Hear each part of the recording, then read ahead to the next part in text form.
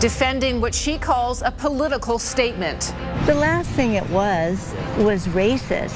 Why the woman behind this controversial float isn't apologizing despite a backlash. There's no space for this anymore. Also debating Calgary's expansion plans. There's no way to unlock growth either in the inner city or on the edge of the city without public investment. The city considers new communities for population growth amid continued concerns about urban sprawl. Plus a master player and mentor. You don't sing your own song, let others sing for you. Calgary's first inductee to the Chess Hall of Fame shares his wisdom on winning on the board and in life. CTV Calgary, local breaking news with Tara Nelson.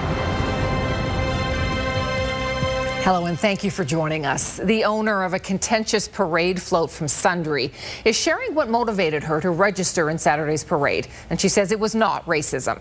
After criticism online, including from politicians and members of Calgary's Sikh community, she wants people to see it the way she sees it, as political satire. Tyson Fedor reports. Two men depicting Prime Minister Justin Trudeau and NDP leader Jagmeet Singh on a manure spreader caught some laughs but drew offense from some for being racist. If the leader of the NDP party would have been a blonde woman, I'd have been in there. You know, it wasn't anything to do with the Sikh community. Lynn Hoff says her pro-rodeo float was political satire, something she says has been showcased in Canada for a century. Hoff says government overreach from Ottawa and Alberta has gone too far. She cites strict public health measures during the pandemic. These lockdowns have kept Sundre from having their parade for 2 years. And we just wanted to bring some levity. The mayor says town council condemns all forms of racism. And I don't believe that racism was intended against the Sikh community, but nevertheless it is taken that way, and therefore we just can't have that. One resident says his community is receiving negative attention and would invite those offended by the float to experience Sundre for themselves. Look at me. I'm a man of color living in this town. And I'm well accepted here, and I've never had anything derogatory said to me. Come out here and see for yourself. Don't just sit in Calgary and yell racism because you see something that you don't like. Calgary's mayor worries stunts like this will drive people away from wanting to live in Alberta. It's not funny. It's not amusing. You're killing our economy by perpetuating this stereotype. While parade organizers said Sunday the float had not been registered, Hoff says she did. Well, I was a little surprised. I mean, I don't sneak around about anything. And so I think that there was probably a breakdown in communication. And Tyson joins us from Sundre. Tyson, parade organizers are ensuring that this won't happen again. In a statement, organizers say that next year they will ensure that measures are in place and that volunteers are aware of how they carefully critique each float that enters the parade. Now, the Calgary Roundup Band and Stetson Show Band says they will not participate at the Sundre Pro Rodeo until organizers can ensure inclusiveness. Now, the Calgary Stampede does start next week. Volunteers and organizers there say that the selection process for its floats is very thorough and that it will have on-site security to make sure events like this do not happen. Okay, Tyson, thank you. Ambulance response times are coming under fire again after a 3-year-old Calgary girl was rushed to hospital this weekend by the fire department. The city's fire chief says it had to be done because there wasn't an ambulance available.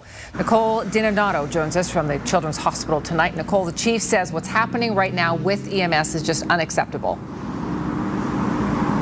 Tara, Steve Dongworth made it clear that paramedics are doing everything they can, but he says the system is broken and that the extra pressure is putting strain on fire crews.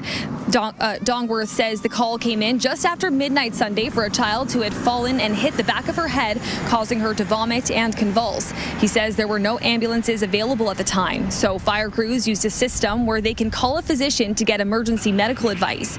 Dongworth says the captain followed that advice to the letter and was told to take the girl to the Children's Hospital immediately. So she was taken in the fire truck, which the chief says aren't set up to transport injured people. Alberta Health Services says EMS arrived exactly 1 minute after the fire department decided to transport the patient, which was about 20 minutes after the initial 911 call.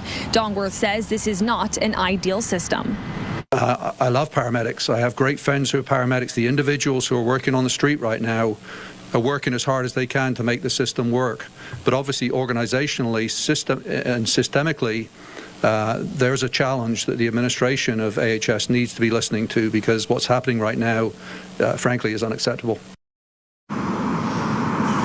The province's NDP critic for health also calls these delays unacceptable and urges the UCP to relieve wait times and strain on the ambulance system immediately. The girl's condition is unknown at this time. AHS says it is reviewing this call and will be talking to the fire chief about his concerns. Tara? Okay, Nicole, thank you.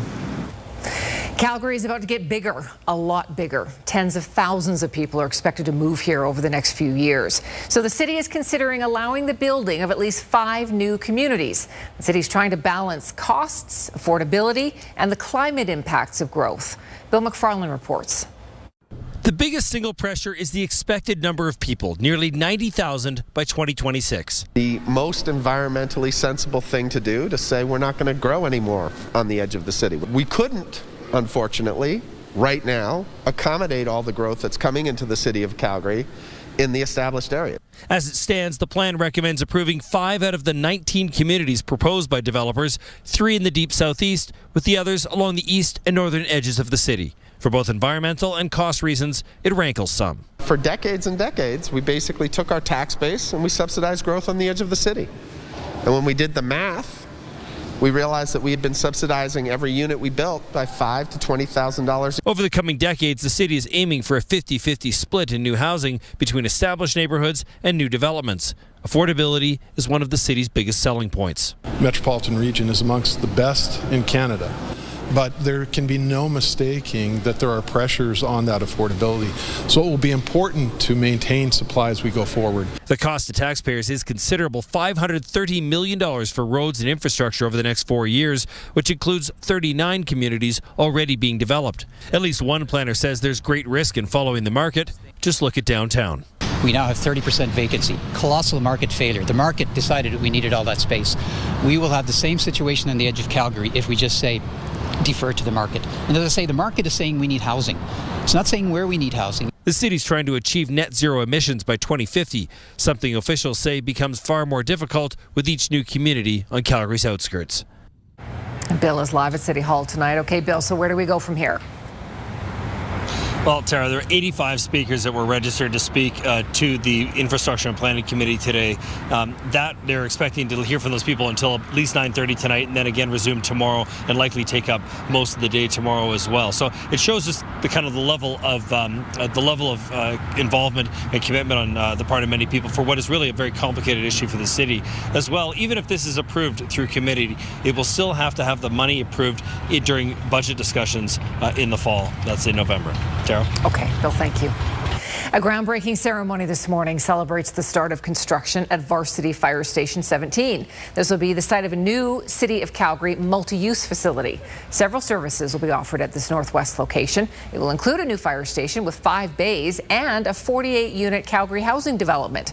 For the project, the city is also pursuing certifications to reduce carbon emissions and minimize environmental impacts. We've actually built multi-use facilities for years. We have a shopping centre at Haysborough, we have Midnapore, we have, any number of these, Saddle Ridge, any number of these across the city that we've kind of done largely with city partners. Council directed, though, a number of years ago that we need to look at doing this every time, and we need to look broader in terms of our partners, different levels of government, private partnerships, libraries. So what do we learn? We learned this model works. Construction is scheduled to be completed in the winter of 2023. You're watching CTV News, Calgary. Well, certainly a terrific day out there. Let's check in with Kevin. We haven't lost too much of that heat yet, Kevin. We most certainly haven't, Tara. Sun still pretty high up in the sky for right now, and we hit a high at 25 degrees. A spectacular one, and the evening's shaping up for much of the same. Lots of sunshine pretty much straight through this one, although that wasn't the case everywhere you looked. You see that brief little glint of precipitation just south of Caroline there, and that's all part of a much larger storm, which is presently working itself through the Rocky Mountain House area and likely crossing the QE2 a little later on. There was a slight chance that dropped into us, but as we see, doesn't amount to much. And the wind has stayed exceptionally calm we're likely sticking into that tomorrow, too. Those details are just ahead. Tara. Thank you, Kevin. You may have watched the Queen's Gambit and rediscovered the game of chess. You might even know who Bobby Fischer or Garry Kasparov are. But unless you're a real chess insider, you might not have heard of Branimir Brebrich. As Kevin Green explains, for over 5 decades, he has helped shape the way the game is played in Western Canada. Sitting across from him at a chessboard, 88-year-old Branimir Brebrich is a force to be reckoned with. My purpose to win, and to win by some beauty, not just pushing the pieces, not to be like a wood pusher. Brebrich moved to Canada from Croatia in the 1960s and within a year was president of the Calgary Chess Club. That's where Steve Sklenka met him. We all looked up to Branimir's abilities and his chess abilities, and turns out he was also an organizer, a promoter for virtually most of his adult life. In Edmonton in 1978, Brebrich set a world record, playing 575 games at once. I stopped at 575 because that was in Edmonton, and I wanted to break my own record in Calgary, but it never happened. So I could go even more than that. His world record has since fallen, but he still holds the Canadian record, though Brebrich himself really doesn't keep track of it anymore. If I can make one small combination beautiful, I enjoy that. I don't keep the score 1-0, 1-0 half or whatever. That's not for me anymore. Instead, he continues teaching, which he's done for decades on television, in newspaper columns, and in person with students from elementary school through university. He's donated, contributed a lot of his time and effort to the Calgary, Alberta chess community. Brebrich is now the first Albertan inducted into the Canadian Chess Hall of Fame. It means that I did something right. And not only that I did right for myself, but for the others too. While retired from tournament play, Brebrich says he now just wants to watch some nice games and finish his book, which he started writing 50 years ago. I'm just finishing now, I guess. And I'm glad I didn't finish because I was coming with new ideas. Kevin Green, CTV News, Calgary. Brebrich started playing chess after being taught the game by his brother when he was about 10. Still to come on CTV News, a deadly Russian missile strike on a Ukrainian shopping mall. It comes as G7 leaders discuss further ways to help Ukraine and punish Russia for its attack. And a tragedy at the Ponoka Rodeo. A woman is trampled and killed during a practice session. The details just ahead.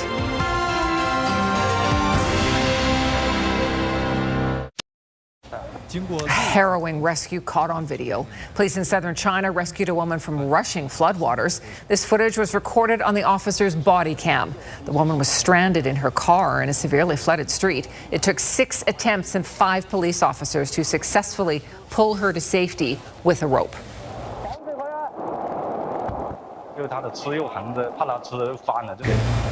On day 2 of the G7 summit, Canada announced new sanctions in its latest move to weaken Russia and the war in Ukraine. It comes as Russia struck a mall where more than 1,000 people were shopping. CTV's Kevin Gallagher reports.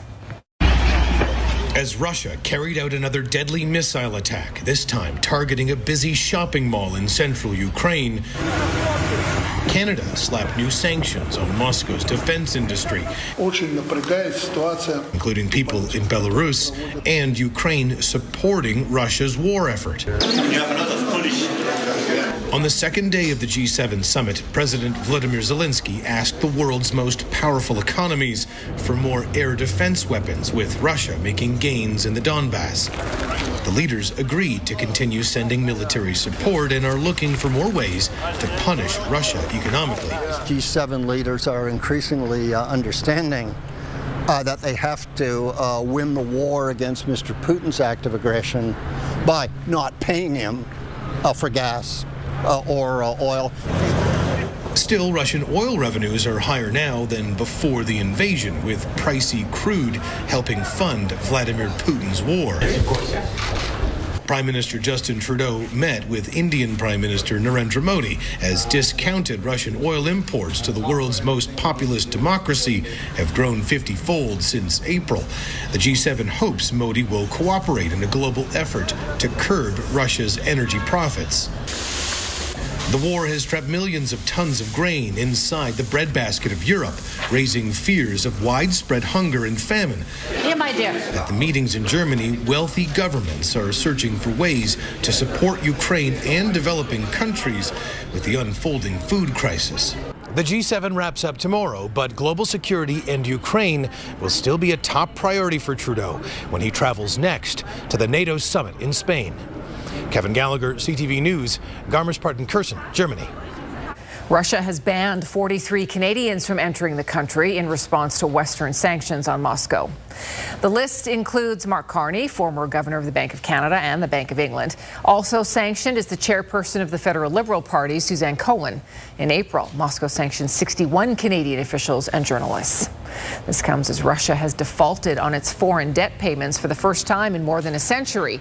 That's thanks to sweeping sanctions. The Kremlin rejects the claim, saying it paid the outstanding amount, but the payment was blocked from moving through the global system. The deadline for Russia to pay $100 million U.S. in interest on 2 bonds was yesterday. A horrible tragedy has devastated a family and the entire community of Bancroft, Ontario, about 2 hours northeast of Toronto. A toddler died after he was left in a hot vehicle. He was parked outside the school where his mother was teaching as Southern Ontario sweltered under a heat warning. Beth McDonnell reports. He was a jovial, happy, entertaining little boy with an infectious grin. In the small town of Bancroft, the memorial keeps growing. This is a community in mourning, as is 23-month-old Everett Smith's grandfather, Dr. Wayne Lord, speaking here on the phone. My last memories of him are, coming in the house door and seeing me and smiling from ear to ear and just running over. Lord says on Thursday, Everett's mom, who teaches at the local high school, meant to drop off Everett at daycare. It wasn't until the end of the school day she discovered Everett still in the car. Lord says something stressful happened to his daughter the day before, and it hadn't been her routine to take Everett to daycare in recent weeks. Between being very distressed and just, a small mistake, but with very tragic outcome. Everybody's really reeling in town from this right now. Mayor Paul Jenkins has been a family friend for 30 years and babysat Everett with his wife. He says great efforts were made to save Everett once he was found. While this has been a huge shock and tragedy to the immediate family and friends, I think we also have to acknowledge the folks at the high school who did a very valiant effort in trying to save him, etc. So there's a lot of trauma being felt by a lot of people, right? For a boy being remembered for his smile, a family grieving his loss. Beth McDonnell, CTV News. The first heat wave of the year blanketed BC this weekend. Heat warnings are in place for Metro Vancouver, Howe Sound, and Fraser Valley. In some places, the mercury was expected to hit 34 degrees. Those warnings are expected to end tomorrow, as showers are in the forecast for tomorrow and Wednesday. Let's bring Kevin back in now. We've had a couple of beautiful days, but not that kind of heat. No, nothing close. And the threshold in BC is quite a bit higher than what ours is. We need to get to 29 degrees with 14-degree overnight low temperatures to get those heat warnings. They're still in place for Metro Vancouver. That large grayed out area is a special weather advisory. Not quite warm enough for a heat warning, but really close. Severe thunderstorm warnings are in place, and a couple of watches where nickel and up to ping pong ball sized hail is associated with this band moving on through. And that's a prelude to what could come later this week. So as Tara just mentioned, that heat warning expected to drop off overnight. You'll watch on the Tempcast here as we have this burst of moisture working itself in off the ocean. And then a lot of that will be spilling over into our province, which we'll get to in a second. But first, it's partly cloudy still, 24 degrees. Barometric pressure starting to drop because the reason that Pacific band of moisture is pushing in, there's a new system on the way. Lots of moisture is expected to fall for BC. A little bit here too. 25 in Airdrie, 24 in DRC Ranch right now, and it's still holding steady at 24 in Strathmore. Heritage Park is at 25, and the Mackenzie Golf Course right now, 26 degrees. So this is the storm that's associated with those current warnings. Those warnings will likely continue to span right across our province, eventually dropping off somewhere east of the QE2. But before then, they might pass by the Olds area, according to this projection. And then there's that low-pressure center, largely delivering some precipitation, for now at least, through the Peace River Valley. It's Wednesday that might be of interest to us because there's another setup pushing its way on through, which will trigger and generate a large number of storms across our province right through to Wednesday evening. For tomorrow, with that rain on the way and all those warm temperatures, that's the recipe for some thunder shower potential for much of the BC interior. 22 in Edmonton tomorrow. Rocky Mountain House gets to 22 as well. They have a chance for thunder showers there. Same story with some of the mountain park communities. And Olds to 22. Calgary 23 degrees. Medicine Hat 29. Same story in Milk River. Your Capital Chef 5-day forecast is focused on some storm risk for the next couple as we go from 23 down to 19. And hey, look, the weekend. Warm and dry again. Tara? Thank you, Kevin. A 30-year-old woman is dead after an accident at the Ponoka Stampede grounds. She was tossed from her horse and trampled.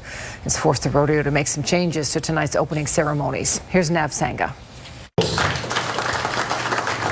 Celebrations are underway at the Ponoka Stampede's launch party. It's been 2 years since the last event, but the excitement has been overshadowed by tragedy. It's just shocking and very sad. She's a very talented young lady, and it's something that is kind of unfathomable. Police say a 30-year-old volunteer was thrown off her horse and then trampled by other horses, killing her the day before the Ponoka Stampede was set to kick off. When you have horses and animals of all types, sometimes an accident will happen. Jason Klein says the woman died during the Stampede's opening practice. Occupational Health and Safety has taken over the investigation and issued a verbal stop work order for the wild horse segment of the grandstand ceremonies. We've got victim services on site. We've got some support on site for everybody that was involved, and just making sure that everybody's looked after the best we can. Organizers tell CTV News they plan to honor the woman in some form. Hopefully, we can all get through it here and, do a great job of honoring this individual. And continue with the Ponoka Stampede. It's been a tough day for everybody, and we'll try to push through. Nav Sangha, CTV News, Ponoka. He will be here in just under a month, and expectations are high for the Pope's visit to Canada, what some First Nations leaders hope we all can learn from this pilgrimage. And later, it's been 25 years since Harry Potter's Wizarding World captivated readers, celebrating the silver anniversary of the start of that treasured series. A First Nation in central Alberta is preparing for the papal visit next month. The stop at Maskwacis will be Pope Francis's only visit to a former residential school site on his Canadian trip. Thousands of survivors may be in attendance. As Jeremy Thompson reports, organizers anticipate a short but meaningful event. The building is gone, but visiting the site of the Ermineskin Indian Residential School still stirs up memories for Victor Buffalo. The top three windows to the left of this picture was where I slept. Buffalo spent 13 years at the school all through the 50s, experiencing trauma and abuse firsthand. We lost our culture, we lost our language, we lost everything. As a survivor and a devout Catholic, Buffalo welcomes Pope Francis to Indigenous soil, where he's expected to make a historic apology for the church's role in the residential school system, though not everyone in Maskwacis is looking forward to the papal visit. I have residential school survivor elders who are excited the Pope is coming, and I have others who feel like their wounds are being reopened. This outdoor event center and powwow site is where Pope Francis will spend the bulk of his visit, and the pontiff will be on a bit of a whirlwind tour. The plan is for him to visit 5 sites here in Maskwacis in just under an hour. From what I'm hearing, it's 52 minutes. That's not very long. As the Pope's only stop at a residential school site on his Canadian trip, the local event will carry national significance. Organizers are expecting thousands of survivors will attend. Chief Randy Ermineskin says the focus should be on them, but worries the Pope's short visit will leave many unsatisfied. He will apologize, then he leaves, and we are left holding the bag. Despite the complex nature of the visit, the chiefs agree it's a necessary step to move forwards. Reconciliation begins, and I'll use that word healing, begins when we start speaking the truth. And truth begins with an apology. Pope Francis will visit Maskwacis July 25th, then a few other spots in and around Edmonton before leaving for Quebec. Jeremy Thompson, CTV News, Masquachis. Former city councillor and mayoral candidate Jeremy Farkas has reached the halfway point along the Pacific Crest Trail. He's walking and running the more than 4,200-kilometre route from Mexico to Canada. It's part of a fundraiser for Big Brothers Big Sisters of Calgary and area. His initial goal was to raise $50,000, but he increased it to $100,000. Farkas is making the journey solo and unsupported and says he's covering the distance of a marathon every day. The list of the most popular baby names in Alberta for 2021 is now out. The top 5 names for girls are Olivia at number 1, then Charlotte, Ava, Emma, and Amelia. Olivia has tied the record for longest any name has spent at number 1. It's topped the list every year since 2013. For boys, Noah comes out on top again for the 3rd consecutive year, followed by Jack, Oliver, Liam, and Theodore. Some of the most interesting names given to babies last year include Archangel, Chickadee, Tuba, and Jocko. There were just under 50,000 babies born in Alberta in 2021. Well, just ahead, he wasn't on either team. He wasn't even the mascot, but he stole the show anyway. A pooch who interrupted this soccer match just because he needed a few belly rubs. Returning videos are next.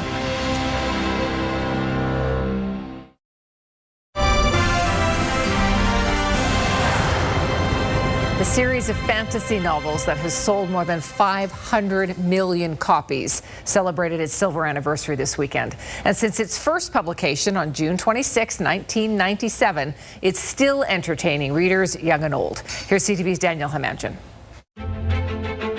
The publication 25 years ago of one of the biggest selling novels of all time is a lesson in perseverance. Harry Potter was rejected by a dozen different publishers before it finally found a home. Its author, J.K. Rowling, was riding a train when she first thought of the story. The man who ultimately signed her initially brought the first few chapters home so his 8-year-old daughter could give it a read. She kind of floated down the stairs an hour later saying, "Dad, this book is better than anything you've shown me." That review was followed by a handwritten report. "The excitement in this book made me feel warm inside," she wrote. "I think it is possibly one of the best books an 8 or 9-year-old could read." But as it turned out, an older audience was also intrigued. One day, a colleague at the publishing house rode the subway into work and saw an adult reading Harry Potter. Except the book was hidden behind a copy of The Economist. Now, 7 books and 8 movies later, a storyline about friendship, bravery, about belonging and magic has turned into a literary classic. It was just phenomenal. It was nothing like I had tried to read before, because the story was gripping enough that I wanted to keep trying to read it. The magical world of wizards and witches knows no bounds. It's been translated into 80 languages, a quarter of a century of filling hearts and minds. Danielle Hamamdjian, CTV News, London. The Calgary Stampede has announced this year's celebrity judge, and I think you're going to recognize him. And even though I've retired from CTV, I'm so happy that I can continue my involvement as your celebrity judge for this year's Calgary Stampede Parade, led by Parade Marshal Kevin Costner. There you go. There's our guy, David Spence, judging the dozens of floats, groups, bands, all the entrants this year. Since 1912, the Stampede Parade has served as the official kickoff to the greatest outdoor show on earth. The parade starts at 9 a.m. on July 8th. If you can't get down to watch it in person, we are, of course, broadcasting it live here on CTV Calgary and online at CTV Calgary, ctvnewscalgary.ca. He just can't stay away. He can't. Just loves it too much. And what an honor. They couldn't have picked a better guy. Terrific. Yep. Well, what has 4 legs and loves to cuddle?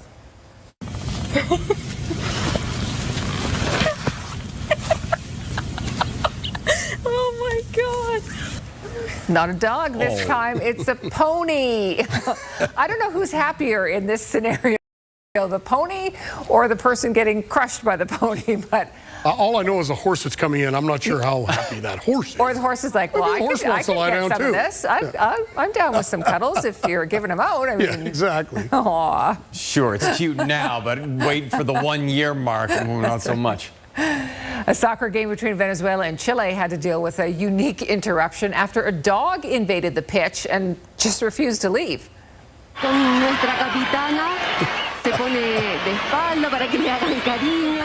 So the dog actually just went from player to player because he wanted belly rubs. And every effort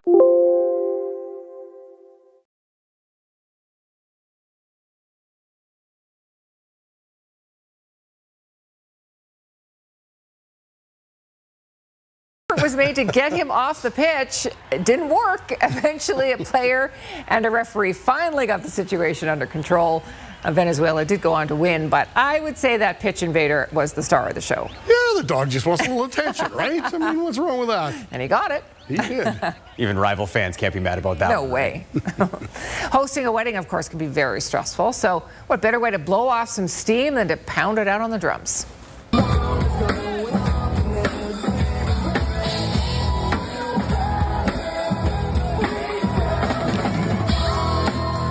You're the bride. There she is, wedding gown and all. She hopped up on the drums and just let her rip. She is obviously a drummer because she's very good. Put on quite a show for everyone who was there to celebrate her big day. A little Weezer, right? Maybe. Well, not a little Weezer, huh? Just push the wedding dress out of the way and get in there.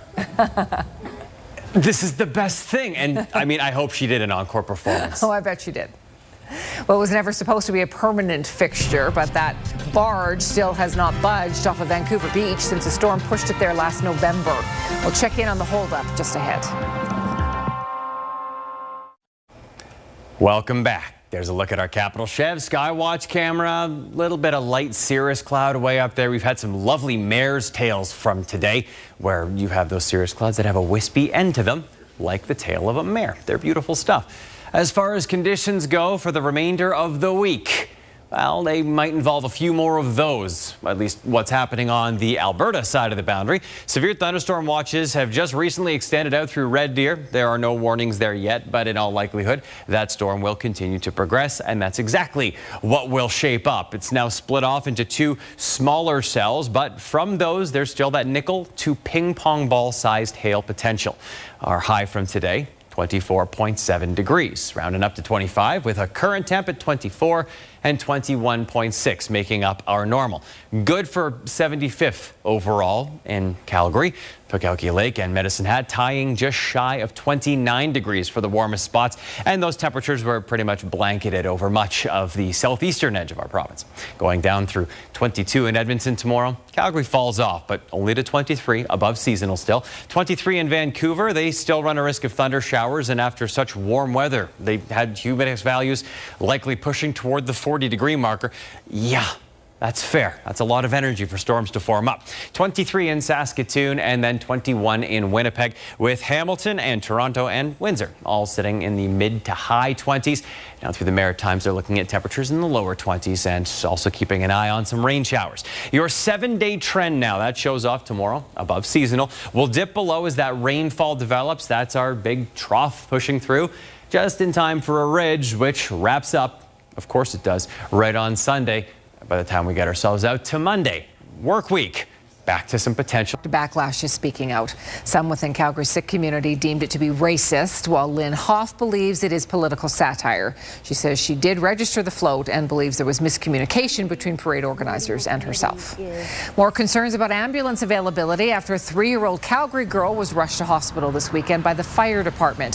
The fire chief says it had to be done because there wasn't an ambulance available. The city is preparing for a massive influx of new Calgarians over the next few years. It's expected more than 80,000 people will move here by 2026. More than 7 months after a wild November storm washed a 5,000-ton vessel aground at Sunset Beach in Vancouver, that barge still hasn't budged. And as CTV's Melanie Nagy reports, frustration is building over the future of the waterfront fixture. There it sits, blocking the view of BC's coastal mountains. That massive barge has been stuck on a Vancouver beach for 7 months. Strange that it's still sitting here. It's not a very nice view. It'll probably be here another 6 years. When will the 5,000-ton vessel be removed? More and more people want an answer to that very question. I'm wondering they're going to take it one day. I don't know. Last November, during a strong storm and tidal surge, the barge broke free from its mooring and smashed into the rocky shore. It's like what nature has done. Yes, a reminder. A reminder. Not long after running aground, the barge became a novelty of sorts. It was a popular destination for taking selfies. A sign was put up commemorating it, and a mini movie where a monster drags it into the sea was made. But lately, the lack of action around moving it, it's just an ugly mess, has many people losing patience. It says active salvage operation in progress, but it doesn't look really active. Officials say the barge cannot be towed. With that, the plan is to cut it into pieces and then haul away the debris by boat. The barge's owner is responsible for removing it and has hired a private company to carry out the demolition. But permitting and planning issues are said to be slowing the process. It's staying. It's staying. Yeah, we should just decorate it. Despite looking like a permanent fixture, city officials insist the barge will eventually be dismantled. But they say it's a complicated process that could take weeks to complete. Melanie Nagy, CTV News, Vancouver. Consumer confidence in this country is falling as high prices and rising interest rates squeeze Canadians' finances. BNN Bloomberg's Jacqueline Hansen has more. Consumer confidence is at lows typically only seen during economic crises. The Bloomberg Nanos Canadian Confidence Index declined for a 9th straight week to its lowest level since early on in the pandemic. The only other time it's fallen that low since the poll began was during the financial crisis and recession in 2008 and 2009. Nanos Research has conducted the survey every week since 2008, asking Canadians for their views on personal finances, job security, the economy, and real estate prices. Let's take a look at some of the closing market numbers for today. The Canadian dollar is trading at 77.62 cents U.S., up less than 1/10 of a cent. West Texas Intermediate oil is trading higher by nearly $2 at $109.57 U.S. And Western Canadian Select is up $2.64 at just over $92 U.S. a barrel. As for stock markets, the TSX gained more than 195 points to end the day slightly above 19,250. That is the latest in business. I'm Jacqueline Hansen of BNN Bloomberg. Tara, back to you. Thank you, Jacqueline. The backers of a proposed $1.5 billion Calgary to Banff passenger train want Parks Canada to enact policies encouraging public transit. The group, which owns Mount Norquay, is still waiting for a yes or no from the province. It doesn't need provincial funding for capital costs, but it does need $30 million a year to cover the project's mortgage. However, Lyricon says a new ridership forecast indicates the train could carry 11 million passengers annually by 2035, making government money unnecessary. In order to achieve that, Lyricon says Parks Canada needs to promote mass transit in Banff by increasing park entry fees to private vehicles. A Calgary golfer is now on a prestigious list that includes some of the greatest to play the game. Glenn catches up with Wes Heffernan after his big victory at the PGA of Canada Championship.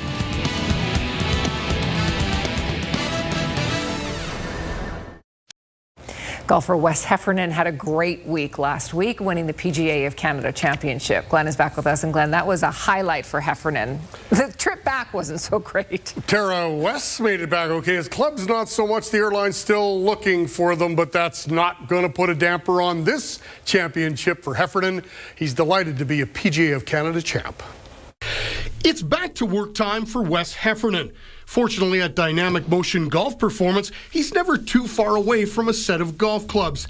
This past week at the 100th playing of the PGA Championship of Canada in Aurora, Ontario, Heffernan used his clubs to perfection. He came away with a 5-stroke victory. It's kind of our major. It's our national championship at the PGA level. It's as big as it gets in Canada. So for me, it's probably the one event that I focus on, try to peak for the most, and being at the start of the year, it's tough to peak right away, but I did play extremely well, so I'm very happy to win it.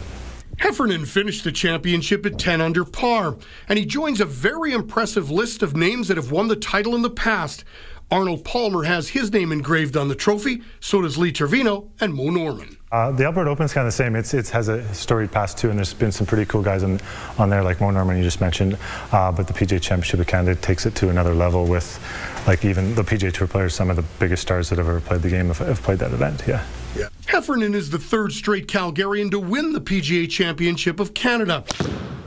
Dustin Risden won in 2019. The event was cancelled in 2020 because of COVID, and Riley Fleming took home the title in 2021. Really cool, and specifically Riley kind of won everything last year. So I've always, like in all our events, I'm always chasing him, always trying to beat him, and he's really tough to beat. So it's helped me a lot trying to chase him down, and lucky I was lucky enough to win this one this year. It's been a busy year so far for Heffernan. He also played in the Canadian Open. And even though he didn't make the cut, he got to golf against the best in the world, and he thinks it really helped his game. Really cool. I hadn't played in 11 years. Rory actually won the last event I played in 2011. I think for me specifically, it really helped me win the tournament last week because I was lucky enough to play under those kind of conditions against, like you said, five or so of the best players in the world. The Colorado Avalanche were the best team in hockey this season, and they capped it off with a Stanley Cup championship last night. The Avalanche beat the Tampa Bay Lightning 2-1 in Game 6. Ended up winning the series 4-2. For many of these players like Nathan McKinnon, it's a dream come true to hoist that Stanley Cup. But what a season it was for Calgary's Cale Makar. He won the Norris Trophy as the league's top defenseman. He also won the Conn Smythe as the playoff MVP. In 20 games, Makar had 8 goals and 21 assists. It really was a dream season for the Avalanche defenseman. Just honored to be a part of this success and to help guys that have been through the ups and downs of this team succeed. And it's just it's surreal. I'm not too worried about this individual stuff, just celebrating the main thing with the boys. So it's awesome to be able to have family here too. This is my brother Taylor, so he's drafted by the Avs, so he'll be at camp in a couple of weeks, so I figured I'd bring him in for this. It's so funny seeing us grow up together, have those sibling fights, battles, playing for fake Stanley Cups and mini sticks, and to see him finally be able to lift that. I know he's always wanted that, and something I've always wanted to be able to watch too. Just so proud of him and our family. Taylor also played for the Brooks Bandits. Cale is the first player to win the Hobey Baker and the Conn Smythe Trophy, and he's only 23 years old. Incredible. The Cup has taken its share of damage over the years, but this might be a record, as it came just minutes after Colorado got their hands on it. After winning hockey's biggest prize, the Avalanche let out a huge sigh of relief and one big old gasp. That's because as a player skated to take the group photo, he fell to the ice and he dented the Stanley Cup. Listen, the Cups had plenty of dents. They'll fix it. Don't worry. It's okay. It was Ube Cabell, by the way. Oh, and I have one other thing. It wasn't Weezer, it was Lit. Yeah. Lit. I got lit up for that. Are keeping us honest. I was trying to be cool and I wasn't. I Wikipedia'd Lit. They're still making music. That's a good song. It is a great song. Sorry to any Lit fans that I might have offended with that surprise, but there it is. They're still out there. Well, here's a look at the 5-day forecast, and it shows off some storm potential for a couple of days here at Glen.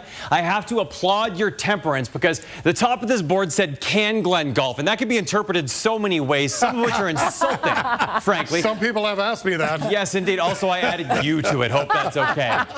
You got a cardboard cutout around here in front of the green screen. That's magic for you. Yeah, that thing's made the rounds of this station, I can tell you. Oh, yes, 23 degrees. There is a risk of storms later in the day, but otherwise it is just gorgeous.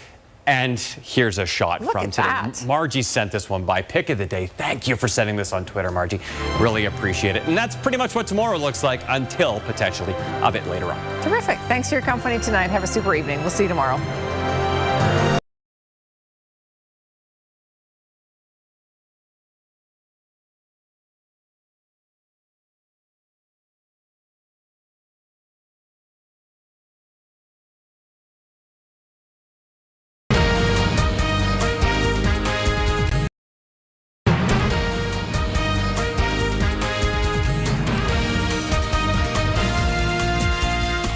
The anniversary of Canada's most deadly weather event leading to climate demonstrations across the country today.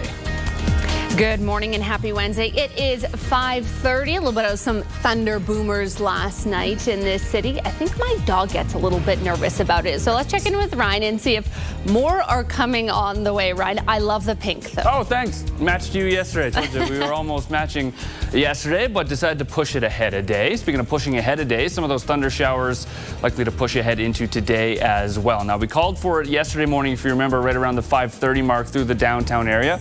Got that, and then the extra 30% chance the showers seem to creep up down south in some storm-like conditions. So we'll go over all that and what we can expect. Much the same or maybe a little bit different, Brittany. A bit of a teaser there. We'll see going forward. Okay, thanks for that, Ryan.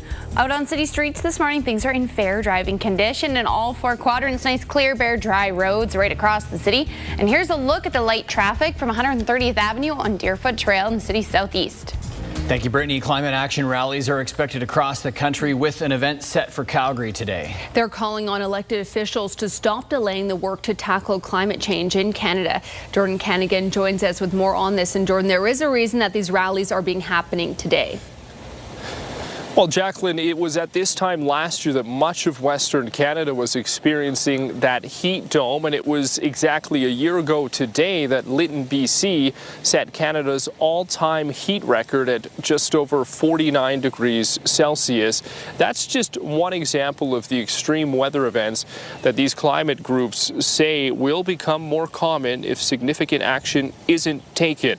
More than 600 people across Canada were killed by that extreme heat event, with the vast majority of those victims being in BC.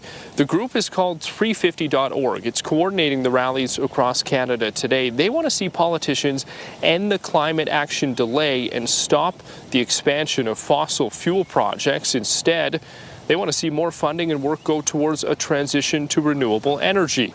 The group highlighting the extreme heat, the uptick in wildfires and smoke hanging over our city and other severe weather events as reasons why action is needed now. Yesterday and overnight, central and southern Alberta getting its fair share of wild weather as well. It prompted a tornado warning in Wheatland County.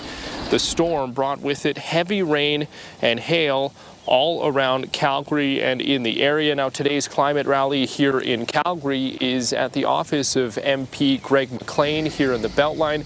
Jacqueline, that starts at noon today. All right, thanks for the update, Jordan. A Toronto couple is expressing appreciation of the Calgary firefighters who transported their 3-year-old daughter to the Children's Hospital over the weekend. 2 days before that, we were in Jasper. We were planning to go to Drumheller after Calgary, or somewhere along the way. This could have happened anywhere in Alberta. Thank God it happened in Westmount, and we were able to get to Alberta Children's.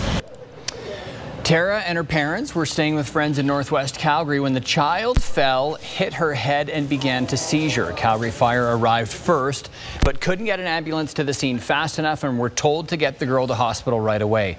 The couple says they are grateful fire crews were ready to do what it took to help their daughter. And I'm so glad that they did. We got to Alberta Children's Hospital.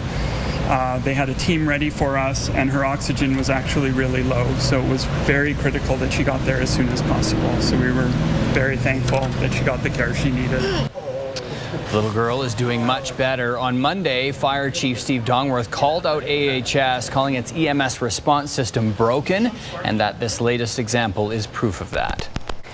2 nurses from Rocky View Hospital joined the opposition to raise the alarm about cancelled surgeries. Because I work in the operating room, I cannot help but feel disappointed and frustration that my patients feel every time they are delayed, every time they are postponed, or even canceled. Several times last month, emergency surgeries at the Rocky View were halted because of staff shortages. Patients needing treatment were instead transferred to other hospitals. The NDP says that surgical diversions are a symptom of a healthcare system that's becoming increasingly sick. Alberta's health minister is currently in Europe attending conferences that are focused on health innovation. Jason Copping says his goal is to create a better healthcare system for Albertans. Alberta will be part of a public inquiry into the federal government's use of the Emergencies Act earlier this year. Our focus as a government is to understand what has taken place and to be able to get answers for Albertans in regards to their concerns and the government's concerns about the Prime Minister's actions when it comes to the Emergency Measures Act. Federal government invoked the act for 10 days in February. This was after almost a month of protests and blockades in Ottawa. Jason Kenney says the decision was unnecessary and intruded on provincial jurisdiction. Alberta will be helping develop policy recommendations for future use of the act. And one of the most prominent organizers of the Freedom Convoy to Ottawa will be back in an Ottawa courtroom today. Tamara Leach will appear before a judge on new charges of breaching the conditions of her release. Her lawyer says a warrant issued by Ottawa Police alleges she communicated with someone she wasn't supposed to. Leach was out on bail on mischief and other charges stemming from the protest and was prohibited from contact with other protest leaders, including Tom Marzo. She posed for a photo with him recently when she received an award for the Justice Center of Constitutional Freedoms. Leach's lawyer tells CTV News that his client has a strong pattern of compliance with her bail conditions and has no criminal record. Well, to the U.S. now, where there was explosive testimony during a last-minute public hearing of the January 6th committee. A former top aide to Donald Trump's chief of staff testifying that White House officials knew there was a risk of violence on January 6th and knew attendees at the president's rally had weapons. Here's Jay O'Brien. This morning, the January 6th committee's investigation thrust into a higher gear after the explosive testimony of Cassidy Hutchinson, a 26-year-old former aide to Trump White House Chief of Staff Mark Meadows, as rioters stormed the Capitol chanting, "Hang Mike Pence." Hutchinson recounting White House counsel Pat Cipollone, the president's top lawyer, pleading with Chief of Staff Mark Meadows to get former President Donald Trump to respond. I remember Pat saying something to the effect of, "Mark, we need to do something more. They're literally calling for the vice president to be effing hung." And Mark had responded something to the effect of, "You heard him, Pat. He thinks Mike deserves it." And earlier, Hutchinson recalling Trump's anger that his Stop the Steal rally wasn't full, ordering the metal detectors be removed to allow more people in, some with weapons.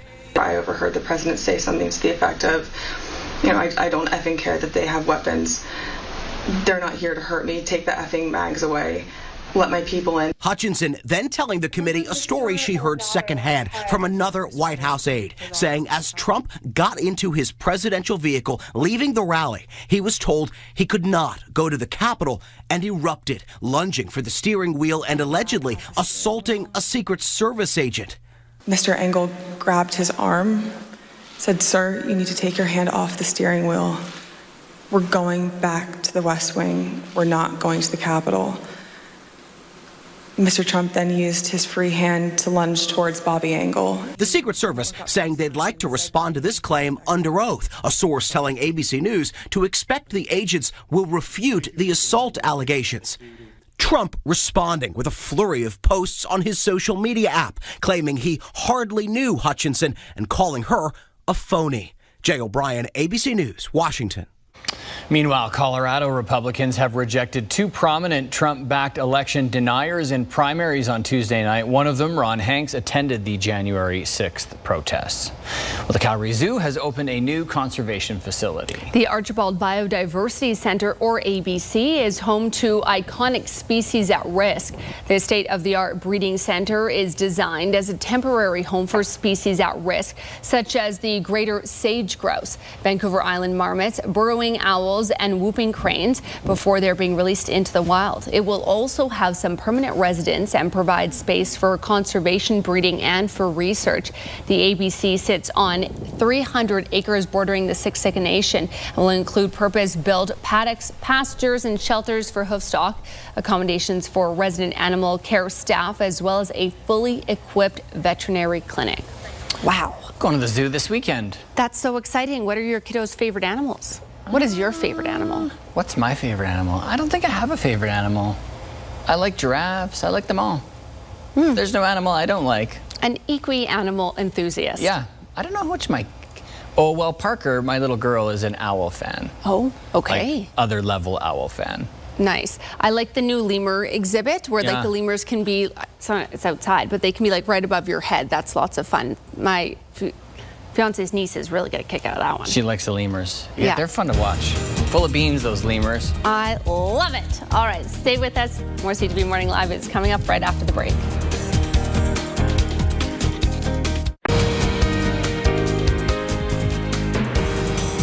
good morning to you. We have a rainfall warning still in effect in Hinton, but now it is stretching across into what looks like the western portion of the city of Edmonton. So all in all, Hinton and the surrounding areas expecting 40 to 60 millimeters of rain. Started yesterday, though, and is likely to end this evening, early this evening, I would imagine, as we move a little closer to home here. Let's look at some current temperatures. 13 degrees in Medicine Hat, just 9 in Lethbridge, matching Banff there. It's 11 in Calgary, which matches Stettler. We're seeing 13 in Drumheller, and all the way down in Pincher Creek, 13 as well. On the BC side of things in Cranbrook, 16 degrees. All right, let's take a look at how today is trending. So we see that rainfall warning in Hinton, which is starting early and does stretch all the way across through to the Saskatchewan border there.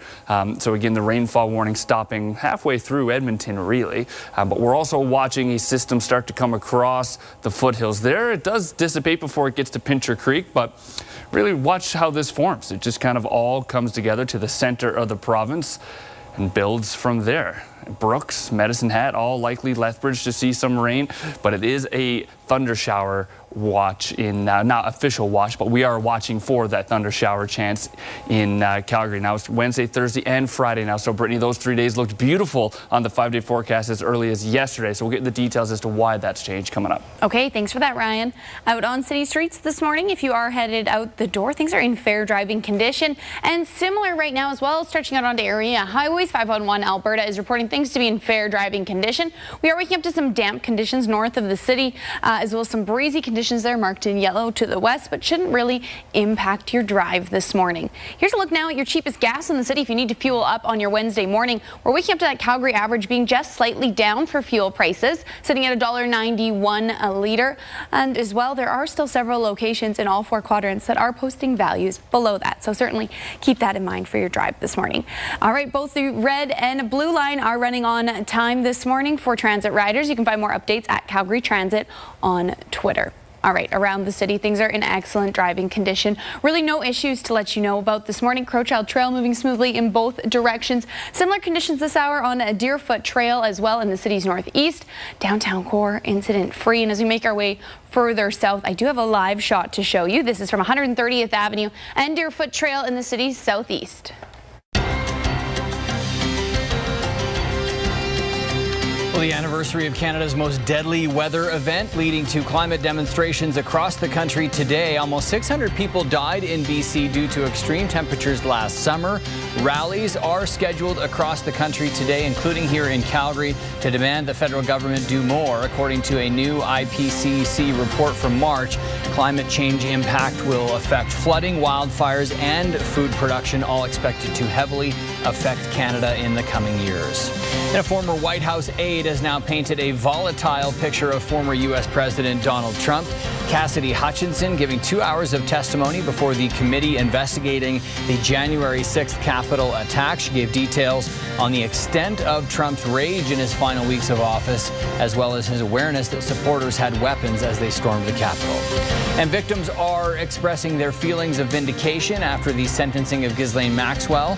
Maxwell was sentenced to 20 years in prison for luring and trafficking young girls who were sexually abused by Jeffrey Epstein. And handing the sentence out, the judge called Maxwell's actions heinous and predatory. And some of Hockey Canada's biggest sponsors are pulling their money over the organization's handling of sexual abuse allegations. Scotiabank is Hockey Canada's biggest sponsor. It says it's pausing funding until it's confident the right steps are being taken. Canadian Tire and Telus have also announced they are withdrawing support for the upcoming World Junior Championships in Edmonton. Hello there, Kara Waglin inside Sports Center Newsroom with your must-see moment from Tuesday. And man, oh man, do we have a catch for you. Red Sox were in town taking on the Blue Jays, and check out Raimel Tapia. Covers a ton of ground out in center, lays out, makes a fantastic diving catch. Tapia taking away extra bases as the Jays won that one in walk-off fashion. Safe to say the best catch he's made so far with the Blue Jays. Coming up today on TSN 3, it is the Memorial Cup final with the Hamilton Bulldogs squaring off against the St. John Sea Dogs. Puck drop goes at 5 p.m. Central. That is all for now from Sports Center. Have a great day.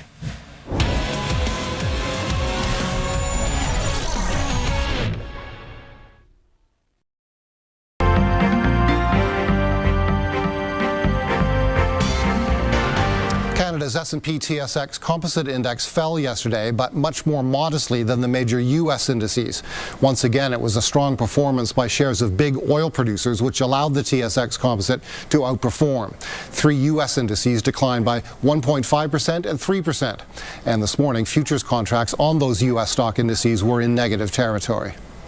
A new survey of Canadian homeowners conducted for B&M Bloomberg and Rates.ca shows more than a quarter of respondents have a home equity line of credit, or HELOC, and 58% say they have an outstanding balance owing on their HELOC. Those borrowers are exposed to rising rates because many HELOCs are based on variable interest rates. Meanwhile, the head of Canada's banking regulator told B&M Bloomberg yesterday he's concerned about the ability of Canadian households to withstand rising rates. In an interview, Peter Rutledge, head of the Office of the Superintendent of Financial Institutions, or OSFI, said OSFI is, quote, very worried about that. From the B&M Bloomberg newsroom in Toronto, I'm Paul Bagnall.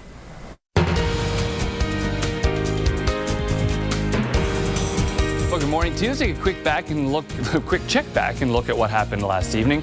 So Environment Canada had 30% chance to see some thunder showers halfway through the day. That actually decreased, and then shortly after the noon program, that increased to about 60%. 60% is probably what we saw through Calgary, 60% of it getting those thunder showers. Now, I live downtown and had a brief period around 5:30 of rain, which we called for, and then we could hear the thunder off in the distance, but that was about it, just some light rain thereafter. It was this portion. Okay, well, we'll let this restart here. So this is basically what we called for, that 30% chance, but it was a second system that really built up and pushed through, specifically kind of getting out of hand for a second just east of the city of Calgary. We mentioned tornado warnings. We get some pictures there of some funnel clouds a little bit later, but essentially this is what we were looking at yesterday. And again, it was that second system that built over time, and I wouldn't say surprised us. We knew it was coming just after the morning show and the noon was complete. So now how's today going to shape up? Let's look at Calgary specifically. We have the chance of some thunder showers again. The best times, well, no thunder showers here, but likely some light rain around noon, and then we see the potential for thunder showers around 3 p.m. and it comes back around 6:30. So we're looking at a very similar timeline, and then it clears out there with just some cloud coverage by 11. But the chance of showers continues Thursday and Friday. And Brittany, again, I'll chat a little bit later this morning on why that's changed from what was a beautiful forecast yesterday. Okay, thanks for that, Ryan. This traffic report. 5th Avenue at 3rd Street, we've got bridge work there that will cause some delays for drivers. That kicks off at 7 a.m. this morning and will continue until, that should actually say till later on today. It should wrap up at about 4 p.m. As well, Glenmore Trail at 68th Street. We've got road work there, reducing lanes in both directions from 9 a.m. Now, Deerfoot Trail moving smoothly in both directions. Similar conditions on McLeod as well as Glenmore. Downtown core, incident-free, really no issues to let you know about moving in and out of downtown, which is certainly good news if you're headed out the door. And very similar conditions as well in that northwest and northeast quadrant. I have a live shot to show you right now from 32nd Avenue onto Deerfoot Trail in the city's northeast. That's a north-facing shot. Traffic there moving smoothly in both directions on nice, clear, dry roads.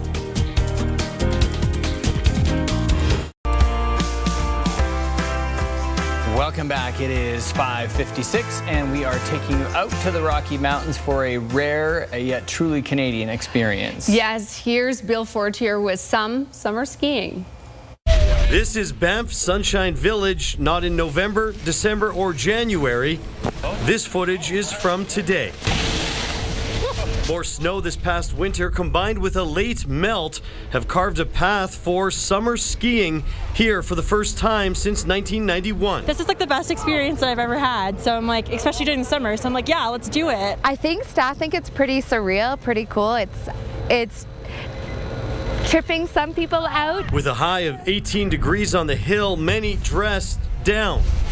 This shirtless snowboarder came from Winnipeg just to take advantage of the unseasonable alpine activity. My flight was $1,400. Flew here yesterday just to be here today because it's a once in a lifetime to snowboard in the summer. Normally ski season ends around the May long weekend.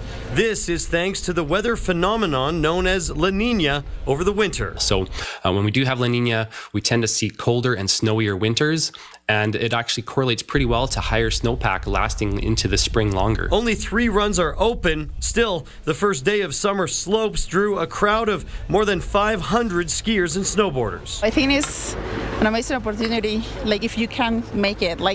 just make it, because maybe you won't have the chance in this life. And it could get even busier over the Canada Day long weekend. We'll have a DJ playing Canadian-inspired music. It'll be a lot of fun. Our beer garden as well as our barbecue will be set up. Oh, this honestly feels like true Canadian spirit. Like, this is true Canada right now. And people might be skiing here even longer. The goal is to stay open until July 3rd, an opportunity that might not come along again for decades. Bill Fortier, CTV News, Banff Sunshine Village. I love it. Do you know what? So the tarps off look could get dangerous if you hit some ice. Yeah. Well, that makes me nervous. Yeah, could get a little scratchy. He's a little scratchy, Yeah. but I had that's a great time. spring skiing experience in Whistler Blackcomb one year. Yeah. It reminded me of it because she was talking about a DJ playing. So you'd be up there and there'll be music. So I was up there and there was like an orchestra was playing at one of the upper lodges. Yep. So I was like skiing. And it was weird too because the snow was kind of pink. It gets this snow algae. So I'm like skiing in this pink snow with this orchestra. It was amazing. I love spring skiing. See, when they say once in a lifetime experience there, you remember it. You hold on to it a little bit. Yeah, it's fun. That's so cool. Well, I hope everyone has a wonderful summer skiing season. If you're going to head on out, it's 6 o'clock. You're watching CTV Morning Live.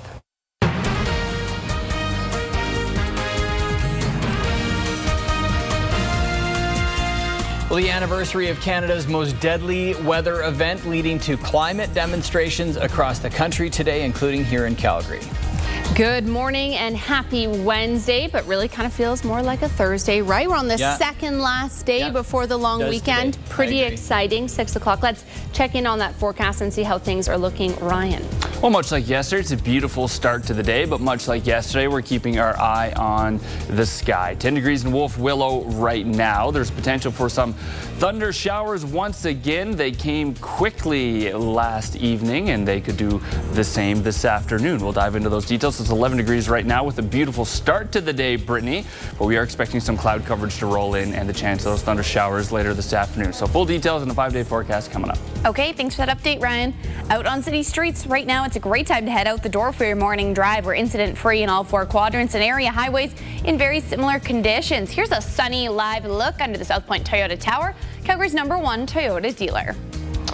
Thank you, Brittany. In the news this morning, climate action rallies expected across the country with an event set for Calgary today. They're calling on elected officials to stop delaying the work to tackle climate change in Canada. Jordan Canagan joins us with more on this. And Jordan, there's a reason these rallies are happening today. Yeah, Jacqueline, it was at this time last year that much of Western Canada was experiencing that heat dome, and it was exactly this day a year ago that Lytton, BC set Canada's all-time heat record at over 49 degrees Celsius. That's just one of the extreme weather events climate groups say will become more common if significant action isn't taken. More than 600 people across Canada were killed by that extreme heat event, with the vast majority of the victims being in British Columbia.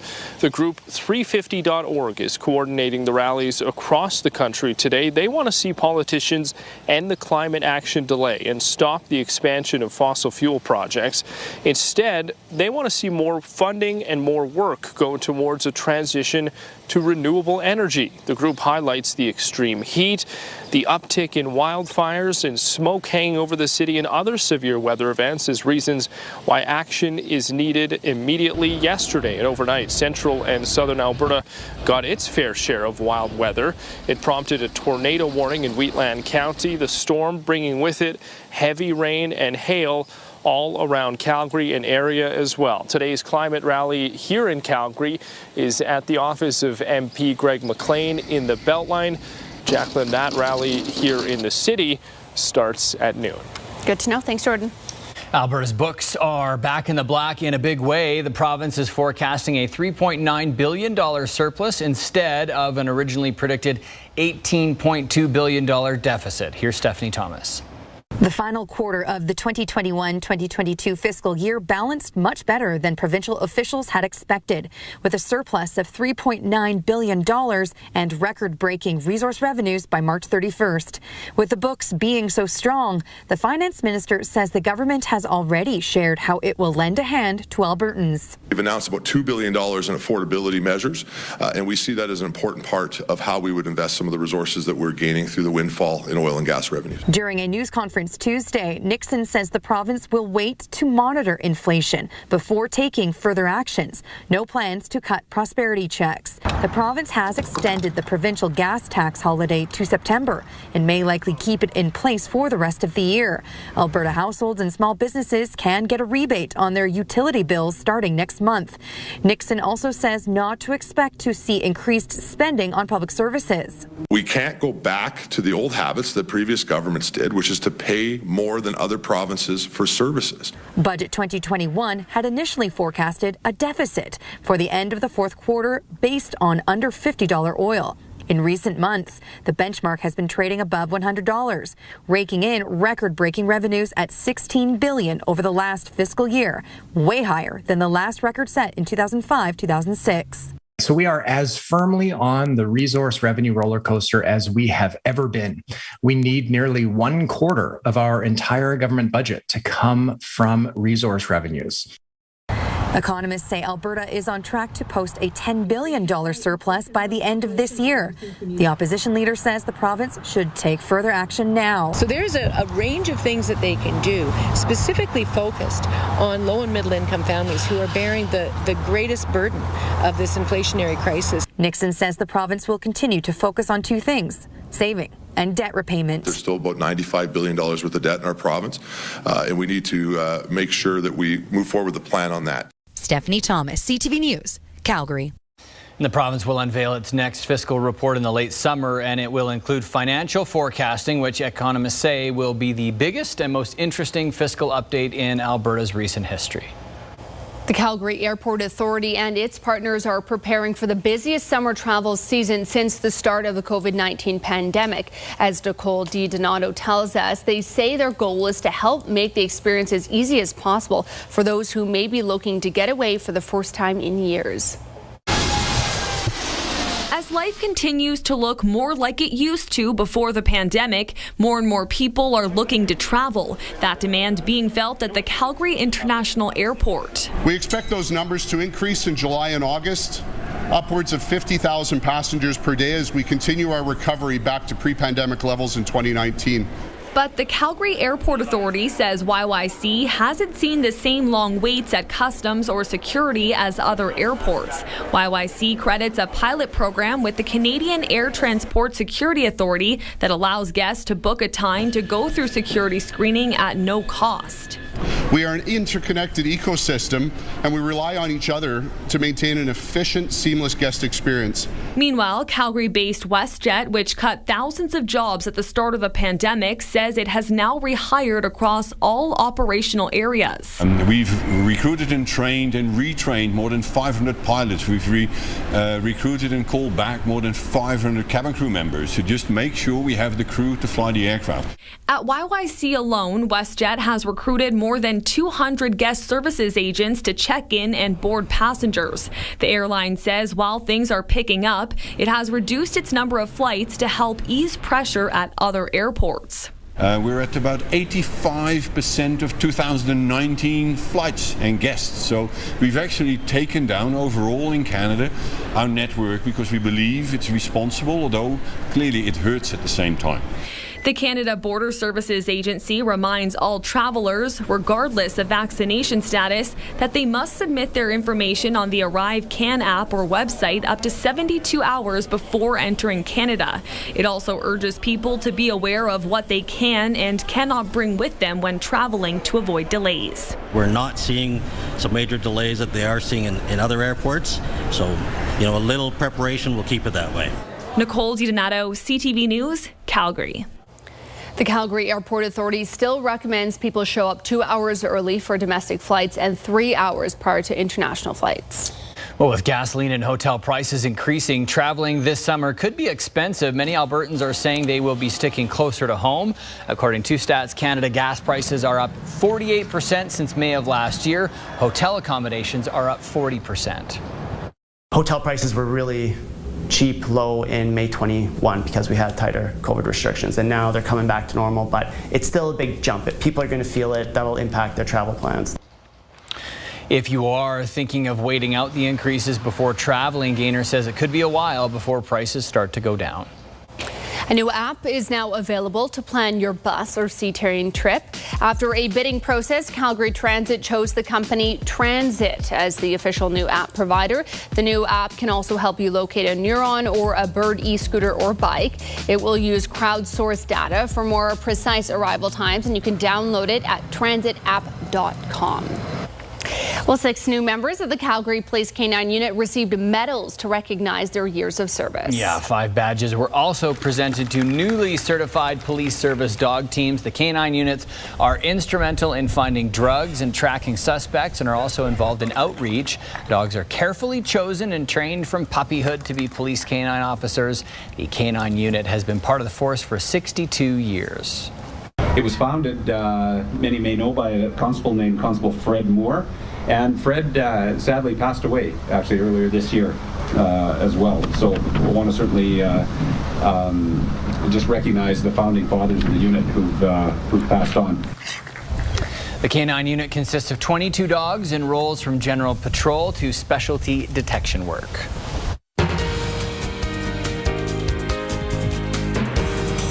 Good morning to you. Let's look at some local temperatures here. It's 9 degrees in Cochrane, 10 in Okotoks, and in Strathmore, 11 from Airdrie to the airport through downtown, 10 in Wolf Willow. Raise your family on the river. Live at Wolf Willow. All right. Well, yesterday, let's talk about the storm. So we talked about some numbers yesterday morning, and actually it didn't stray too far from those. We topped out in Banff at 3.5 millimeters there. Drumheller 1.8. The airport only got 1.4. Now we're still waiting on some numbers from the south. So that takes until about 8 a.m. for some of those local stations to put in their full rainfall amounts from the previous night. So I suspect we'll see a little bit more in the south. But, you know, yesterday we said Calgary as a whole, 1 to 3 millimeter total potentials. That fits right into there. Okotoks and Crow's Nest Pass a little bit less again. Now, today the story is going to be the chance of thunder showers once again, but the wind as well. And both those things combined are going to bring the temperature down. So let's look. We'll start off with not too much wind to talk about this morning. More in Medicine Hat and in Pincher Creek, but it doesn't take long to get up there. Right closer to noon hour, we'll get in the 40 kilometer per hour range. We're seeing Pincher Creek and Lethbridge and Cardston in the 60s, 47 there for Medicine Hat. We'll go back down at points, but then right back up again this evening, 7 p.m., 43 kilometers per hour. We're matching Pincher Creek at that point. In terms of the rain, where will it match with that wind? Well, the potential is there afternoon for some showers. Then the thunder shower potentials comes a little closer to the supper time hour, and then that pushes down south. Now, we do have the chance of some rain Thursday and Friday. The temperatures get back into the 20s then, though, Brittany, 22 and 23. Okay, thanks for that, Ryan. We'll take a look now out onto area highways to kick off this traffic report just after the 6 o'clock hour this morning. And things are in fair driving condition as being reported by 511 Alberta. We are seeing some patches of green indicating some damp conditions. You might need to turn those wipers on this morning, but it shouldn't really affect your drive. We've also got this patch of yellow to the west, and now this is indicating that we do have some breezy conditions west of the city. All right, cheapest gas here in the city of Calgary. We're seeing that the Calgary average being slightly down this morning at $1.91 a litre, and there are still several locations located in all 4 quadrants that are posting values below that. All right, both red and blue line are running on time this morning. You can find more updates at Calgary Transit on Twitter. Okay, let's look into the city. Incident free, no issues to let you know about in the southwest or the southeast quadrant. Downtown core also incident free, no issues there to let you know about. And as we make our way further northwest, we're seeing Crowchild Trail moving smoothly in both directions, and similar conditions at this hour on Deerfoot Trail as well. And that's where I have a live shot right now to show you from 64th Avenue onto Deerfoot Trail in the city's northeast. Sunny morning there in that southeast facing shot. Don't forget to grab those sunglasses as you head out the door.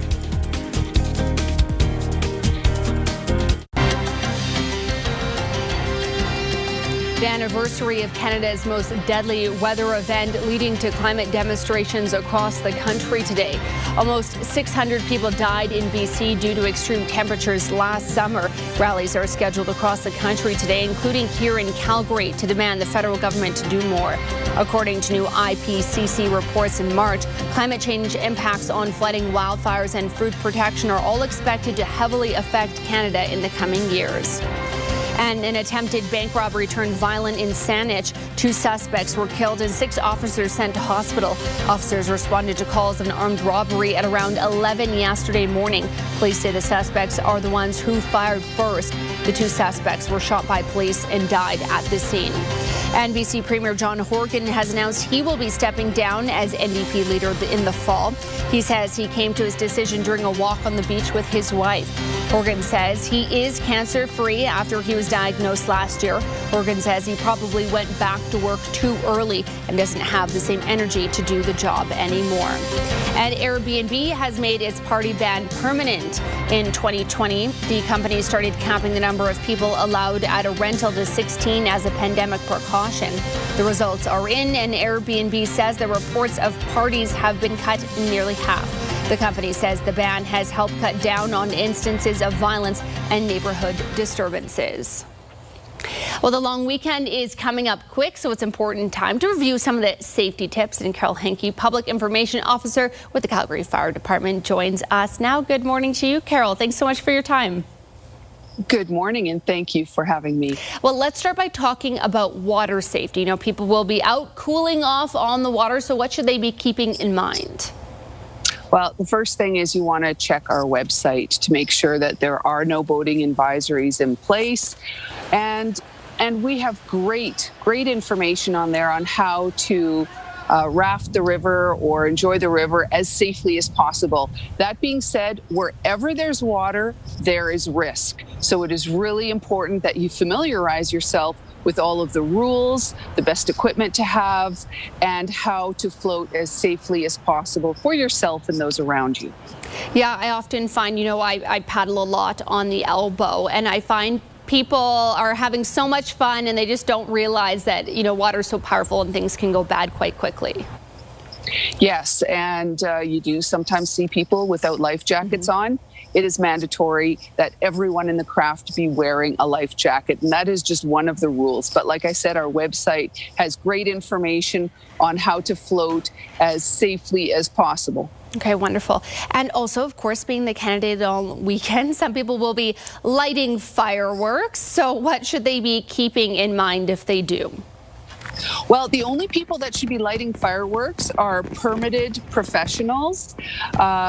So it is illegal in Calgary, within the city limits, to sell or fire off consumer fireworks. So really, nobody should be firing them off in their backyard or from a park. That is a huge fire risk. And in Calgary, you need to be a certified professional that has a permit from the fire department to actually shoot off fireworks. So enjoy the professional fireworks, and please do not shoot off your own fireworks. Again, it's prohibited to sell them and to shoot them off in Calgary. Okay, that's a very important reminder. Now, people are also going to be out camping, enjoying fire pits in their backyards. Even smoking materials like cigarettes can cause fire. So tell us a little bit what we can do to stay safe in that regard. So unfortunately, year after year, the most common source for outdoor fire starts is still the improper disposal of smoking materials, cigarette butts put in planter pots, those types of things. So please make sure that you have a proper, non-combustible, sturdy container with a lid that has sand or water in it for all of your guests or any smokers in the house to put their smoking materials. If you're having a fire pit, we have great information on our website. Again, there are certain rules, and within the last several years, it's also required that you have a spark guard over top of your fire pit. Never leave it unattended. Make sure that you have a hose or a bucket of water nearby, and keep children away from the area. And your flames should not be higher than a meter and not near anything that might burn. So really important to familiarize yourself with all of those rules, and that is all readily available on calgary.ca. Okay, wonderful. Carol, have I missed anything this morning that you want to mention to our viewers? Well, this would be my daily reminder for your general home fire safety. Make sure that your smoke and CO alarms are working, that you've tested them monthly, batteries are changed, and after 10 years, they expire, especially the smoke alarms. So the CO alarms, you have to check the manufacturer's recommendations because that can vary. However, if you're having guests over the long weekend, make sure they are familiar with your home escape plan, that you have a meeting place, and everyone knows what number to call in an emergency. Very important tips. All right, Carol Henke with the Fire Department, thank you so much for your insight this morning. I do appreciate it. Thank you for your time.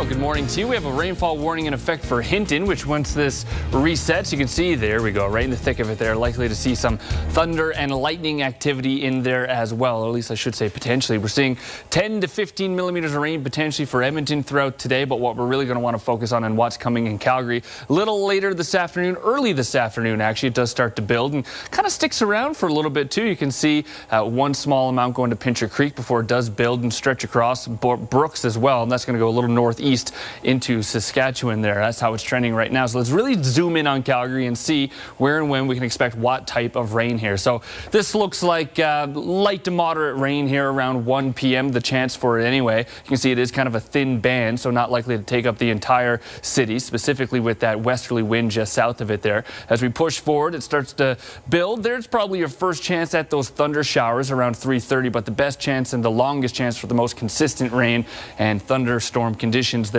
around 6:30 p.m. So very similar timetable to yesterday with the most consistent stuff, though yesterday a lot of it was a flash in the pan and brief the storm conditions. We'll get into all those details, how much rain fell and where we saw some of the most activity there as the show goes on. You see it clears out there later in the evening. Now, even as early as yesterday, it looked like your Thursday, Friday, Saturday, and Sunday was going to be gorgeous, right? Your long weekend there. Oh, I think I've got that down one too far. That should be up on Friday. The Beaver didn't skip over from yesterday. That is your Canada Day, of course, on Friday, but with it's good because it shows the chance of showers where yesterday it was sunny. Now, the majority of the day looks like it potentially could be a mix in sun and cloud. For most of those days, it looks like the rain's going to come at brief moments, much like your Tuesday and Wednesday, Brittany. Okay, thanks for that, Ryan. We'll take a look now at some road work kicking off today in the city's southwest quadrant for your Wednesday, June 29th. 37th Street at 16th Avenue. We've got signal work there closing that right-hand lane in both the northbound and southbound directions from 8 a.m. till 4 p.m. today. And 14th Street between 90th Avenue and Southland Drive, that southbound right-hand lane will be closed there on 14th Street from 8 a.m. until July 8th. So just a couple of things to keep in mind for you this morning. Right around the city, things are in excellent driving condition, and that holds true and carries out onto area highways as well. No issues to let you know about this morning, which is certainly good news if you're headed out the door for your drive. Deerfoot Trail moving smoothly in both directions. Similar conditions at this hour on Glenmore as well as on McLeod Trail. So it is a great time to head out for your morning drive. Downtown core incident free. No issues or slowdowns to let you know about there. And as we make our way further north, the northwest and northeast, both incident free. I do have a live shot to show you though from 22nd Avenue and Deerfoot Trail in the city's southeast. Traffic there is moving smoothly in both directions on your Wednesday morning. CTV Morning Live on location. Good morning. As part of our Indigenous Tourism Alberta series over the next few weeks, we are inside Crossroads Market at a storefront called Mystical Métis, and Samaria Cardinal is the founder and the owner. Samaria, tell us about this storefront. Mystical Métis is a store that is 100% Indigenous student owned. We only carry items designed by Indigenous artists. We don't carry any knockoffs or Native inspired. And what's the history of the store, and tell us a little bit about the Métis community? Well, the store was started a few years ago. It was online, and last July 15th, I got the brick and mortar store. It was the best thing I did. The Métis community in Calgary is very strong, and the Métis Nation as a whole is going through incredible times at the moment. We are in the process of developing our own constitution to become a sovereign nation. One of the interesting things that I found was the history of this particular sash. You've got these sashes here. This one represents a dark period in Métis history. Tell us a little bit about this. Yes, there was a long time ago there was a battle, and during that battle the Métis lost. They lost the rights and they lost everything. Louis Riel was ultimately hung, and people went underground. They hid the culture, they hid the language, they didn't pass it down. So therefore we lost a lot of who we are. And people still say we are still in the dark times, but we're coming out of it. Oh, fantastic. And you're wearing a traditional Métis skirt. Tell us about this skirt. This is called a ribbon dress, and it can be used as a ceremonial item. When we go into ceremony, it has to be, it's all the way floor length. But nowadays it's changing. These are starting to become a fashion item, and you'll see when you walk on the street, people will be wearing them. There's even short ribbon skirts, and I've even seen ribbon pants. So it is a beautiful item. People are very proud when they wear them. Well, thank you so much, Samaria. And of course, we've got more with you coming up in the next half hour. For information, visit IndigenousTourismAlberta.ca.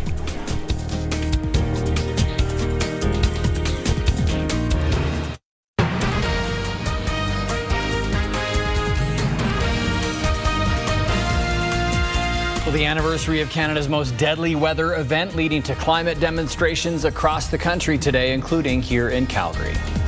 Good morning. Thanks so much for joining us here on CTV Morning Live. I hope everyone had a good sleep despite some of the thunderstorms that happened last night. I don't know about you, Ryan, but I actually slept through the entire thing. What about you? Oh, yeah, I didn't see a second of it. Absolutely not. Actually, I didn't sleep through it. I wasn't in Calgary last night. I was out of town in Red Deer where it was nice actually, but it's 11 degrees right now with a mix of sun and cloud, and that thunderstorm that we heard, or those who were in town heard roll through, and we had the potential for it. We talked about that and we pretty much nailed the majority of it. It was what showed up east, which was a little bit surprising and a little more dicey than expected. We'll get into those details, what happened, wrap all that up with a bow, Brittany, and talk about what's going to happen today as well. Okay, thanks for that update, Ryan.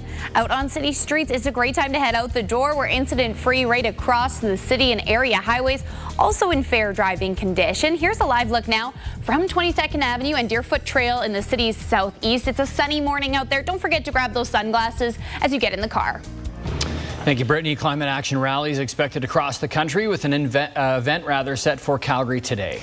They're calling on elected officials to stop delaying the work to tackle climate change in Canada. Jordan Canigan joins us with more on this. And Jordan, there is a reason that these rallies are happening today. That's right, Jacqueline, and that reason being that it was at this time last year that much of Western Canada was experiencing that heat dome, and it was exactly a year ago today that Lytton, BC set Canada's all-time heat record at 49 degrees Celsius. That is just one example of an extreme weather event that climate groups say will become more common if significant action isn't taken. More than 600 people across Canada were killed by that extreme heat event, with the vast majority of the victims being in British Columbia. The group 350.org is coordinating the rallies across Canada today. They want to see politicians end the climate action delay and stop the expansion of fossil fuel projects. Instead, they want to see more funding and more work go towards a transition to renewable energy. The group highlights the extreme heat, the uptick in wildfires and smoke that can hang over this city and other severe weather events as reasons why action is needed immediately. Yesterday and overnight, central and southern Alberta got its fair share of wild weather as well. It prompted a tornado warning in Wheatland County. The storm also bringing with it heavy rain and hail around Calgary and area. Today's climate rally is at the office of MP Greg McLean. That is in the Beltline, and Jacqueline, that is set for noon today. Okay, thanks, Jordan. Well, a Toronto couple is expressing appreciation to the Calgary firefighters who transported their 3-year-old daughter to the Children's Hospital over the weekend. 2 days before that, we were in Jasper. We were planning to go to Drumheller after Calgary, or somewhere along the way. This could have happened anywhere in Alberta. Thank God it happened in Westmount, and we were able to get to Alberta Children's. Tara and her parents were staying with friends in Northwest Calgary when the child fell, hit her head, then began to seizure. Calgary Fire arrived first but couldn't get an ambulance to the scene fast enough and were told to get the girl to hospital right away. The couple says they are grateful fire crews were ready to do what it took to help their daughter. And I'm so glad that they did. We got to Alberta Children's Hospital. They had a team ready for us, and her oxygen was actually really low, so it was very critical that she got there as soon as possible. So we were very thankful that she got the care she needed. The little girl is doing much better. On Monday, Fire Chief Steve Dongworth called out AHS, calling the EMS response system broken, and that this latest example is proof of that. 2 nurses from Rocky View Hospital joined the opposition to raise the alarm about canceled surgeries. Because I work in the operating room, I cannot help but feel disappointed and frustration that my patients feel every time they are delayed, every time they are postponed or even canceled. Several times last month, emergency surgeries at the Rockview were halted because of staff shortages. Patients needing treatment were instead transferred to other hospitals. The NDP says that surgical diversions are a symptom of a healthcare system that's becoming increasingly sick. Alberta's health minister is currently in Europe attending conferences focused on health innovation. Jason Copping says his goal is to create a better healthcare system for Albertans. RCMP asking for help to find a missing man from Chestermere. 56-year-old William Alexander Jones was last seen by family on Monday, and police would like to speak with him to confirm his well-being. He is 5'8", 170 pounds, with short, dark brown hair, green, grayish eyes, and has tattoos on his arms and back. If you have any information or spot Jones, you're asked to call Chestermere RCMP or Crime Stoppers. The parents of a man murdered during a 2012 robbery are upset that his killer could apply for parole early. As Joe Scarpelli reports, a recent Supreme Court decision is once again weighing on families. Brian Olisic was killed 10 years ago this month. His parents think about him every day. We have pictures of him in the house. When we have celebrations, we bring out his favorite wine glass. He was one of 3 people shot and killed by former armored car guard and co-worker Travis Baumgardner while the crew was reloading ATM machines in Hub Mall on the University of Alberta campus. Baumgardner was sentenced to life in prison with no parole for 40 years. He was the first to receive consecutive parole terms for those convicted of multiple murders based on a 2011 law. Now, this could be changed due to the Supreme Court's decision. Last month, the Supreme Court struck down that life without parole provision, deciding life sentences with no chance of parole were considered unconstitutional, meaning Baumgardner and other convicted murderers could apply for early parole. Now that former law is struck down, that it looks like it's a bonus for offenders, but not for victims. We are shocked. The Ministry of Justice acknowledges the anger, but says eligibility for parole does not guarantee a person will receive parole, adding in a statement, "We respect the court's independence. We will respect its unanimous decision and are carefully assessing the path forward to ensure the system does a better job of preventing crime and holding offenders accountable." People who have been affected by these horrific crimes have understandable and justifiable concerns. The Criminal Trial Lawyers Association says despite those concerns, the Supreme Court did what it had to do. The vast majority of our members would consider this decision to be properly decided. The lawyer says most people convicted of first-degree murder do not get parole right away, but the Olisic family doesn't even want to have to go to a parole hearing in 15 years to find that out. We're going to have to, number one, probably see the killer, which I have no interest in doing. Baumgardner's lawyer has not yet responded to our request for an interview. Joe Scarpelli, CTV News, Edmonton. Critics have called the Supreme Court decision unjust and outrageous and urged the Trudeau government to find a way to hand down harsher penalties for mass murderers. Well, Alberta will be part of a public inquiry into the federal government's use of the Emergencies Act earlier this year. Our focus as a government is to understand what has taken place and to be able to get answers for Albertans in regards to their concerns and the government's concerns about the Prime Minister's actions when it comes to the Emergency Measures Act.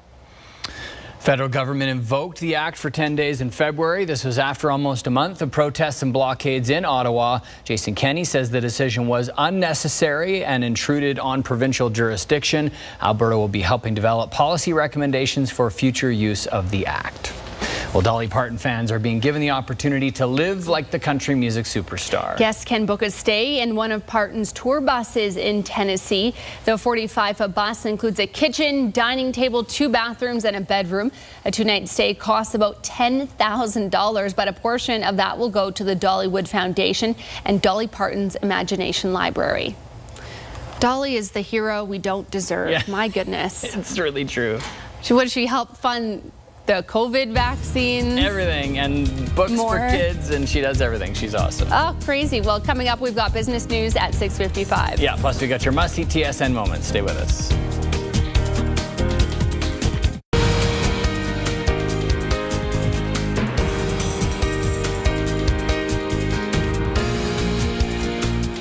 good morning to you. Let's take a quick peek at some temperatures here. We'll take 11 degrees in Airdrie all morning long, and we're likely going to have to. 9 degrees in Cochrane, 10 in Okotoks. We're seeing 10 in Wolf Willow as well. Enjoy affordable riverside living. Visit live@wolfwillow.ca. It's 11 degrees at the airport through downtown. Let's take a trip back in time to yesterday and see the trend. We had those thunder shower warnings put in place. We talked about it in the morning, and we saw it in some areas for sure. We saw it briefly in most areas, and we'll get to that in just a second. But we were watching that first system. We thought that would miss west, and it did. And then the second system came through. Now, we did get a little dicier than expected just east of Calgary, admittedly. But overall, the rain total's not too much, as, again, it was kind of these brief flash periods of the rain and potential of the hail we saw for sure. But that's always there when we talk about the thunderstorms. It kind of comes with the territory. Here is a beautiful picture of the aftermath there in High River. So off a farm there with the beautiful rainbow and indicating no rain came down there. It just looked like it was threatening to do so. Hey, very much so. Let's take a look at the rain as we see not really high totals. We're still waiting for some stations to come in. I say southeast Calgary might put up a little higher number than the airport here, which is at 1.4 millimeters. Yesterday we talked about anywhere from 1 to 3 millimeters in the city of Calgary. So the airport fits in there. Banff got a little bit more there, and almost nothing in Okotoks, just a millimeter accumulating there, while it did seem like the majority of the rain in the city was settling in the south. Now, when we looked at the 5-day forecast yesterday, it looked absolutely gorgeous, and now we're seeing the chance of showers throughout. You might think, well, that's a big change, and it is, but if you remember the Tuesday and Wednesday, we had a little bit of rain in the evening, and the day was absolutely gorgeous. But sometimes we focus on that rain. So that's kind of what we're looking at now over the weekend, Brittany, where we'll have moments of chance of showers, but some beautiful moments as well. Okay, thanks for that, Ryan. We'll take a look now out onto city streets and area highways this morning, and things are in fair driving condition. As being reported by 511 Alberta, right through central and southern Alberta this morning. Some patches of green, though, indicating you could need to use those wipers this morning. But otherwise, things are in good driving shape. If you are headed to the pump today, well, to fuel up, that Calgary average in fuel prices sitting at $1.91 a litre. And there are still several locations, including 3 listed on your screen, that are posting values below that. All right, C-Train's Red and Blue Line both running on time this morning. You can find more updates at Calgary Transit on Twitter, or stay with us here on CTV Morning Live, and I'll keep you updated up until the 9 o'clock hour. Right around the city, excellent driving condition this morning. No issues to really let you know about, which is certainly good news if you're headed out the door. Deerfoot Trail moving smoothly in the northeast in both directions. Similar conditions on Crowchild at this hour. Downtown Core, incident free. No issues there to let you know about. And as we make our way further south, very similar conditions in the southwest as well as the southeast. Let's take a live look now. A shot to show you from Glenmore Trail and Deerfoot Trail in the city's southeast. A little bit of a shadowed shot there, but that sun is shining and traffic there's moving smoothly in both directions. Hello there, Kara Waglin inside Sports Center Newsroom with your must-see moment from Tuesday. And man, oh man, do we have a catch for you. Red Sox were in town taking on the Blue Jays, and check out Raimel Tapia. Covers a ton of ground out in center, lays out, makes a fantastic diving catch. Tapia taking away extra bases as the Jays won that one in walk-off fashion. Safe to say the best catch he's made so far with the Blue Jays. Coming up today on TSN 3, it is the Memorial Cup final. We have the Hamilton Bulldogs squaring off against the St. John's Sea Dogs. Puck drop goes at 5 p.m. Central. That is all for now from SportsCenter. Have a great day.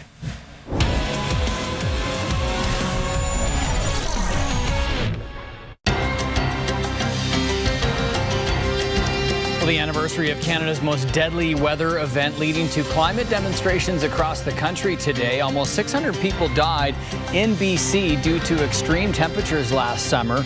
Rallies are scheduled across the country today, including here in Calgary, to demand the federal government do more. According to a new IPCC report from March, climate change will lead to more flooding, wildfires, and food production impacts in Canada. And a former White House aide has now painted a volatile picture of former U.S. President Donald Trump. Cassidy Hutchinson gave 2 hours of testimony before the committee investigating the January 6th Capitol attack. She gave details on the extent of Trump's rage in his final weeks in office, as well as his awareness that supporters had weapons.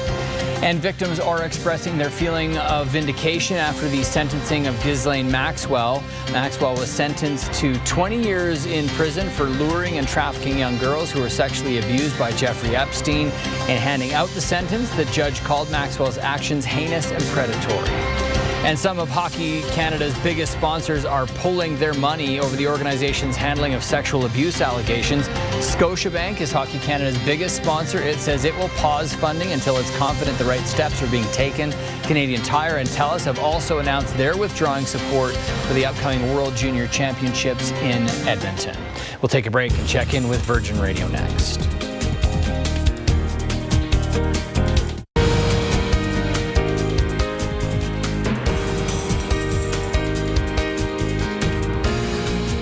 Good morning to you. In the clouds here this morning, you can see a picture sent in from Matt Melnick. This is from the sky. We're talking descending as a pilot coming down over Calgary yesterday. This looks to me like an anvil cloud, and that's kind of what we saw sitting over the city, the eastern portion at one point. And as we move to the next, you can see here's that storm cloud that was east of the city yesterday. So a view we don't usually get, so thank you, Matt, for passing that along. That, I believe he said, started at 20,000 feet in the air. We're descending to 10,000 feet. I'll have to go back into the email and check, but very cool nonetheless. So storm clouds last evening. Can we expect the same this evening? Well, it looks like it's going to come a little bit earlier. If we do see it, it's going to build around the 1 p.m. hour in Calgary, and then the real consistent stuff looks to hit around that 6 p.m. mark. So we have a couple things that we're going to look at here and break down very quickly. We can see when it does start, a thin band stretching across, and it thickens there in Hinton. So a rainfall warning still in effect for the Hinton area. They were expecting 40 to 60 millimeters of rain over a 48-hour period. That's likely to end this evening, but it does stretch now, the warning that is, to the western side of Edmonton. So not the whole city is in that rainfall warning, but a portion of it is. All in all, Edmonton expecting anywhere from 10 to 15 millimeters of rain today. But you can really see how it builds in the southern portion of the province as well over Calgary there. We mentioned one small bit pushing down towards Pincher Creek and dissipating, and then we build in the afternoon. And again, that consistent thunderstorm potential there around the 5:30, 6:30 p.m. mark. Now, we have the potential for some thunder showers now all weekend long, but if you take your Monday and your Tuesday, we had moments of absolutely gorgeous weather and temperatures, Brittany, and just brief moments of some flash rain. That's what we're looking at this weekend, I think. Okay, we'll certainly have to keep an eye out for that rainfall. Thanks, Ryan. This traffic report is brought to you by House of Cars, voted #1 dealer 6 years in a row. We'll start off this traffic segment with a look into the northwest quadrant for your Wednesday, June 29. Bowness Road at 45th Street. We've got a water main emergency there, closing that section of roadway to drivers, and that will be shut down from 9 a.m. until July 1st. So until Friday, the statutory holiday.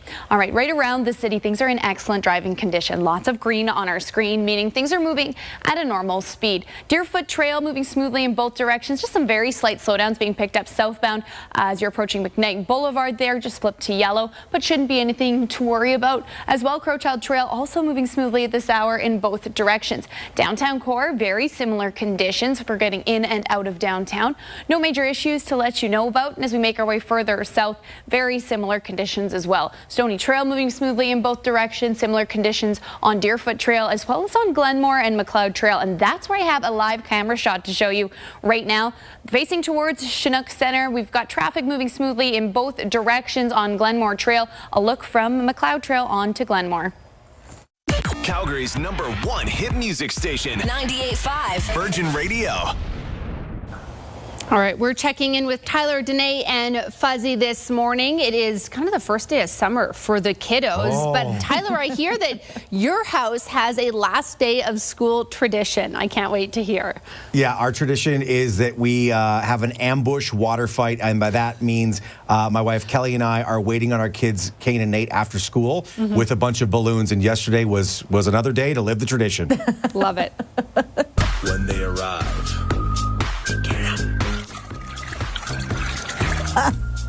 Amazing. So now, do the kiddos know it's coming? They always forget. So right there, everybody's like, oh! and then right here I get him so good. Yeah. Right in the face. Yeah. You guys have to watch out because they're going to get bigger than you one day, and the roles, it'll turn. Yeah. Like next year they'll be big enough to go to the store after school themselves and get the balloons, and they'll be coming for us. Yeah. These are dangerous games, but I love it. That is having lots of fun and a fun way to welcome them into school. Now, I have to say, you also have a precious video of a Reddit search for a teacher asking the internet why her students call her the GOAT, and that is so cute. It's so absolutely adorable. She said that she always gets gives an awkward laugh when her teachers call her the GOAT, so she took to Reddit to be like, hey, why do they do this? And then she learned, well, come on, GOAT stands for greatest of all time. Aww. To which she was obviously super flattered and touched by that. This reminds me, I don't know if you guys heard, but Jennifer Lawrence, when she was doing a movie with Meryl Streep, apparently all the cast and crew were calling Meryl the GOAT. And Meryl didn't know what the GOAT meant, so the entire time she just thought, I'm the old GOAT. The old GOAT. But they finally told her, they're like, no, Meryl, it's the greatest of all time. Really good. I just thought that was really funny. Like the nicest compliment ever, but if you don't understand it, you could be like, oh, that's not very nice. Yeah, like, what does that even mean? Hilarious. Well, you guys are the GOATs in my mind on the radio. Back at ya. Okay, have a great day. You too. Take care. Calgary's #1 hit music station. 98.5 Virgin Radio.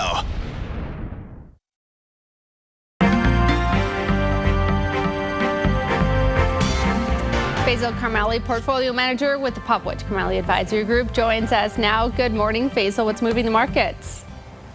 Good morning. Right now, we're pretty much in a flat market opening, looks like it, because of the GDP numbers that came out. These are the final reading of the first quarter GDP numbers in the United States, down 1.6%.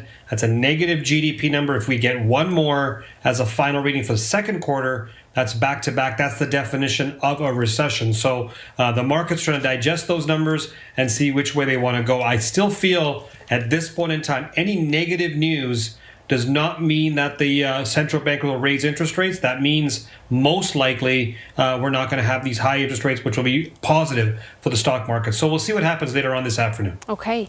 Now, can you tell me a little bit about the mortgage rules that are changing again next year?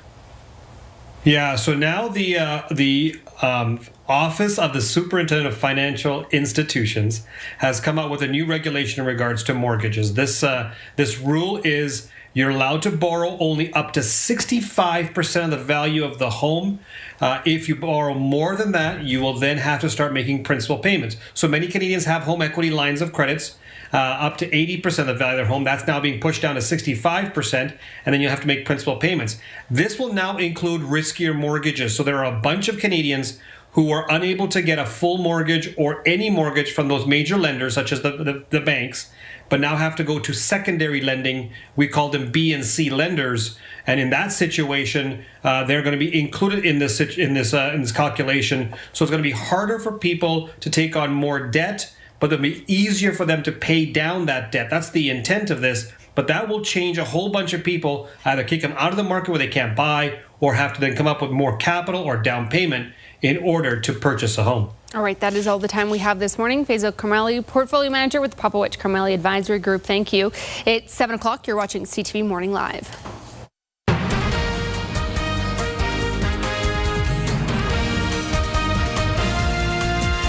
Well, the anniversary of Canada's most deadly weather event leading to climate demonstrations across the country today, including here in Calgary. Good morning to you. It is 7 o'clock. Thanks so much for joining us here on CTV Morning Live. I always feel so much better because summer makes me so happy. It does. Yeah, me too. All across the prairies, we only have like 3 or 4 months of good weather, so I love it. Let's check in on the forecast today and see how things are going to go, Ryan. Yeah, beautiful right now. Well, mix of sun and cloud out there at the very least. 10 degrees in Wolf Willow, so we have a bit of temperature as well. We're seeing 11 degrees for the rest of Calgary with that mix of sun and cloud, but those clouds are going to darken and they're going to bring the potential of some rain and some thunder showers, much like we saw last night. So we'll recap what we did see last night, Brittany, and then step forward into today and showcase what could be on tap for the next 5 days coming up. Okay, looking forward to hearing more. Thanks, Ryan. Out on city streets this morning, it's a great time to head out the door. Traffic is still light on some of the major routes, but we're starting to see a few pick up with a few more vehicles out on their way to school. Here's a live look under the South Point Toyota Tower. Calgary's #1 Toyota dealer. That's a look at your Deerfoot Trail in the city's southeast, moving smoothly in both directions. Thank you, Brittany. Climate action rallies are expected across the country with an event set for Calgary today. They're calling on elected officials to stop delaying the work to tackle climate change in Canada. Jordan Canigan joins us with more on this. And Jordan, there is a reason that these rallies are happening today. Jacqueline, there is, and you may remember at this time last year, much of Western Canada was experiencing that heat dome, and it was exactly this day a year ago that Lytton, BC set Canada's all-time heat record at just over 49 degrees Celsius. That's just one of the examples of an extreme weather event that climate activists say will become more common if significant action isn't taken. More than 600 people across Canada were killed by that extreme heat event, with the vast majority of the victims being in British Columbia. The group 350.org is coordinating the rallies across Canada today. They want to see politicians end the climate action delay and stop the expansion of fossil fuel projects. Instead, they want to see more funding and work go towards a transition to renewable energy. The group highlights the extreme heat, the uptick in wildfires and smoke hanging over this city and other severe weather events as reasons why action is needed immediately. Yesterday and overnight, central and southern Alberta got its fair share of wild weather as well. It prompted a tornado warning in Wheatland County. The storm also bringing with it heavy rain and hail in and around the Calgary area. Now, today's climate rally here in Calgary is at the office of Conservative MP Greg McLean. That's in the Beltline. Jacqueline, that rally here in the city is set for noon. Okay, thanks, Jordan. Well, Alberta's books are back in the black in a big way. The province is forecasting a $3.9 billion surplus instead of an originally predicted $18.2 billion deficit. Here's Stephanie Thomas. The final quarter of the 2021-2022 fiscal year balanced much better than provincial officials had expected, with a surplus of $3.9 billion and record-breaking resource revenues by March 31st. With the books being so strong, the finance minister says the government has already shared how it will lend a hand to Albertans. We've announced about $2 billion in affordability measures, and we see that as an important part of how we would invest some of the resources that we're gaining through the windfall in oil and gas revenue. During a news conference Tuesday, Nixon says the province will wait to monitor inflation before taking further actions. No plans to cut prosperity checks. The province has extended the provincial gas tax holiday to September and may likely keep it in place for the rest of the year. Alberta households and small businesses can get a rebate on their utility bills starting next month. Nixon also says not to expect to see increased spending on public services. We can't go back to the old habits that previous governments did, which is to pay more than other provinces for services. Budget 2021 had initially forecasted a deficit for the end of the fourth quarter based on under $50 oil.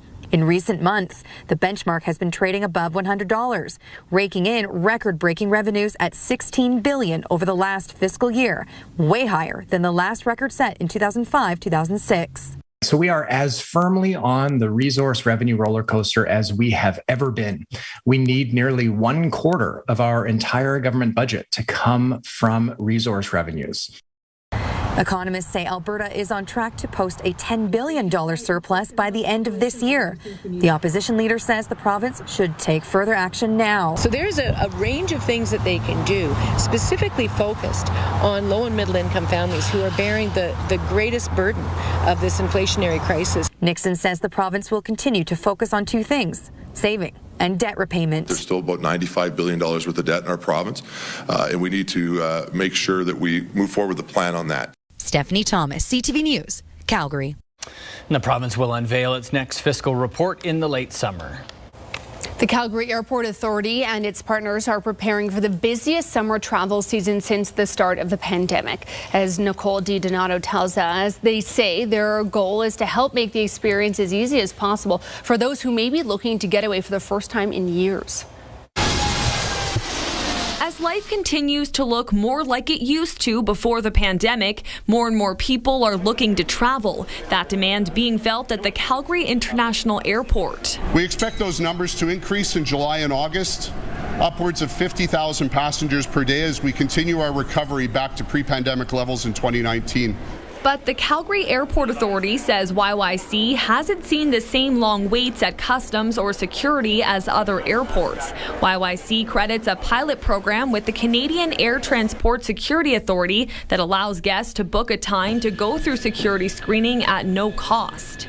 We are an interconnected ecosystem, and we rely on each other to maintain an efficient, seamless guest experience. Meanwhile, Calgary-based WestJet, which cut thousands of jobs at the start of the pandemic, says it has now rehired across all operational areas. We've recruited and trained and retrained more than 500 pilots. We've recruited and called back more than 500 cabin crew members to just make sure we have the crew to fly the aircraft. At YYC alone, WestJet has recruited more than 200 guest services agents to check in and board passengers.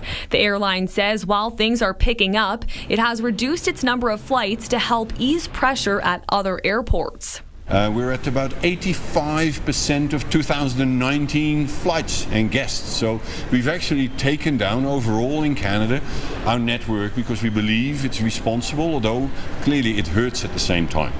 The Canada Border Services Agency reminds all travelers, regardless of vaccination status, that they must submit their information on the Arrive Can app or website up to 72 hours before entering Canada. It also urges people to be aware of what they can and cannot bring with them when traveling to avoid delays. We're not seeing some major delays that they are seeing in other airports, so a little preparation will keep it that way. Nicole DiDonato, CTV News, Calgary. The Calgary Airport Authority still recommends people show up 2 hours early for domestic flights and 3 hours prior to international flights. Well, with gasoline and hotel prices increasing, traveling this summer could be expensive. Many Albertans say they will be sticking closer to home. According to Stats Canada, gas prices are up 48% since May of last year, while hotel accommodations are up 40%. Hotel prices were really cheap, low in May 21 because we had tighter COVID restrictions, and now they're coming back to normal, but it's still a big jump. People are going to feel it. That will impact their travel plans. And if you are thinking of waiting out the increases before traveling, Gaynor says it could be a while before prices start to go down. A new app is now available to plan your bus or C-train trip. After a bidding process, Calgary Transit chose the company Transit as the official new app provider. The new app can also help you locate a Neuron or a Bird e-scooter or bike. It will use crowdsourced data for more precise arrival times, and you can download it at transitapp.com.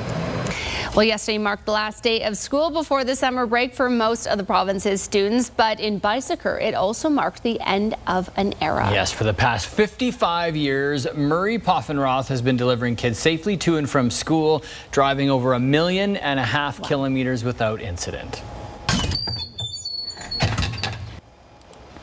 Murray made his last run on Tuesday as the 73-year-old has decided to retire. He started driving in the winter of 1967 when things were quiet on his farm and he heard the school district was looking for a driver.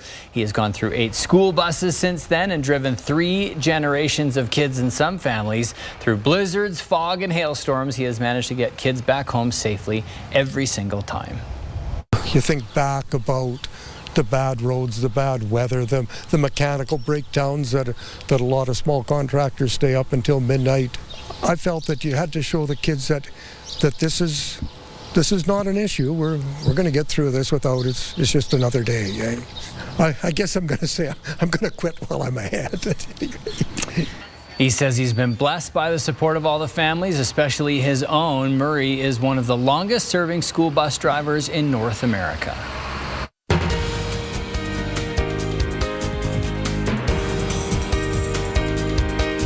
My grandfather was a bus driver as well, pretty much right up until the day he died just before COVID there, so congrats, Murray.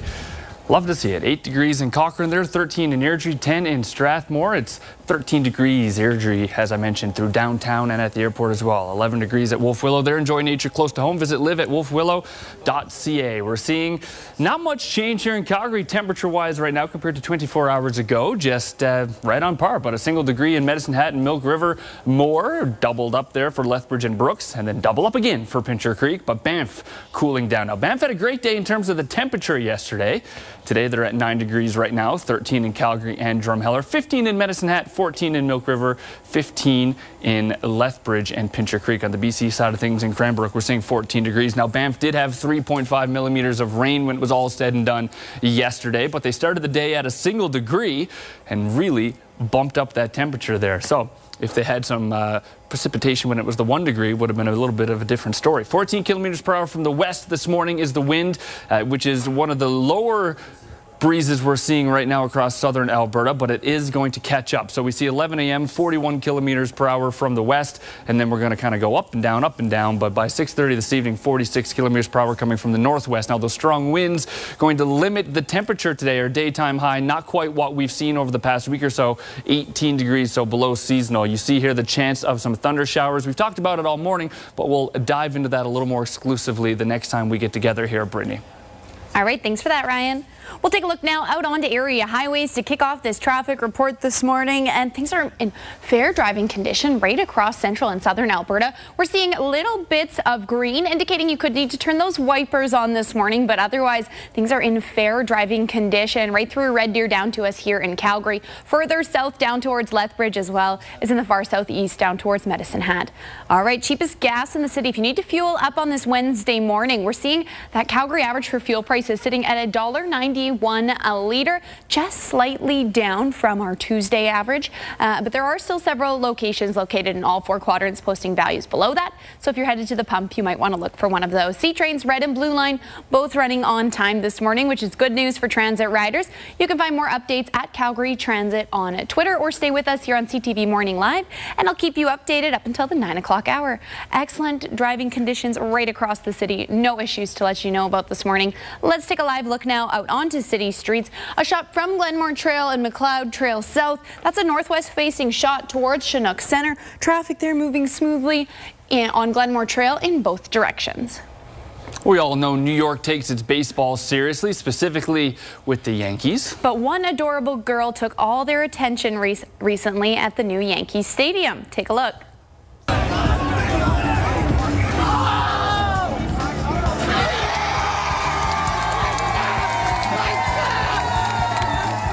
All right, let's go. Her bottle flip had even the hardest bleacher creature fans cheering along. Believe it or not, this grabbed their attention in the tie game in the bottom of the ninth with a runner on second base. Well, what's more important at that point, hey? Well, you want to see this little girl flip that bottle. Absolutely. I love their reaction, too. Yeah, it's pretty great.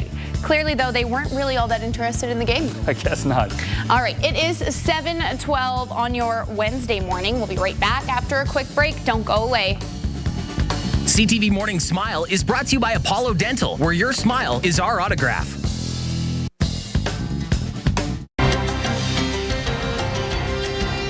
The anniversary of Canada's most deadly weather event leading to climate demonstrations across the country today. Almost 600 people died in BC due to extreme temperatures last summer. Rallies are scheduled across the country today, including here in Calgary, to demand federal government do more. According to a new IPCC report from March, climate change will lead to more flooding, wildfires, and food production impacts in Canada. And an attempted bank robbery turned violent in Saanich. 2 suspects were killed and 6 officers were sent to hospital. Officers responded to calls of an armed robbery at around 11 yesterday morning.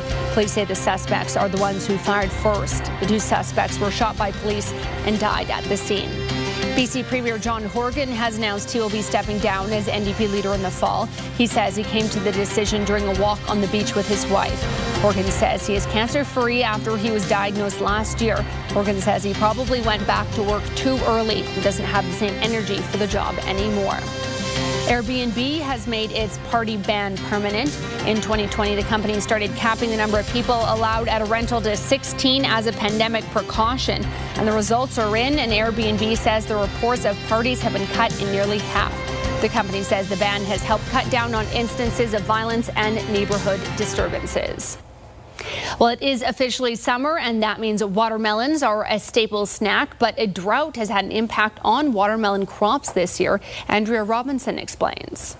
Acres and acres of watermelon. That's what you'll see in the Sugartown area, which is known for growing these summertime fruits.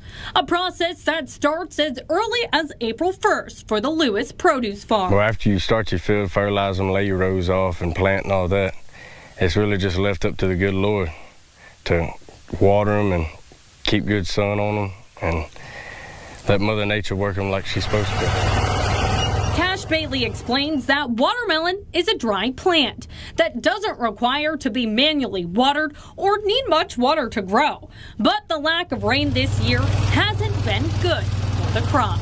It's been rough. It ain't been a good year because the watermelons ain't been able to grow because they ain't had no water. And without rain, it's been a very hot and dry season. It ain't been too good. A lot of people really are done with their watermelons right now because no water and all the plants are drying up, all the vines are drying up, and they can't pull no watermelons, everything's burnt. Though Bailey says they haven't given up just yet at the Lewis Produce Farm, as they just planted another field and hope to be growing the melons well into September, working all summer long. I've loved every second of it. Once you get past the heat, it's nothing but loving it, and it's something to really live for.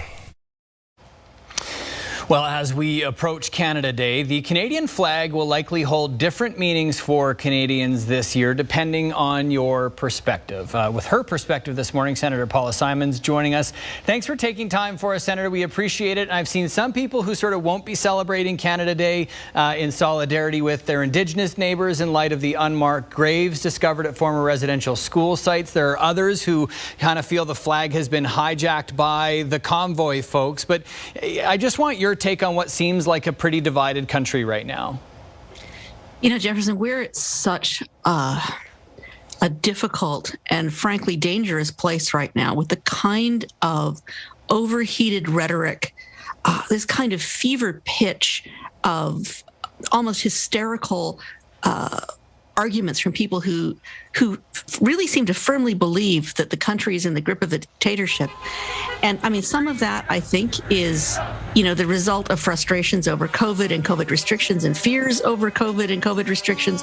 Some of that is concern over, you know, rising inflation and all kinds of Canadians feeling like every time they go to the grocery store, it's a punch in the gut. So I understand why people are frustrated.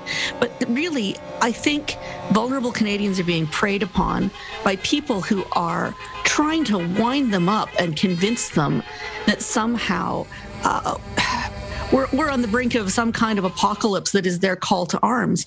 And it's really disturbing. You know, I had to basically evacuate some of my staff from Ottawa during the first convoy occupation. And people in Ottawa are bracing themselves for what they fear is going to be happening on Canada Day. You know, it's such a difficult time. I'm such a proud Canadian. Normally on Canada Day, I dress myself in, you know, red and white, this, that, and the other thing, and as many maple leaves as I can put on my body in sort of the hokiest, kitschiest celebration of my country possible.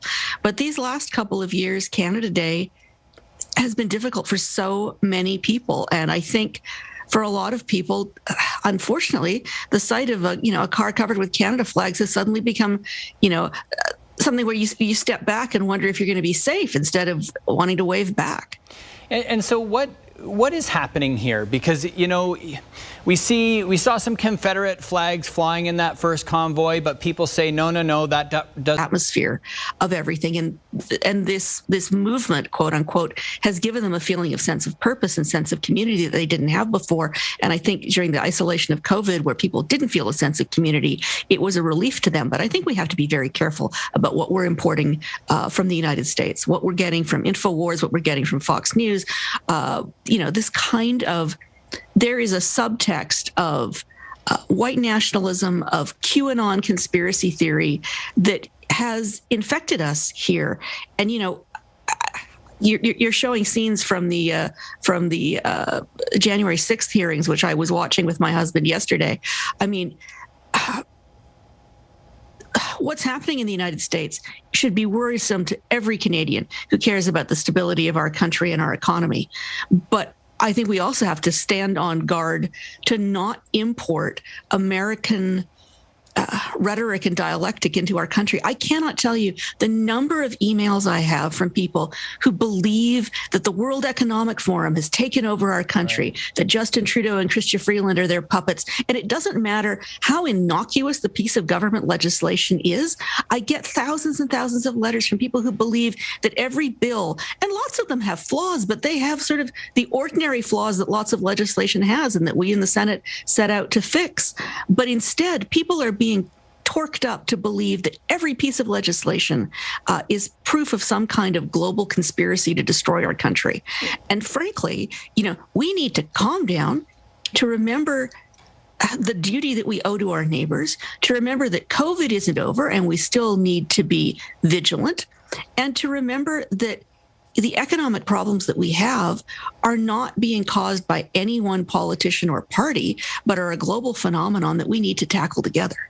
Well, let's hope that this Canada Day can start to find some of that common ground that it sounds like we need to find. Very much appreciate your time and your insight as always. That is Alberta Senator Paula Simons. Thanks, Paula. Thank you.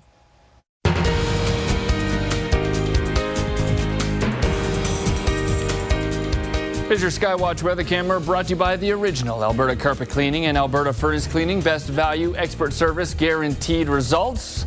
Well, let's take you up 20,000 feet higher here and show you yesterday's view. Thanks to Matt Melnick there. This is a view as a pilot. That's an anvil cloud there. We have some Momentous clouds as well underneath, which are usually just composed of ice. And hanging underneath, usually a thunderstorm anvil cloud. So that adds up. Let's take a peek at another angle here, which is my favorite picture. So thank you, Matt, for sending these in.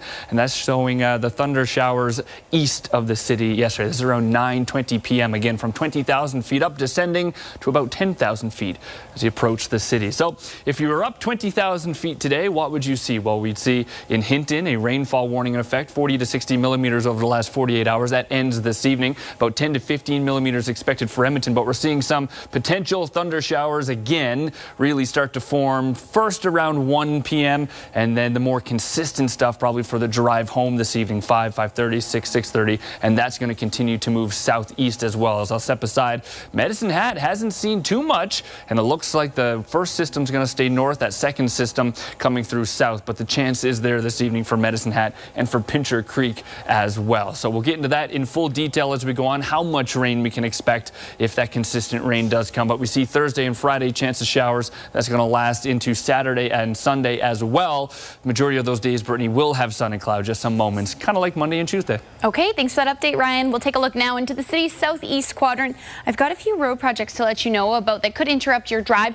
Bridge work could cause you some delays on the 5th Avenue at 3rd Street. That started at 7 a.m. this morning and will wrap up at 3 o'clock this afternoon. Also, Glenmore Trail at 68th Street. We've got road work there, reducing lanes in both directions from 9 o'clock this morning until tomorrow. So keep that in mind. Around the city, things are in excellent driving condition. Really no issues to let you know about, which is certainly good news for your morning commute. As we take a look into the downtown core, also incident-free and similar conditions in the northwest and northeast. Let's take a live look now. A shot to show you out on city streets from 64th Avenue onto Deerfoot Trail in the city's northeast quadrant. Broadway Across Canada presents Hamilton coming to Calgary at the Southern Alberta Jubilee Auditorium on July 12th to 21st. We have 3 pairs of tickets to give away to the July 19th show. Enter online at ctvcalgary.ca.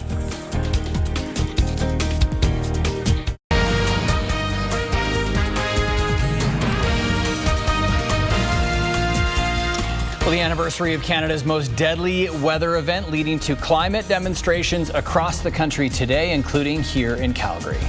Good morning to you. It is 7:30 on this Wednesday. Beautiful morning out there. Jordan, actually, our live reporter, took a stunning photo of the sunrise. So let's check in on the weather and see how things are going. Ryan, how's it looking? I don't have a stunning photo of the sunrise for you. We'll have to get Jordan to send that one in. Now, it's a beautiful start to the day, as you mentioned, but the story for Monday, Tuesday, and Wednesday has been how long is it going to last, with the chance of thunder showers kind of hovering over the city all week long, and how long will those showers last if and when they get here. We'll get into those details coming up, Brittany, but it looks like we're not going to get much warmer than that 13 degrees, daytime high of 18, and it does look like around 3 o'clock the first chance of those thunder showers today. Okay, thanks for that, Ryan. Out on city streets, things are in fair driving condition across the city. We are starting to see a higher volume of vehicles traveling on the major routes, but so far, incident-free. I'll have a full traffic update for you in just a few minutes. We are starting to see some slowdowns southbound on Deerfoot Trail in the city's northeast. That's a shot from 64th Avenue. I'll have all your traffic details coming up in about 12 minutes.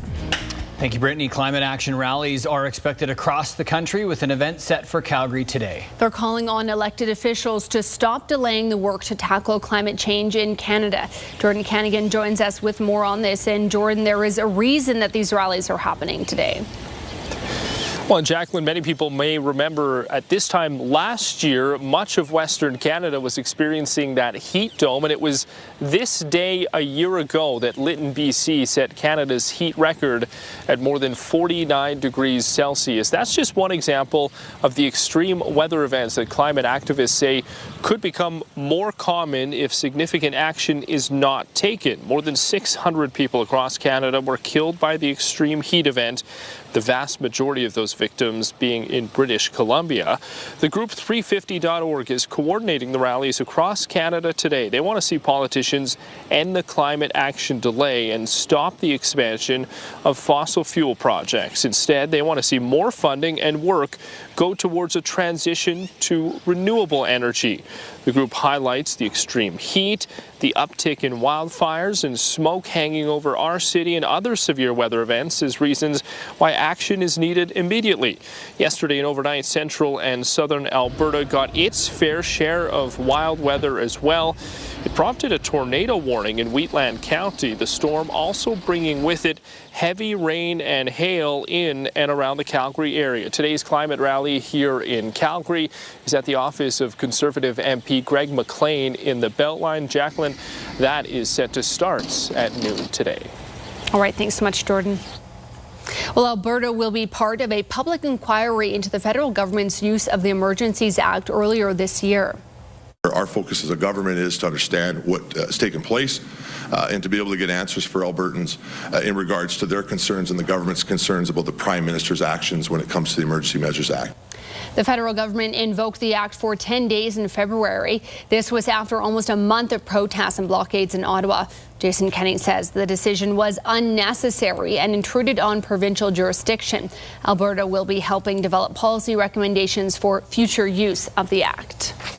One of the most prominent organizers of the Freedom Convoy will be back in an Ottawa courtroom today. Tamara Leach will appear before a judge on new charges of breaching the conditions of her release. Her lawyer says a warrant issued by Ottawa police alleges she communicated with someone she wasn't supposed to.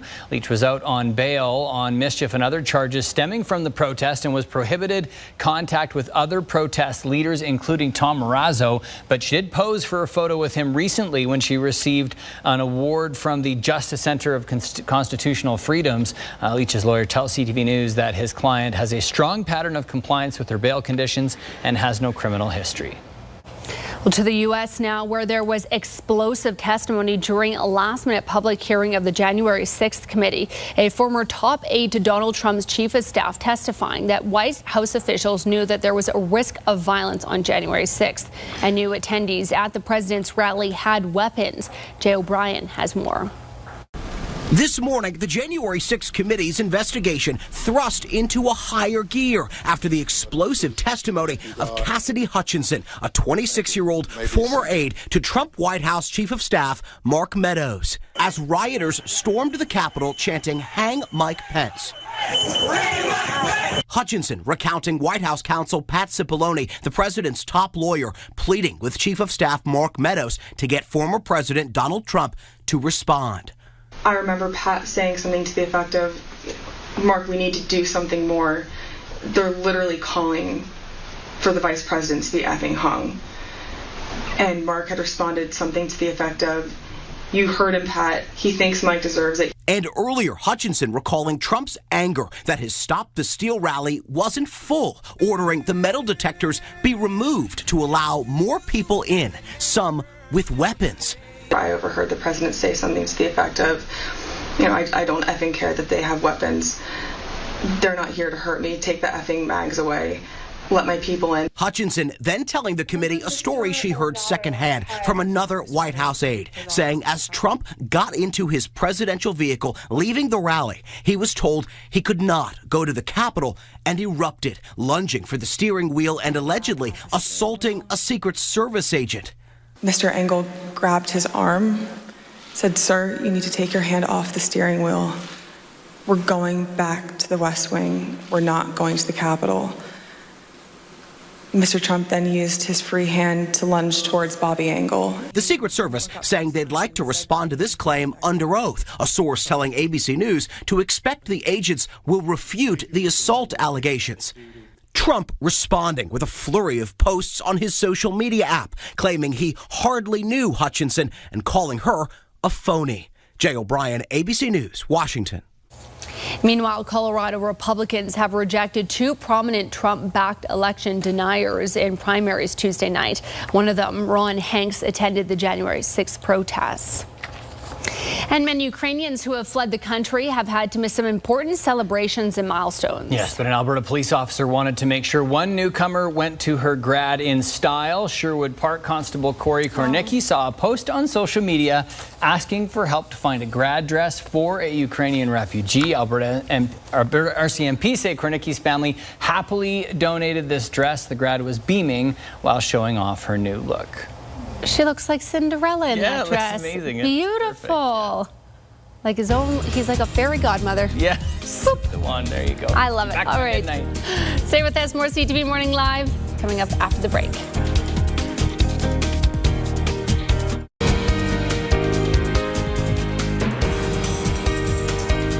Well, good morning to you. It is 10 degrees in Wolf Willow. Raise your family on the river. Live at Wolf Willow. We're seeing 11 degrees and 13 degrees kind of scattered throughout the Calgary area. 13 is what we're seeing at the airport there. We'll talk about the airport in just a second, but first we'll take a look at what happened yesterday. That chance of thunder showers pushing through, that first system missing wide there west. It was the second that kind of pulled through over Calgary. And we said in the morning we were looking at about 1 to 3 millimeters of rain for the most part in Calgary. And at one point, it flashed closer to that 5 millimeter mark, but then it did revert back to the 3 millimeter range. Now, we'll keep that in mind as we take a look at some of these totals, because we're starting to see some final totals from yesterday roll through. Now, Longview, which is about southwest, a little ways of Okotoks there, coming in at 14.5 millimeters of rain. Now, that's the most that I can see right now in southern Alberta, because most of that rain did happen pretty quickly. Now, one station in southeast Calgary coming in at 7.1 millimeters, but there was nothing really even close to that beyond there. Banff got 3.5 in the airport, coming in at 1.4 millimeters. Now, today we do have the chance of some more rain, and it looks like the most consistent stuff coming around 5 p.m. We do have the chance of some showers Thursday and Friday as well, but there will be moments of those 2 days there, Brittany, that look absolutely gorgeous, kind of like we had on Monday and Tuesday. Okay, thanks for that update, Ryan. We'll take a look now out onto city streets and area highways to kick off this traffic report. And spoiler alert, things are in great driving condition out on area highways right through central Alberta, down south towards Calgary, further south towards Lethbridge, Medicine Hat. Now, the only thing we are seeing this morning is if you are traveling right along the BC border, we've got a mix of rain, some snow and ice in there, as well as a little patch of yellow indicating some breezy conditions, but it's not currently affecting any of the area highways there. So that certainly is good news. If you're fueling up this morning on your Wednesday, well, that Calgary average we're waking up to being $1.91 a litre. That is slightly down from our Tuesday, and there are still several locations in all four quadrants that are posting values below that, so keep that in mind. Red line and blue line both running on time for C trains. You can find those updates at Calgary Transit on Twitter, or stay with us here on CTV Morning Live, and I'll keep you updated all morning long. Some slight slowdowns being picked up northbound Deerfoot Trail in the city's southeast. That's very typical for this time in the morning commute. Similar slowdowns as well in the 4th and 5th Avenue flyover due to a higher volume of vehicles making their way in and out of the downtown core. And southbound Deerfoot Trail, that's where I have a live shot to show you right now. A look from 64th Avenue onto Deerfoot Trail. That southbound lane is moving a bit slower at this hour just due to a higher volume of vehicles traveling on that route. And I'll bring you another traffic update coming up in less than 10 minutes. CTV Morning Live, on location. Continuing on this morning with our Indigenous Tourism Alberta series, we are inside Crossroads Market. We're at Mystical Métis. Samaria is the owner. Samaria, tell us about what people can find in this store. We have many gorgeous items. For instance, we have these gorgeous handmade items. We have earrings, we have necklaces. These are all handmade by local Indigenous artists. This is our way of giving back to the community. All of these things take time, energy, and they are costly to produce. So it's very important that people support Indigenous artists and support their work. It is not appropriation, wearing an item designed by an Indigenous person. It's appreciation. And the local community needs the support of everyone. So I think it's really important that everybody realize that wearing something created by Indigenous artists is not appropriation. It is appreciation. And our artists need your appreciation. That's a very good point. One of the items you've got in your hands there, these sashes, they're quite unique, and each one tells a different story or has a different meaning. What were these sashes used for? This actually is a replica of the Louis Riel sash, and the men used to wear them around their waists, tightly bound, and they were like a back brace, and they used them when they were portaging across Canada, hauling carts, all sorts of things, and the women tended to wear them over their heart, across their body, and the women also use them for helping to carry children and all sorts of things. But nowadays they're used as a source of cultural pride and to show who we are. And what are some of the other items that are available in the store? You've got like incredible clothing items here. Yes, we have clothing all the way from the East Coast to the West Coast. We also have home and kitchen items. We have cards. We have puzzles. We have toys. We have flags. We have the gamut of all sorts of Indigenous artist-created items. What was the inspiration for the store for you? Well, I went to a lot of stores, and when I would go in the stores, they had a lot of beautiful Indigenous designed items. But then I also saw a lot of knockoff items, and I felt that I wanted to start a store that would support our community, the Indigenous economy, and our local artists across Canada. So that is why I am so strict in this store. It has to be Indigenous artist designed. Thanks so much. We'll have more with Samaria in the next half hour. For more information, you can visit indigenoustourisamalberta.ca.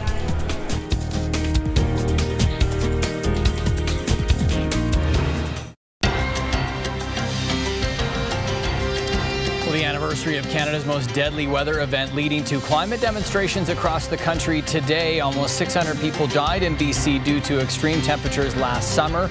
Rallies are scheduled across the country today, including here in Calgary, to demand the federal government do more. According to a new IPCC report from March, climate change will lead to more flooding, wildfires, and have an impact on food production in Canada. And a former White House aide has now painted a volatile picture of former U.S. President Donald Trump. Cassidy Hutchinson gave 2 hours of testimony before the committee investigating the January 6th Capitol attack. She gave details on the extent of Trump's rage in his final weeks of office, as well as his awareness that supporters had weapons as they stormed the Capitol. And victims are expressing their feelings of vindication after the sentencing of Ghislaine Maxwell. Maxwell was sentenced to 20 years in prison for luring and trafficking young girls who were sexually abused by Jeffrey Epstein. In handing out the sentence, the judge called Maxwell's actions heinous and predatory. And some of Hockey Canada's biggest sponsors are pulling their money over the organization's handling of sexual abuse allegations. Scotiabank is Hockey Canada's biggest sponsor. It says it's pausing funding until it's confident the right steps are being taken. Canadian Tire and TELUS have also announced they are withdrawing support for the upcoming World Junior Championships in Edmonton.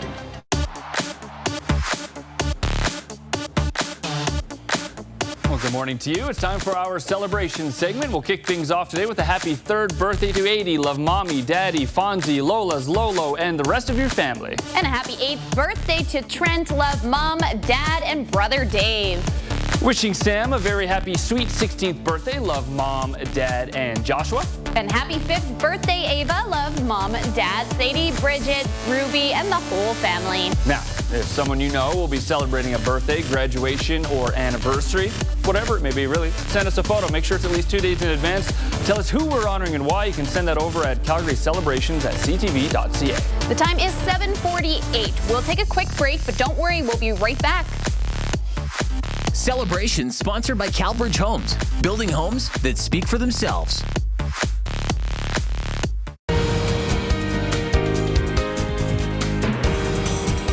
Let's take a peek outside. We'll be on that Skywatch weather camera. It is brought to you by the original Alberta Carpet Cleaning and Alberta Furnace Cleaning. Best value, expert service, guaranteed results. Mix us on a cloud out there right now. It won't stay that way forever. We see some clarity in Pincher Creek, Lethbridge, and Medicine Hat, and Brooks and Milk River right now.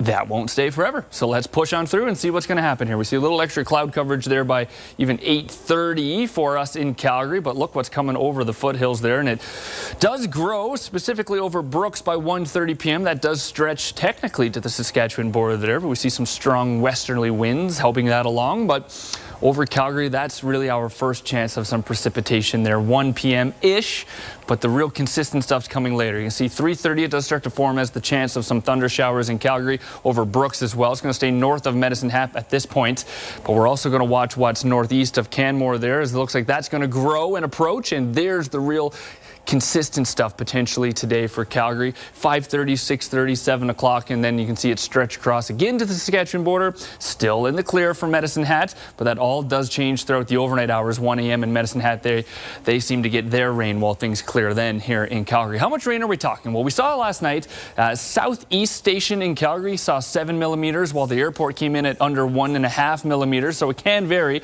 Right now we're saying 14 millimeters for some areas in Calgary, and then 9 there in Medicine Hat. All right, we take a peek here now. We do have the chance of some showers Thursday and Friday as well, but some moments of that day will be sun and cloud as well there, Brittany. All right, thanks for that update, Ryan. This traffic report is brought to you by House of Cars, voted #1 dealer 6 years in a row. We'll take a look into the city's northeast quadrant now.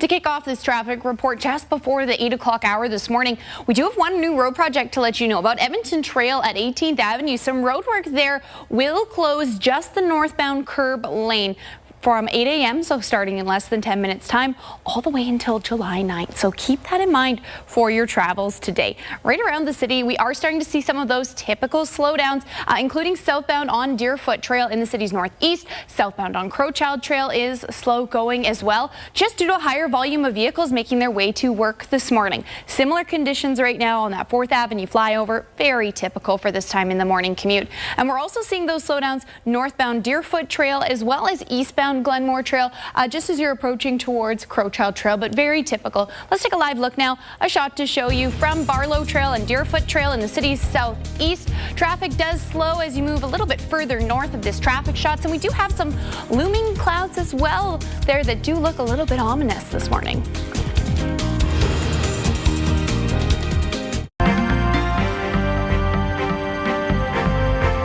Welcome back. Checking in with Faisal Carmeli, Portfolio Manager of the Popwich Carmeli Advisory Group. What's moving the markets, Faisal?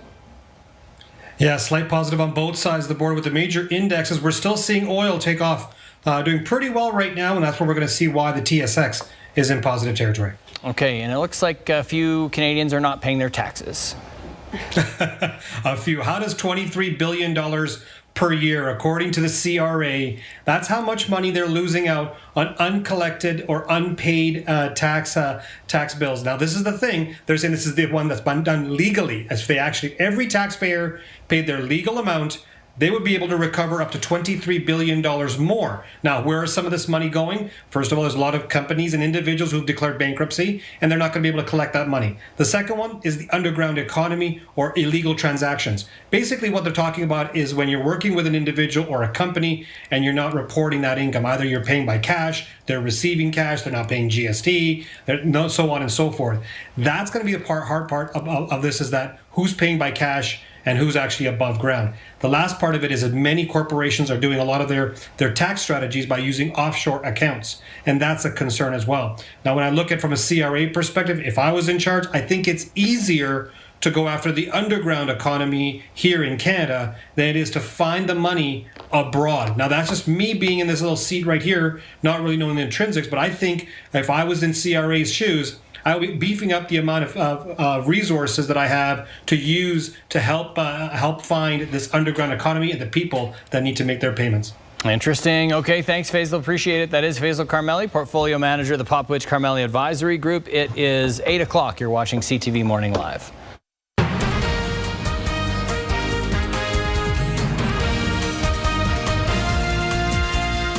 Well, the anniversary of Canada's most deadly weather event leading to climate demonstrations across the country today, including here in Calgary.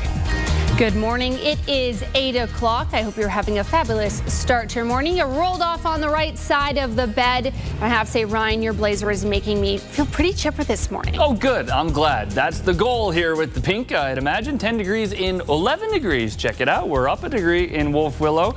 Everything's on the up and up. We're seeing 13 degrees, I believe, in Calgary with a mix of sun and cloud. And let's check out the wind coming from the west with a bit of a south tilt to it, just 5 kilometers per hour. But that is going to pick up today. It's going to limit the daytime high to just 18. It's also going to blow in the chance of some thunder showers. We'll get into all those details. But it looks like 3 o'clock and around 5:30, Brittany, the best chance for some rain today. What's the mean girl saying? On Wednesdays we wear pink? You got it. Come on, we planned this out, right? Never seen the movie, but I've seen the memes. You haven't? Okay, we have to talk during the commercial break. All right, out on city streets right now. Things are in fair condition. We do have some slowdowns, though, on some of the major routes just due to a higher volume of cars traveling there. I'll have your complete look at traffic coming up in a few minutes. Here's a live look under the South Point Toyota Tower, Calgary's #1 Toyota dealer. Thank you, Brittany. Climate action rallies are expected across the country with an event set for Calgary today. They're calling on elected officials to stop delaying the work to tackle climate change in Canada. Jordan Kennigan joins us with more on this. And Jordan, there is a reason why those rallies are happening today. That's right, Jacqueline, and many people will remember that heat dome event we experienced and much of Western Canada experienced at this time last year. Today, a year ago, today was also at this time that Lytton, BC set Canada's all-time heat record at just over 49 degrees Celsius. That is just one of the extreme weather events climate groups say will become more common if significant action isn't taken. More than 600 people across Canada were killed by the extreme heat event, the vast majority of those victims being in British Columbia. The group 350.org is coordinating the rallies across Canada today. They want to see politicians end the climate action delay and stop the expansion of fossil fuel projects. Instead, they want to see more funding and more work go towards a transition to renewable energy. The group highlights the extreme heat, the uptick in wildfires and smoke hanging over our city, and other severe weather events as reasons why action is needed immediately. Yesterday and overnight, central and southern Alberta got its fair share of wild weather as well. It prompted a tornado warning in Wheatland County, and the storm also bringing with it heavy rain and hail in and around Calgary. Today's climate rally here in Calgary is at the office of Conservative MP Greg McLean in the Beltline. Jacqueline, that protest or rally is set for noon today. All right, good to know. Thanks, Jordan. Well, Alberta's books are back in the black in a big way. The province is forecasting a $3.9 billion surplus instead of an originally predicted $18.2 billion deficit. Here's Stephanie Thomas. The final quarter of the 2021-2022 fiscal year balanced much better than provincial officials had expected, with a surplus of $3.9 billion and record-breaking resource revenues by March 31st.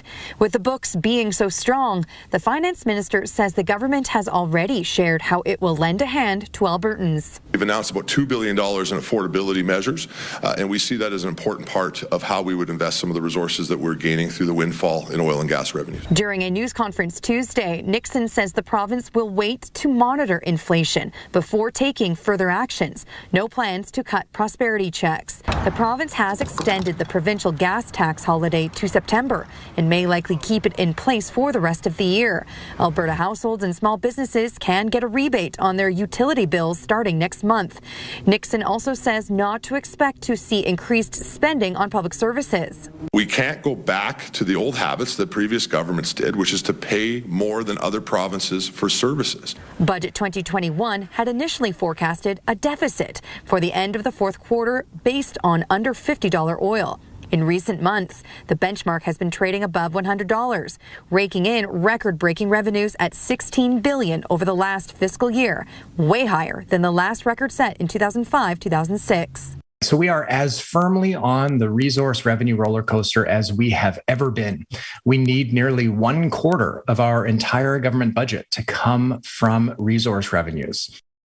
Economists say Alberta is on track to post a $10 billion surplus by the end of this year. The opposition leader says the province should take further action now. So there's a range of things that they can do, specifically focused on low and middle income families who are bearing the greatest burden of this inflationary crisis. Nixon says the province will continue to focus on two things: saving and debt repayment. There's still about $95 billion worth of debt in our province, and we need to make sure that we move forward with a plan on that. Stephanie Thomas, CTV News, Calgary. And the province will unveil its next fiscal report in the late summer. The Calgary Airport Authority and its partners are preparing for the busiest summer travel season since the start of the COVID-19 pandemic. And as Nicole DiDonato reports, they say that their goal is to help make the experience as easy as possible for those who may be looking to get away for the first time in years. As life continues to look more like it used to before the pandemic, more and more people are looking to travel. That demand being felt at the Calgary International Airport. We expect those numbers to increase in July and August, upwards of 50,000 passengers per day as we continue our recovery back to pre-pandemic levels in 2019. But the Calgary Airport Authority says YYC hasn't seen the same long waits at customs or security as other airports. YYC credits a pilot program with the Canadian Air Transport Security Authority that allows guests to book a time to go through security screening at no cost. We are an interconnected ecosystem, and we rely on each other to maintain an efficient, seamless guest experience. Meanwhile, Calgary-based WestJet, which cut thousands of jobs at the start of the pandemic, says it has now rehired across all operational areas. We've recruited and trained and retrained more than 500 pilots. We've recruited and called back more than 500 cabin crew members to just make sure we have the crew to fly the aircraft. At YYC alone, WestJet has recruited more than 200 guest services agents to check in and board passengers. The airline says while things are picking up, it has reduced its number of flights to help ease pressure at other airports. We're at about 85% of 2019 flights and guests. So we've actually taken down overall in Canada our network because we believe it's responsible, although clearly it hurts at the same time. The Canada Border Services Agency reminds all travelers, regardless of vaccination status, that they must submit their information on the Arrive Can app or website up to 72 hours before entering Canada. It also urges people to be aware of what they can and cannot bring with them when traveling to avoid delays. We're not seeing some major delays that they are seeing in other airports, so a little preparation will keep it that way. Nicole DiDonato, CTV News, Calgary. The Calgary Airport Authority still recommends people show up 2 hours early for domestic flights and 3 hours early for international flights. Well, 6 members of the Calgary Police K-9 unit received medals to recognize their years of service. Yes, 5 badges were also presented to newly certified police service dog teams. The K-9 units are instrumental in finding drugs and tracking suspects and also are involved in outreach. The dogs are carefully chosen and trained from puppyhood to be police K-9 officers. The K-9 unit has been a part of the force for 62 years. It was founded, many may know, by a constable named Constable Fred Moore. And Fred sadly passed away, actually, earlier this year as well. So I want to certainly just recognize the founding fathers of the unit who've passed on. K-9 unit consists of 22 dogs and roles from general patrol to specialty detection work.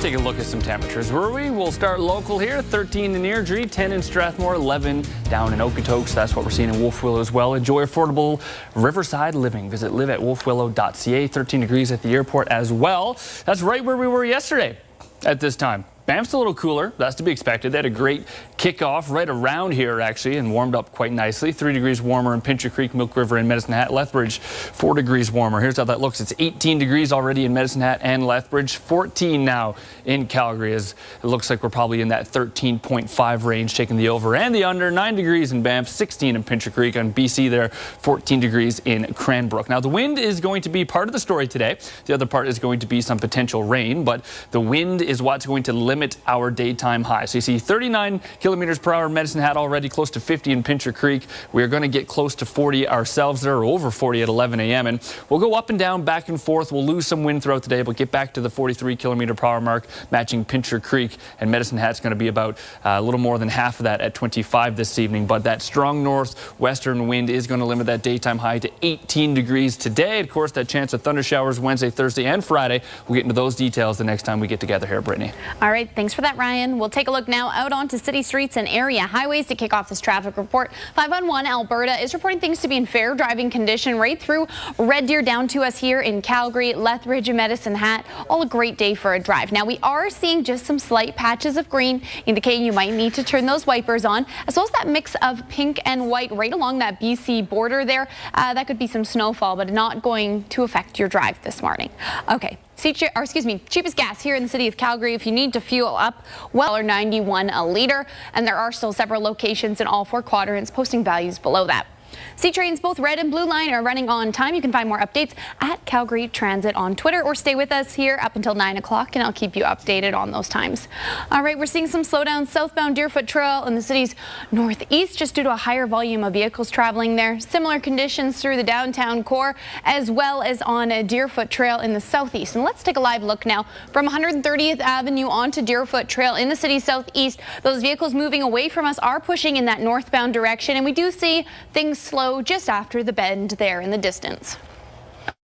CTV Morning Live on location.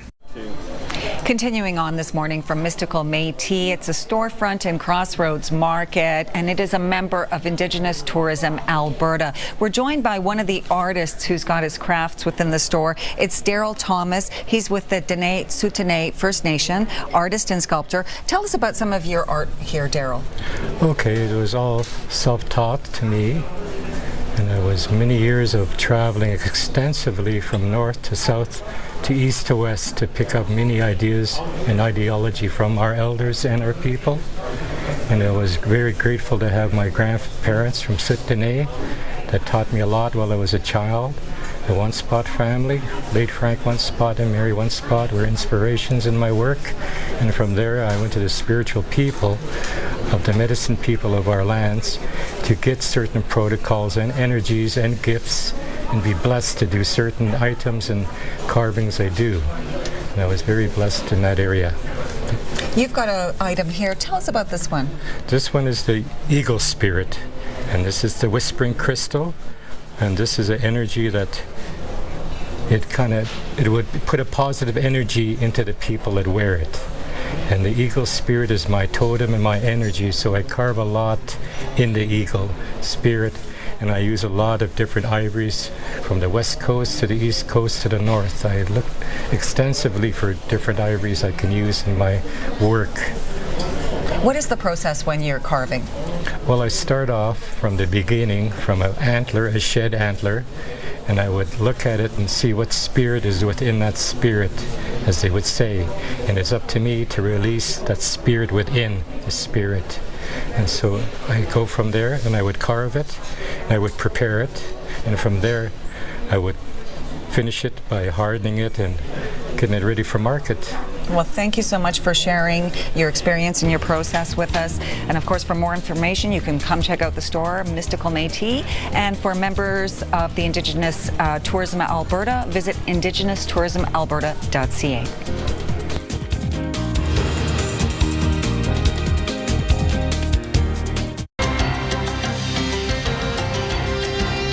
Welcome back. The anniversary of Canada's most deadly weather event leading to climate demonstrations across the country today. Almost 600 people died in BC due to extreme temperatures last summer. Rallies are scheduled across the country today, including here in Calgary, to demand the federal government do more.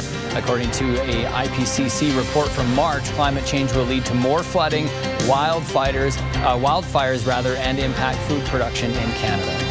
An attempted bank robbery turning violent in Saanich. 2 suspects were killed and 6 officers were sent to hospital. Officers responded to calls of an armed robbery about 11 o'clock yesterday morning. Police say the suspects are the ones who fired first. The 2 suspects were shot by police and died at the scene. And BC Premier John Horgan has announced he will be stepping down as NDP leader in the fall. He says he came to his decision during a walk on the beach with his wife. Horgan says he is cancer-free after he was diagnosed last year, but he says he probably went back to work too early and doesn't have the same energy for the job anymore. And Airbnb has made its party ban permanent. In 2020, the company started capping the number of people allowed at a rental to 16 as a pandemic precaution. The results are in, and Airbnb says reports of parties have been cut nearly in half. The company says the ban has helped cut down on instances of violence and neighborhood disturbances. We're kicking off a new series this morning on CTV Morning Live, helping you save money anywhere and everywhere as inflation continues to rise. Topping the list, people feeling the pain at the pump. But there are things drivers can do to help save money. Paul Valentine with Valentine Group joins us this morning with advice on ways to improve fuel efficiency. Good morning. How you doing? I'm good. How are you? Doing very good, thanks. Appreciate your time this morning. There's a lot of us planning road trips this summer. Flight prices are through the roofs, but of course, gas is as well. How can we help the drive, help with fuel efficiency? Any tips, please? Well, when you drive on those long summer road trips with your family, make sure that efficiency is the #1 concern. So easy, no jackrabbit starts. Take your time accelerating up.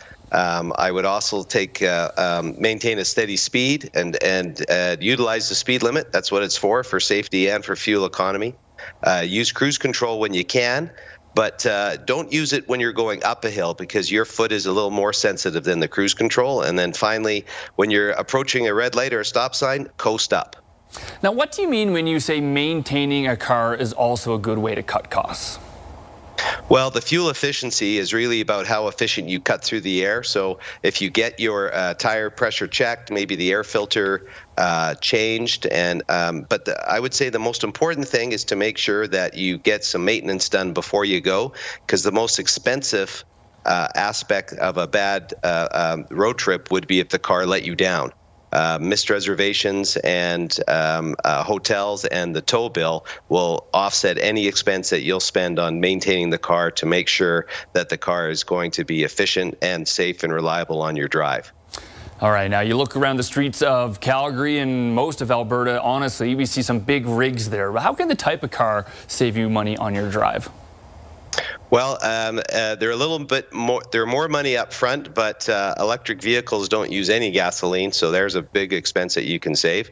Hybrids have the internal combustion engines and plug-in electric use, so those as well use less fuel. But I would say that the key thing about EVs is that plan your trip so you know where the chargers are, what chargers are working, and the access to the route that you're going on. So they save money fuel-wise, but in reality, you got to make sure you know where you're going to go and when you're going to get there, and if there's charging support for you. Now, when you're looking at a vehicle, maybe you're looking to buy a new one or used, is there anything in the aerodynamics, and how can you kind of look for that in a vehicle? What do you look for? Well, all modern vehicles are pretty slick, and so the efficiency from aerodynamics are all probably pretty consistent. But the things like a roof rack or a trailer hitch, they really increase the drag, and that will affect your fuel economy as well. So I always tell people when you're going on a holiday, keep the car as light as possible, maybe leave the weights at home, and just take what you really need. All right, well, listen, thanks so much for this, Paul. Really appreciate your time this morning. You're welcome. Thanks for the opportunity. Now, for more information, head to valentinegroup.ca.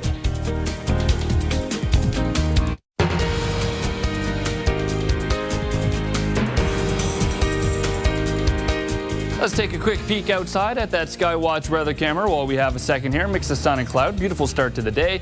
This is brought to you by the original Alberta Carpet Cleaning and Alberta Furnace Cleaning. Best value, expert service, guaranteed results. How long will it stay that beautiful? That is the million-dollar question this morning. To get there, we're going to take a quick trip back in time and look at yesterday. Maybe we can take something from what we learned from there. So we had the chance of some thunder showers early in the morning. Environment Canada had at about 30 to 40%. That did increase around after the noon show, probably in around that 2:30 mark. But not all of it, what we really anticipated, was wrong. Some of it did come to fruition here. We saw that first system miss wide, which we did anticipate, and that second one more likely to cross over. I said around 5:30, the downtown area was likely to get some rain. That happened. Now, what happened east of Calgary got a little dicier than anticipated. Saw some hail, but that's to be expected under a thunderstorm watch or warning as well. Very similar conditions this afternoon, which we'll get to a little bit later. But first, all in all, we said that the Calgary area would be 1 to 3 millimeters of rain. The airport came in within that, but the southeast got a little more rain than anticipated. So we saw that in that 7.1 millimeters at that southeast station there. Southwest of Okotoks, Longview, 14.5 millimeters of rain, quite a bit more than anticipated. We thought some of that would be left up in the foothills there, a little higher than where Longview is. But all in all, it ended with a beautiful rainbow. So thank you to this. This is in High River off our farm there. We do have the chance of some rain Thursday, Friday, and today as well. We'll get into what we're anticipating over the next 3 days coming up there, Brittany. All right, thanks for that, Ryan. We'll take a look now out onto city streets this morning, and starting in the city's southeast, couple of road projects that could slow you down for your Wednesday, June 29th. 5th Avenue and 3rd Street. Bridge work there could cause drivers some delays. That started earlier this morning, continues till 3 o'clock this afternoon, and then it will fully reopen to traffic. All right, Glenmore Trail at 68th Street. We've got road work there, reducing lanes in both directions, starting at 9 o'clock this morning and running until tomorrow. So just a couple things to keep in mind for your drive today. As we look around the city, we're seeing lots of improvements out on roadways. We did see some slowdowns before on Deerfoot Trail in that northbound direction in the southeast. Just a very slight slowdown now as you're approaching towards Anderson, and we're seeing improvements there before our eyes. As we make our way into the downtown core, seeing some very slight slowdowns still on that 4th Avenue flyover. Very typical for this time in the morning commute, and more improvements in the northeast, including Deerfoot Trail, which we'll take a live look at right now. A shot to show you from 64th Avenue onto Deerfoot Trail in the city's northeast. Southeast facing shot. Traffic there is moving smoothly in both directions on your Wednesday morning. Broadway Across Canada presents Hamilton, coming to Calgary at the Southern Alberta Jubilee Auditorium on July 12th to 21st. We have 3 pairs of tickets to give away to the July 19th show. Enter online at ctvcalgary.ca. Calgary's #1 hit music station, 98.5 Virgin Radio. All right, we're checking in with Tyler, Danae, and Fuzzy this morning. It is kind of the first day of summer for the kiddos. But Tyler, I hear that your house has a last day of school tradition. I can't wait to hear. Yeah, our tradition is that we have an ambush water fight, and by that means my wife Kelly and I are waiting on our kids, Kane and Nate, after school with a bunch of balloons. And yesterday was another day to live the tradition. Love it. When they arrive.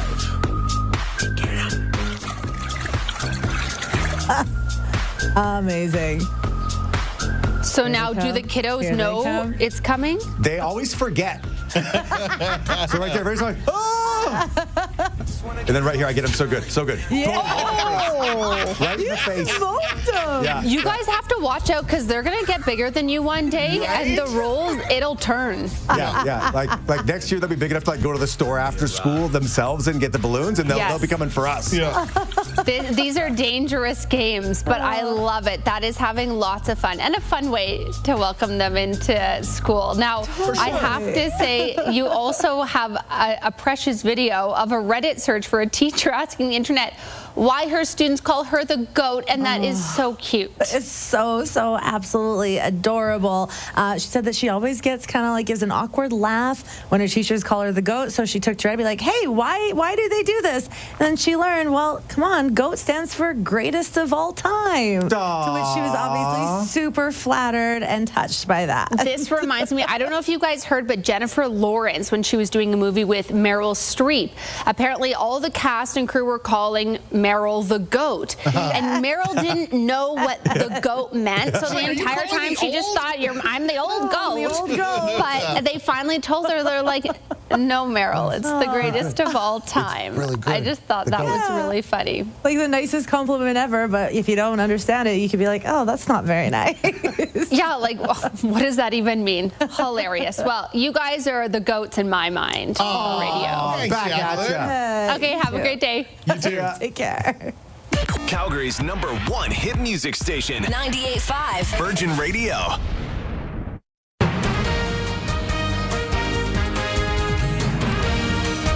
Canada's most deadly weather event leading to climate demonstrations across the country today, including here in Calgary. It is 8:30. Good morning. I hope you're having a fabulous start to your day. Let's check in on the long weekend forecast and see, Ryan, maybe when I can sneak in a round of golf. Maybe we were saying just go to the driving range for a little bit. Yeah, there's going to be moments where you can get some golf in for sure, but there's going to be some moments where we have some rain threatening as well.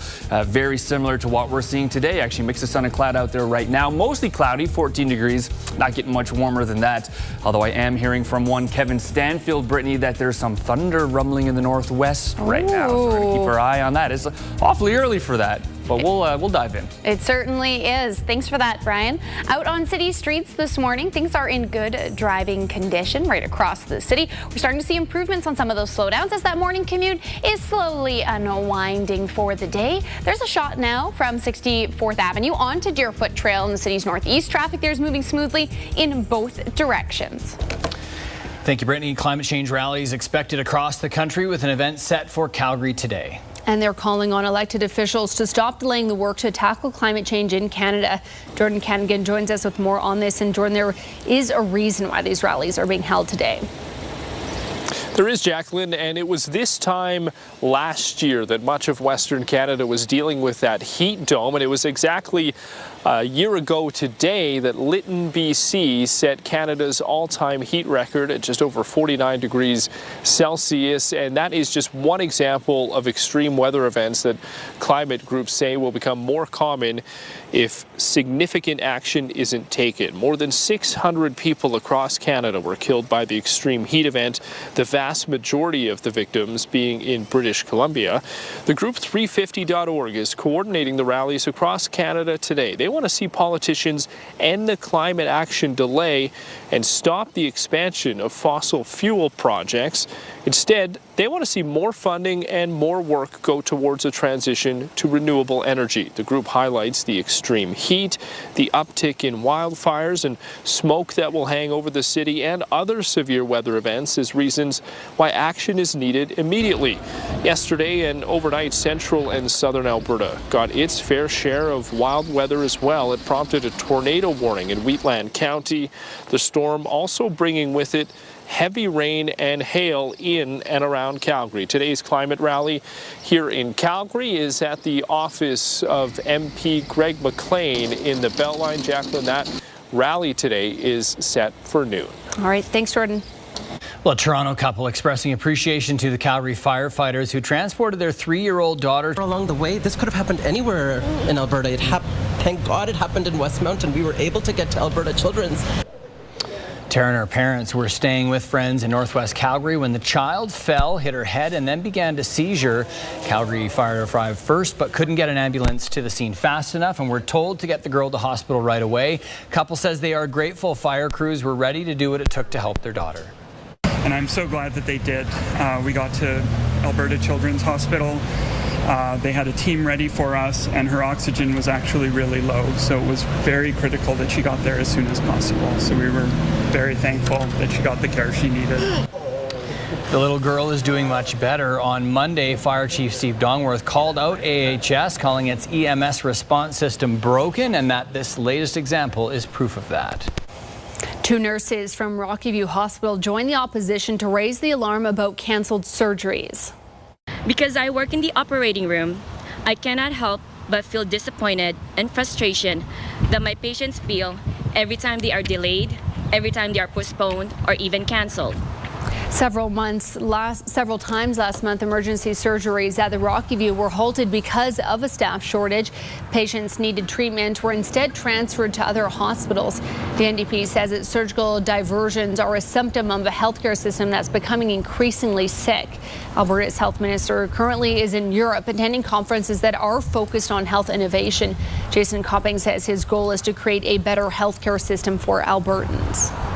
RCMP asking for help to find a missing man from Chestermere. 56-year-old William Alexander Jones was last seen by family on Monday, and police would like to speak with him to confirm his well-being. He is 5'8", 170 pounds, with short, dark brown hair, green, grayish eyes, and tattoos on his arms and back. If you have any information or spot Jones, you are asked to call Chestermere RCMP or Crime Stoppers. Alberta will be part of a public inquiry into the federal government's use of the Emergencies Act earlier this year. Our focus as a government is to understand what has taken place and to be able to get answers for Albertans in regards to their concerns and the government's concerns about the Prime Minister's actions when it comes to the Emergency Measures Act. The federal government invoked the act for 10 days in February. This was after almost a month of protests and blockades in Ottawa. Jason Kenney says the decision was unnecessary and intruded on provincial jurisdiction. Alberta will be helping develop policy recommendations for future use of the act. Well, some star power has been added to the Order of Canada.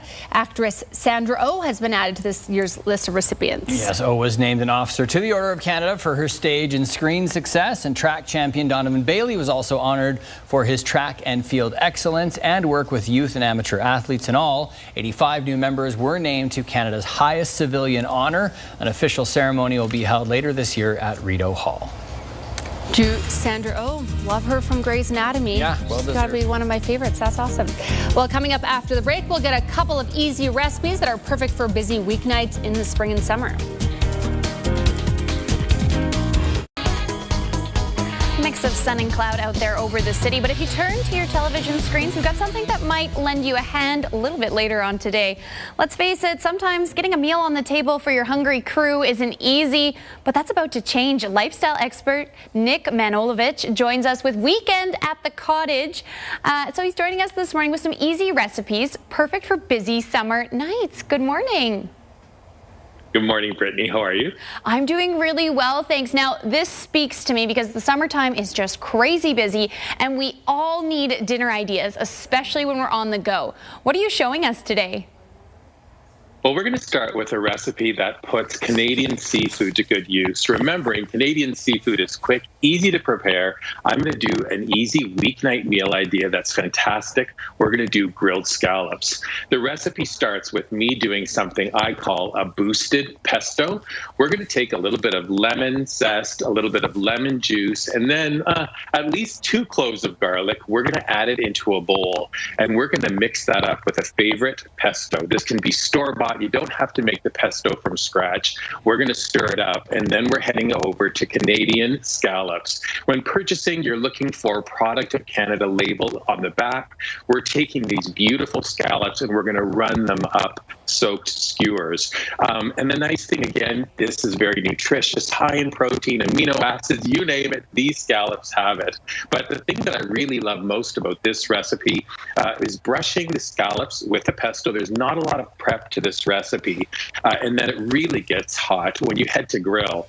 Brittany, I think this is one of the most amazing things. We're talking 4 minutes of sear time total, so 2 minutes per side off the grill, and then we're going to finish it by cooking off a favorite long noodle pasta.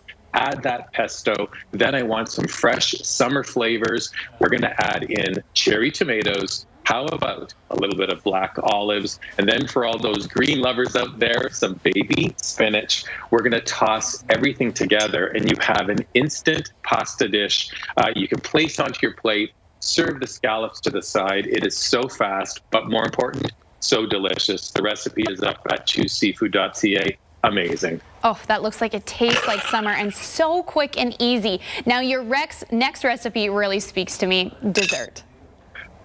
I'm moving off screen to pull in this beautiful blueberry crumb cake, and this is the dessert you have to make this summer. This recipe, I've made it as recently as yesterday. My family loves it. We're going to start by doing the crumb topping for this recipe. A very basic start, a little bit of all-purpose flour. We're going to add Red Pat's golden brown sugar. So this is very moist in texture. It has great caramel notes. We're looking for that green icon when we're purchasing, sustainably sourced, ethically grown, into a bowl. A little bit of cinnamon, and then did somebody say butter? We're going to add some butter to that topping, and you can just work this together with your fingers to create that classic crumb. The cake could not be easier. Granulated sugar, butter. We're going to add usual suspects, a little bit of milk, a little bit of flour mix, and then I like to enhance the flavor with zested lemon, and then those fresh blueberries, right? If you can hand pick them, all the better. We're going to fold them in over to a square pan, add that crumble topping. I know everybody in Calgary is an overachiever like me, so we're going to sprinkle off with blueberries into your oven. 45 minutes later, you have a spectacular fresh blueberry crumb cake. Amazing. And I know you're going to enjoy it. Oh, Nick, you're making my mouth water over here in studio. For more information, you can head to weekendatthecottage.com. Thanks for those great ideas. Thanks, everybody. Happy Canada Day.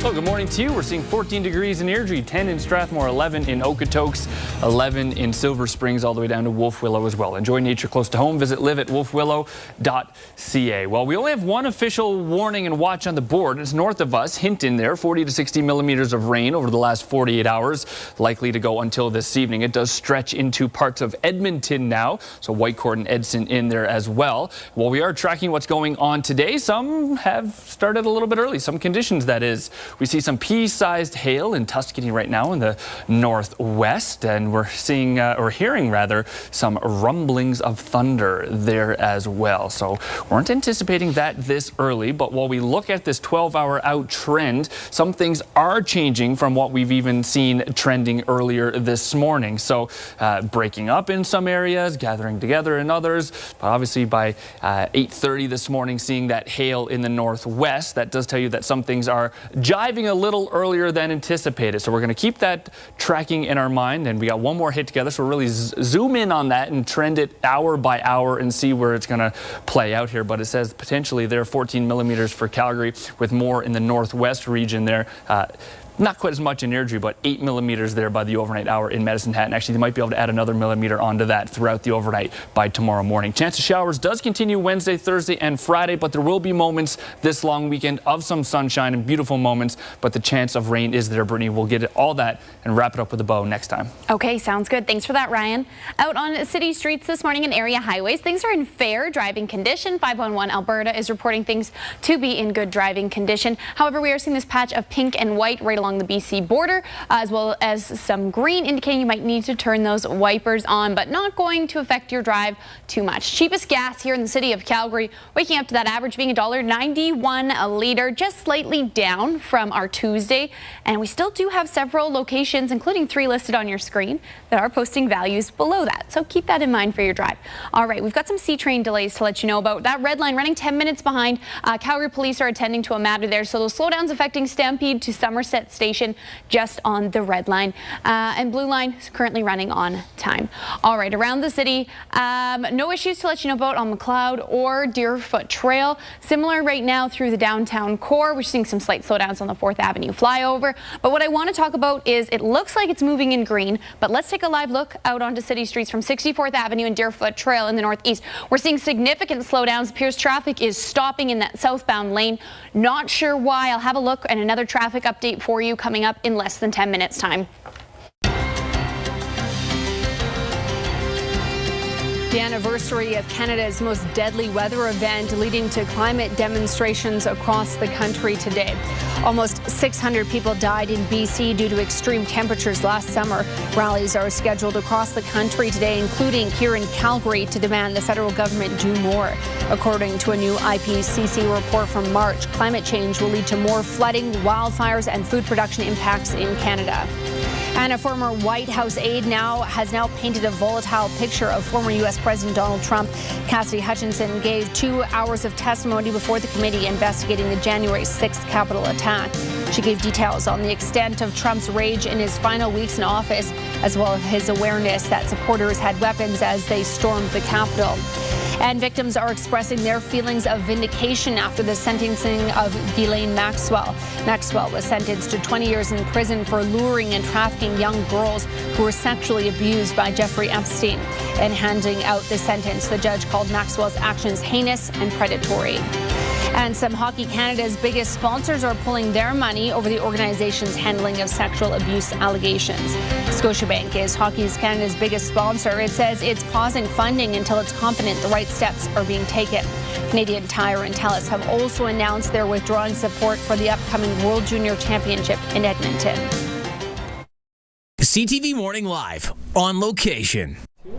Continuing on this morning with our Indigenous Tourism Alberta series, we are at Mystical Métis. It's inside the Crossroads Market. Very unique space.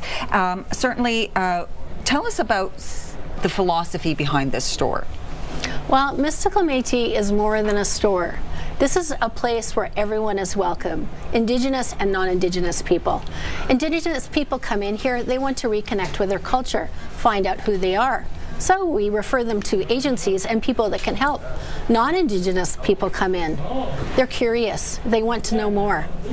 I believe no question is out of bounds. Ask me all the questions you want, and I will tell you everything I can to educate you. And if I can't, I will find somebody to send you to that can give you the education. It's important that we do this to break down barriers, to decrease racism and bias in our communities.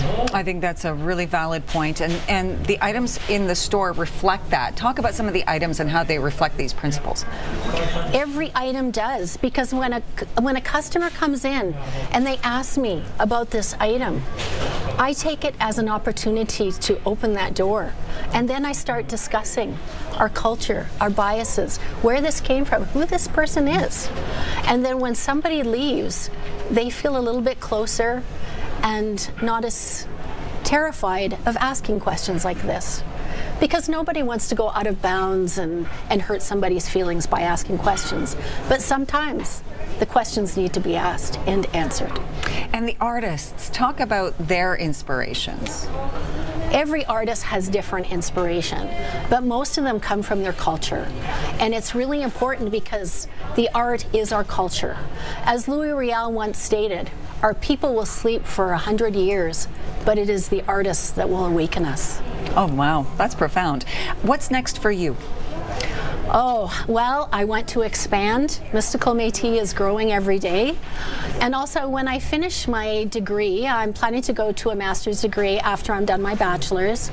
Mystical Métis will turn into a social enterprise. And part of the funds that we make off of the business will go to assist people with finding mental health counseling. Wow, thank you so much. It's been a pleasure spending time with you this morning. For more information, you can visit indigenoustourisamalberta.ca.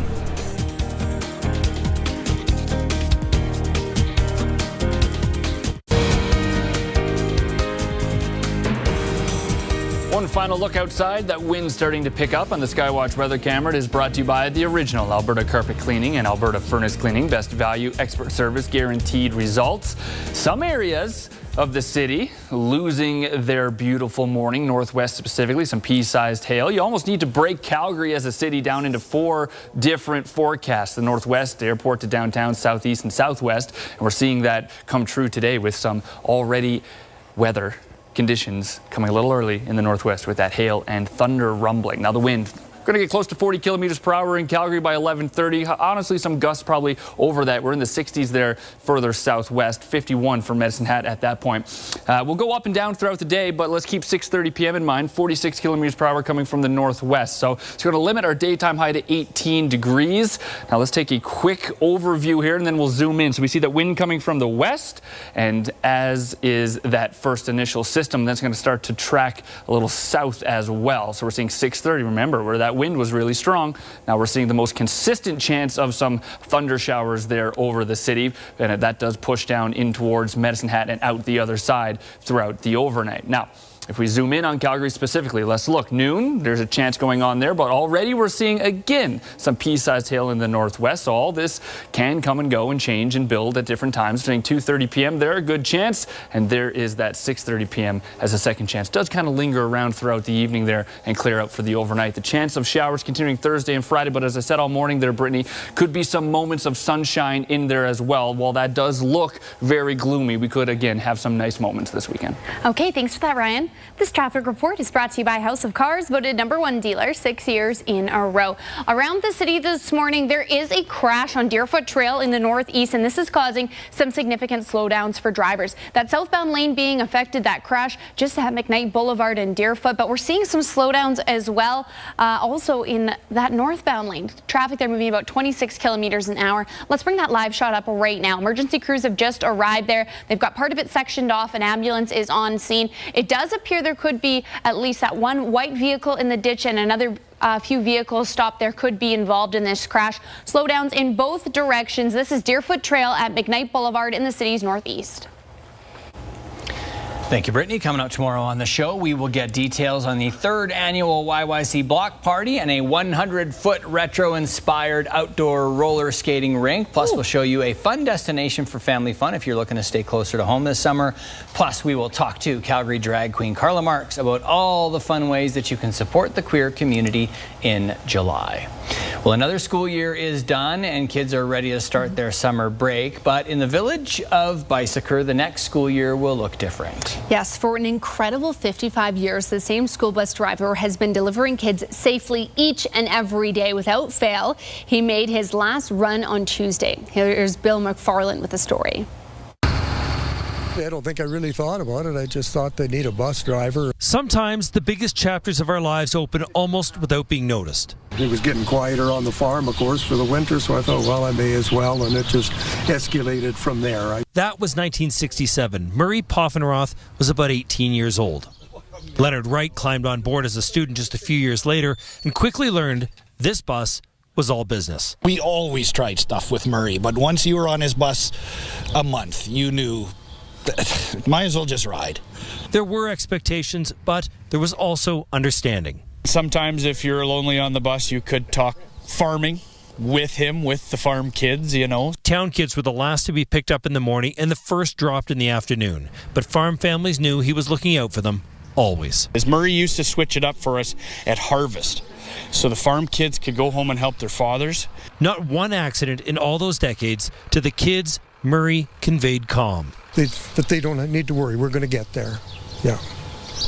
I tried to show that at any rate. There were heart-pounding moments, like making left turns onto the highway through the fog. There was mornings that you couldn't see 50 feet out, and that you'd keep your door open, your window, try and listen for something. At the end, you just had to take a chance. But he made it. Every trip, every blizzard or hailstorm, the kids arrived without incident. I thank the Lord for watching over me every day. I really do. 55 years, countless snow days, 8 school buses, and thousands of kids. I guess I'm going to say I'm going to quit while I'm ahead. At long last, the school year's over, and it's time for Murray to go home. I miss it in my mind already. Bill McFarland, CTV News, Bicycle. Amazing run, and I will say this, my wife is a teacher and I know how very difficult that job is, but I think like the bus driver, that's a special level of difficulty and challenge. Kids blow off steam in the bus. Like I started a food fight one time on a bus. You did not. I did, and I would like to, my bus driver April, that was her name for several years. If you are watching this morning, I apologize. What were you throwing? What kind of food? It was like, you know, the Katie, the cheese pouch on one side, noodles on the other. Easy Mac. Yeah, it was that.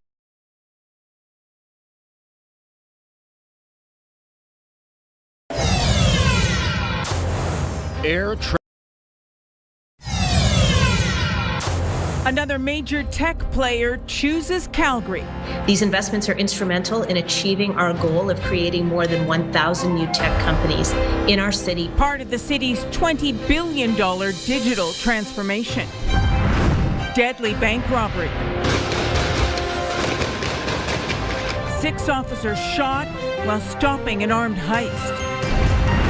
and a new angle on the airport chaos. My luggage is somewhere in the airport, but they have no idea where. The desperate and hopeless search for lost luggage. CTV Calgary, local breaking news with Ian White and Jocelyn Laidlaw. Good afternoon. Calgary's tech sector is getting another boost, and it'll mean hundreds of new jobs in the city. IBM is bringing its Client Innovation Centre for Western Canada to our city. Jordan Canigan joins us from near the IBM office in the Beltline. And Jordan, this will be their third centre in Canada. That's right, Ian. IBM already has two of these innovation centers in Canada, one in Halifax, the other in Montreal. So this new one that's going to be opening here in Calgary will serve the western part of the country. IBM saying 250 jobs will be created here in Calgary, with the potential to grow that to 430 positions over the next several years. The Innovation Center here will focus on 5G, artificial intelligence, and blockchain technology. Also, in 2024, it will open a sustainability center to try and help companies move towards net zero. According to Calgary Economic Development, spending on digital transformation in the province set to surpass $20 billion over the next 2 years. Calgary's tech scene will account for nearly half of that. The city's Opportunity Investment Fund putting up $5 million to help this center open. These investments are instrumental in achieving our goal of creating more than 1,000 new tech companies in our city over the next decade. To date, the Opportunity Calgary Investment Fund has committed $68 million to a variety of projects in Calgary. And the mayor says that money from the investment fund has already turned into more than $440 million of outside investment, with the potential to go up to $750 million. Now, the center will open at that building behind me at IBM's 25,000 square foot location here in the Beltline. Ian? Jordan, thanks very much. Southern and central Alberta got some wild weather last night. From thunderstorms and hail to strong winds, heavy rain, even tornado warnings. This video was taken between Chestermere and Strathmore. A storm south and east of the city prompted a tornado warning for Wheatland County near Standard, Galician, Strathmore, Lyalta, Carsland, and Siksika. Around Calgary, there were heavy downpours and hail. It was a fast-moving system, though, and once it was done, the sun popped back out, and there was even this stunning rainbow.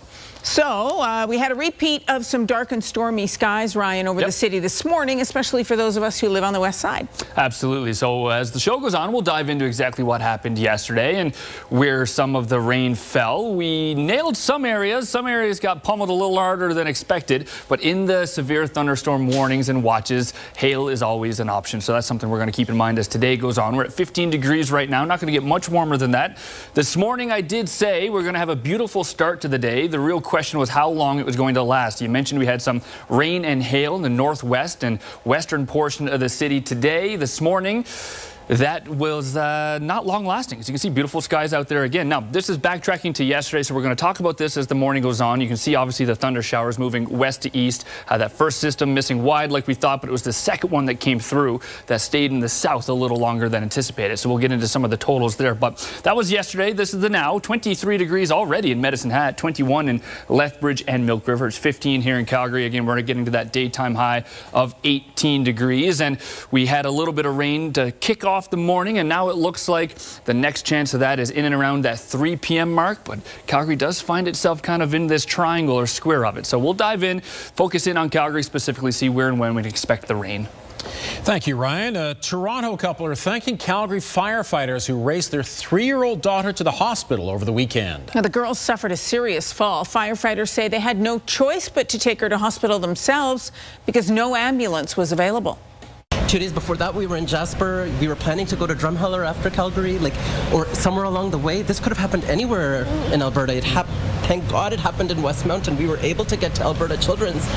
Now, visiting from Toronto, little Tara fell on Sunday, hit her head, and had a seizure. Firefighters arrived, first providing medical care. They say 911 couldn't give them an estimated time of arrival for an ambulance, so they called an on-duty doctor who told them to get Tara to the hospital right away. They took her in their fire truck. Paramedics arrived right after fire crews left, about 20 minutes after the first 911 call. Tara's parents say they're grateful fire crews acted quickly. And I'm so glad that they did. We got to Alberta Children's Hospital. They had a team ready for us, and her oxygen was actually really low. So it was very critical that she got there as soon as possible. So we were very thankful that she got the care she needed. As you can see, Tara is doing much better. Yesterday, Fire Chief Steve Dongworth called out AHS, saying its response system is broken.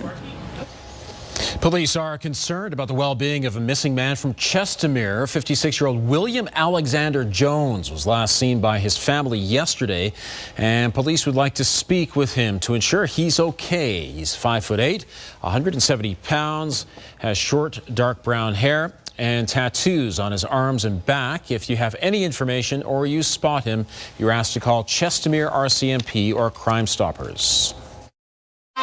You're watching CTV News, Calgary. The last day of school in Bicycle also marked the end of an era. And for the past 55 years, Murray Poffenroth has been delivering kids safely to and from school, driving over 1.5 million kilometers without incident. Yesterday, Murray made his very last run. The 73-year-old has decided to retire. He started driving in the winter of '67 when things were quiet on his farm and he heard the school district was looking for drivers. He's gone through 8 school buses since then. He's driven 3 generations of kids from some families through blizzards, fog, and hailstorms. He's managed to get kids back home safely every single time. You think back about the bad roads, the bad weather, the mechanical breakdowns that a lot of small contractors stay up until midnight. I felt that you had to show the kids that this is not an issue. We're going to get through this without it's just another day. I guess I'm going to say I'm going to quit while I'm ahead. He says he's been blessed by the support of all the local families, especially his own. Murray is one of the longest serving school bus drivers in all of North America. And it really was a beautiful day for his very last run. Picture perfect. And over that career, 1.5 million kilometers. Mm-hmm. And all the kids. All the kids, a lot of the time on the road, a lot of snowstorms, yeah, I'm sure. Have you been on a school bus lately? It's loud. Mm-hmm. Well, NATO is about to grow. Still ahead, 2 Scandinavian neighbors who are joining the alliance as a response to Russian aggression. And 2 suspects dead, dozens of shots fired in a bank robbery on Vancouver Island. Police are still securing the scene of a gun battle near Victoria that left 2 suspected bank robbers dead and 6 officers injured. The chaotic scene unfolded in the middle of the day near a popular strip mall. A video from area residents shows police with gun drawns running to the BMO branch on Shelburne Road. Police say the 2 robbers wearing body armor opened fire first. Officers returned fire, more than 50 shots. The 2 suspected robbers were killed. 6 officers were shot, 3 seriously wounded. 2 underwent surgery yesterday. Gun started, glass shattered, and saw some policemen falling down. They were dragging policemen behind a police van to protect them because they had been shot. You could hear the scream from the policemen. Incredibly, no bank customers or employees were hurt, but police kept the area locked down as they investigate a possible explosive device linked to the botched robbery. So far, the would-be robbers have not been identified. A regimental memorial service in Nova Scotia today for Constable Heidi Stevenson, one of the 22 people killed in the Nova Scotia mass shooting 2 years ago.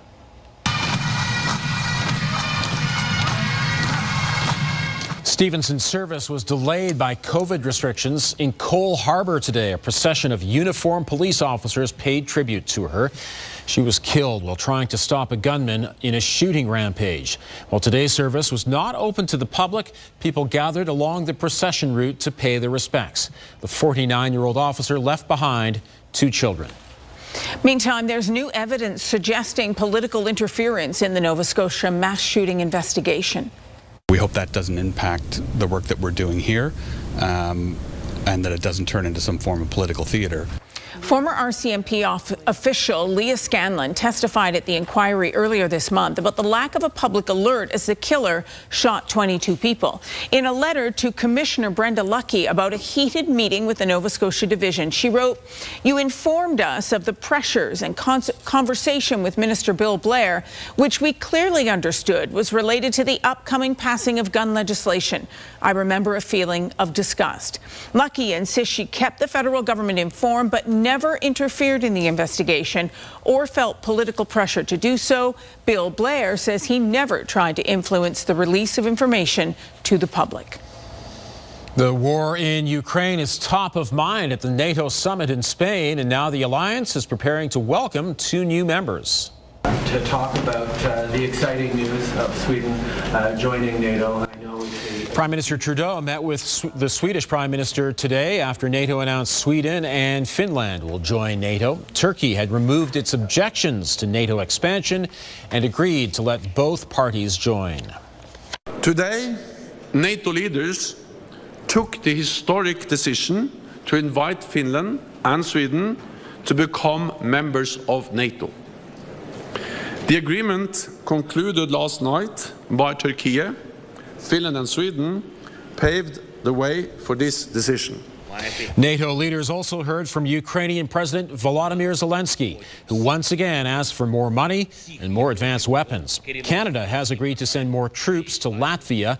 It will also open 4 new embassies in Estonia, Lithuania, Slovakia, and Armenia.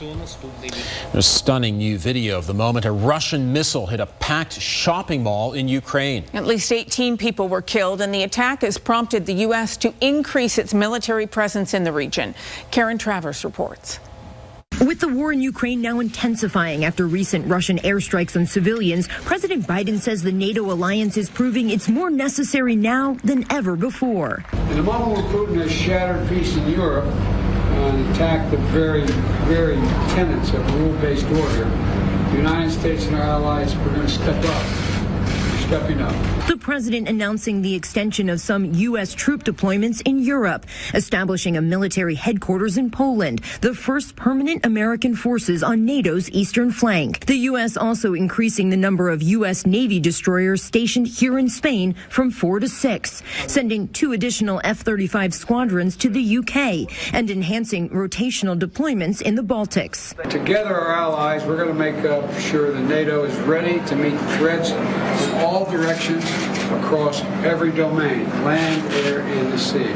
There are currently 100,000 U.S. troops in Europe, including 10,000 in Poland, but no specifics from the president or senior officials on how large that permanent U.S. military presence will be in Poland, or how many U.S. troops will deploy to Estonia, Latvia, and Lithuania. We're going to continue to adjust our posture based on the threat in close consultation with our allies. And the NATO alliance soon getting 2 new members. On the eve of the Madrid summit, Turkey dropping its objections to bids from Finland and Sweden, 2 countries on Russia's doorstep. Their decision to move away from neutrality and the tradition of neutrality to join NATO alliance is going to make us stronger and more secure. Karen Travers, ABC News, traveling with the president in Madrid. NATO leaders are also discussing how to address challenges posed by China and North Korea. A former White House aide has painted a damning portrait of former President Donald Trump. Cassidy Hutchinson told the January 6th committee how Trump grabbed the steering wheel of the presidential limousine and insisted on joining supporters who were storming the Capitol. The president said something to the effect of, "I'm the effing president, take me up to the Capitol now." To which Bobby responded, "Sir, we have to go back to the West Wing." The president reached up towards the front of the vehicle to grab at the steering wheel. Mr. Engel grabbed his arm, said, "Sir, you need to take your hand off the steering wheel." Trump did go back to the White House while his supporters rioted inside the Capitol. Hutchinson was an aide to White House Chief of Staff Mark Meadows. She testified Trump knew people in the crowd he spoke to had weapons and wanted metal detectors taken away because he didn't feel threatened. Former President Trump was not bothered by the fact that these individuals had weapons. He was not bothered by the fact that they showed up and they were willing and ready to kill and maim sitting members of Congress, those who were literally in line should something happen to the president. He was not bothered by them, potentially attacking Nancy Pelosi. He wasn't bothered by them, hanging up gallows to hang Mike Pence, the sitting vice president at the time. He wasn't bothered by any of this because to him, these were people who believed in him. They upheld him as though he was a Messiah-type figure, and they were not going to hurt him. Hutchinson also talked about Trump's anger when Attorney General Bill Barr said there was no evidence of election fraud. She said he threw his plate at the wall and ketchup dripped down it. 2 more migrants who were inside a semi-trailer abandoned near San Antonio, Texas, have died, bringing the death toll to 53. But police say the victims didn't have documentation and in one case had stolen ID. That could make identifying them difficult. Alexis Christoforous reports.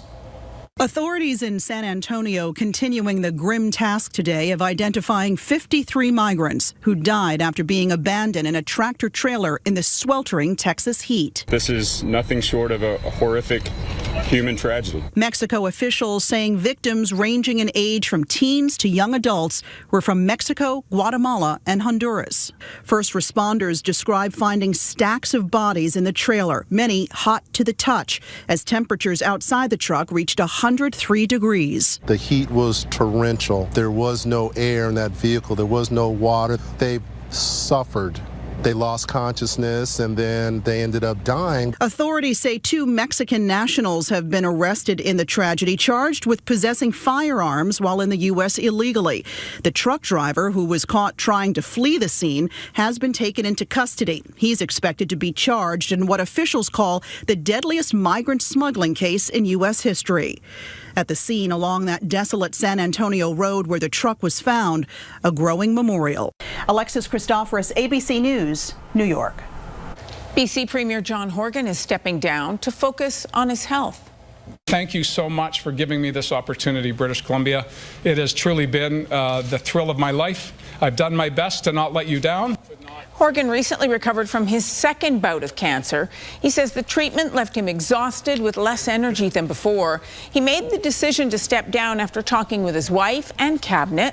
One of Horgan's longtime colleagues says he's done an admirable job leading the province through tough times. He was very clear on what his strong team was supposed to do. Based on the values of British Columbians. And then he said to his team, go out and do it, achieve.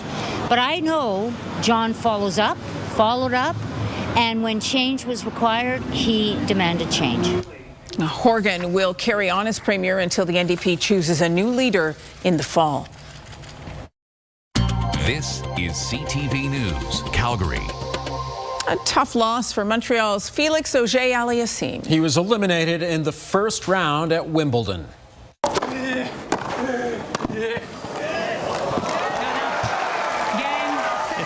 After a marathon match lasting more than 4 hours, Auger-Aliassime, the 9th-ranked player in the world, lost to American Maxime Cressy.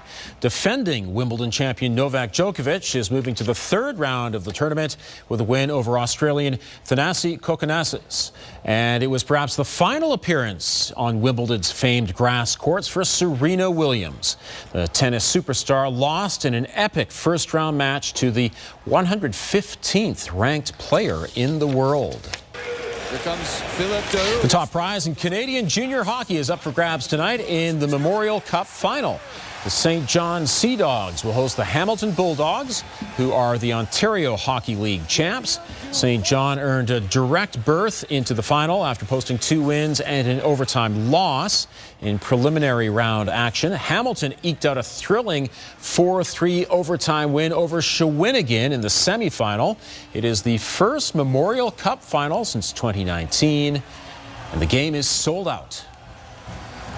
That will be fun. Nice to have hockey back. Right? At the end of June. Yeah. Well, it's not the first thing that comes to mind when you head outside in late June. Just ahead, the resort that opened for a very rare summer ski date. Ryan?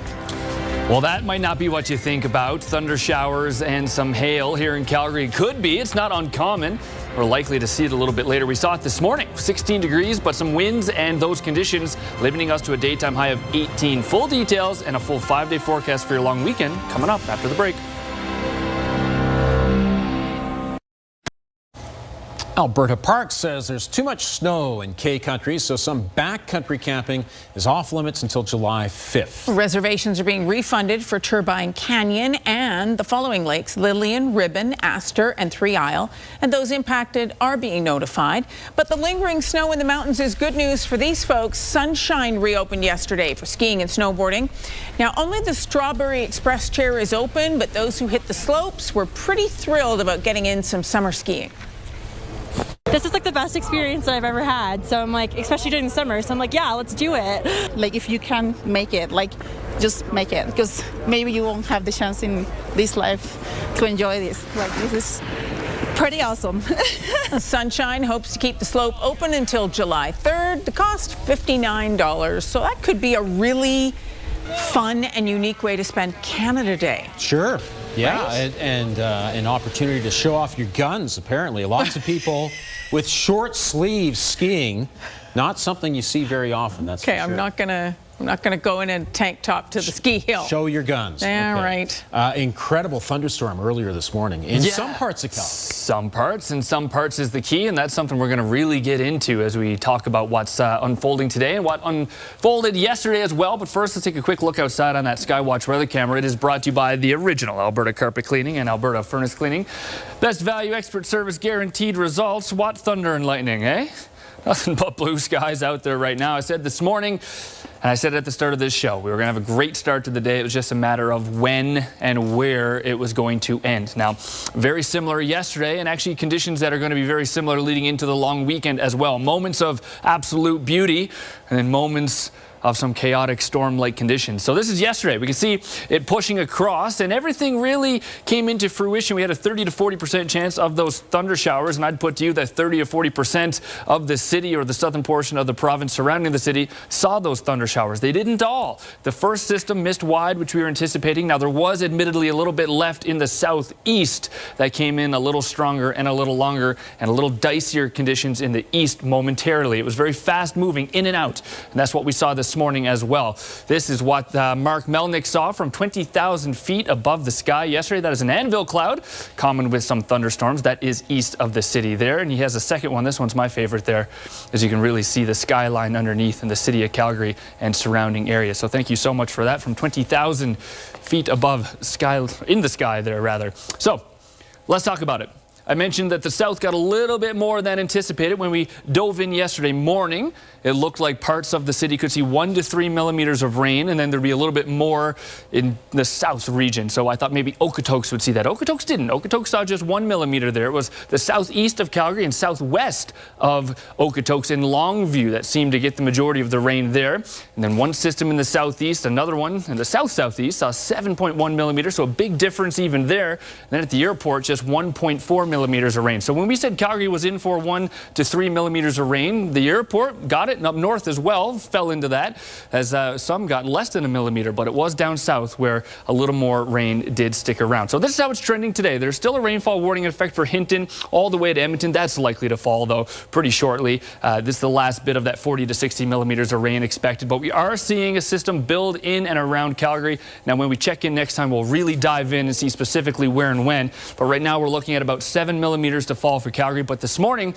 said as much as 14 millimeters, so probably somewhere in between there. We'll break that down, but first we see that chance of showers throughout the long weekend, but again, there'll be moments of sunshine and some moments of rain like we saw this morning. Alberta's books are back in the black in a big way. The province is forecasting a $3.9 billion surplus instead of an $18 billion deficit. The question now is what to do with it. Stephanie Thomas reports. The final quarter of the 2021-2022 fiscal year balanced much better than provincial officials had expected, with a surplus of $3.9 billion and record-breaking resource revenues by March 31st. With the books being so strong, the finance minister says the government has already shared how it will lend a hand to Albertans. We've announced about $2 billion in affordability measures, and we see that as an important part of how we would invest some of the resources that we're gaining through the windfall in oil and gas revenues. During a news conference Tuesday, Nixon says the province will wait to monitor inflation before taking further actions. No plans to cut prosperity checks. The province has extended the provincial gas tax holiday to September and may likely keep it in place for the rest of the year. Alberta households and small businesses can get a rebate on their utility bills starting next month.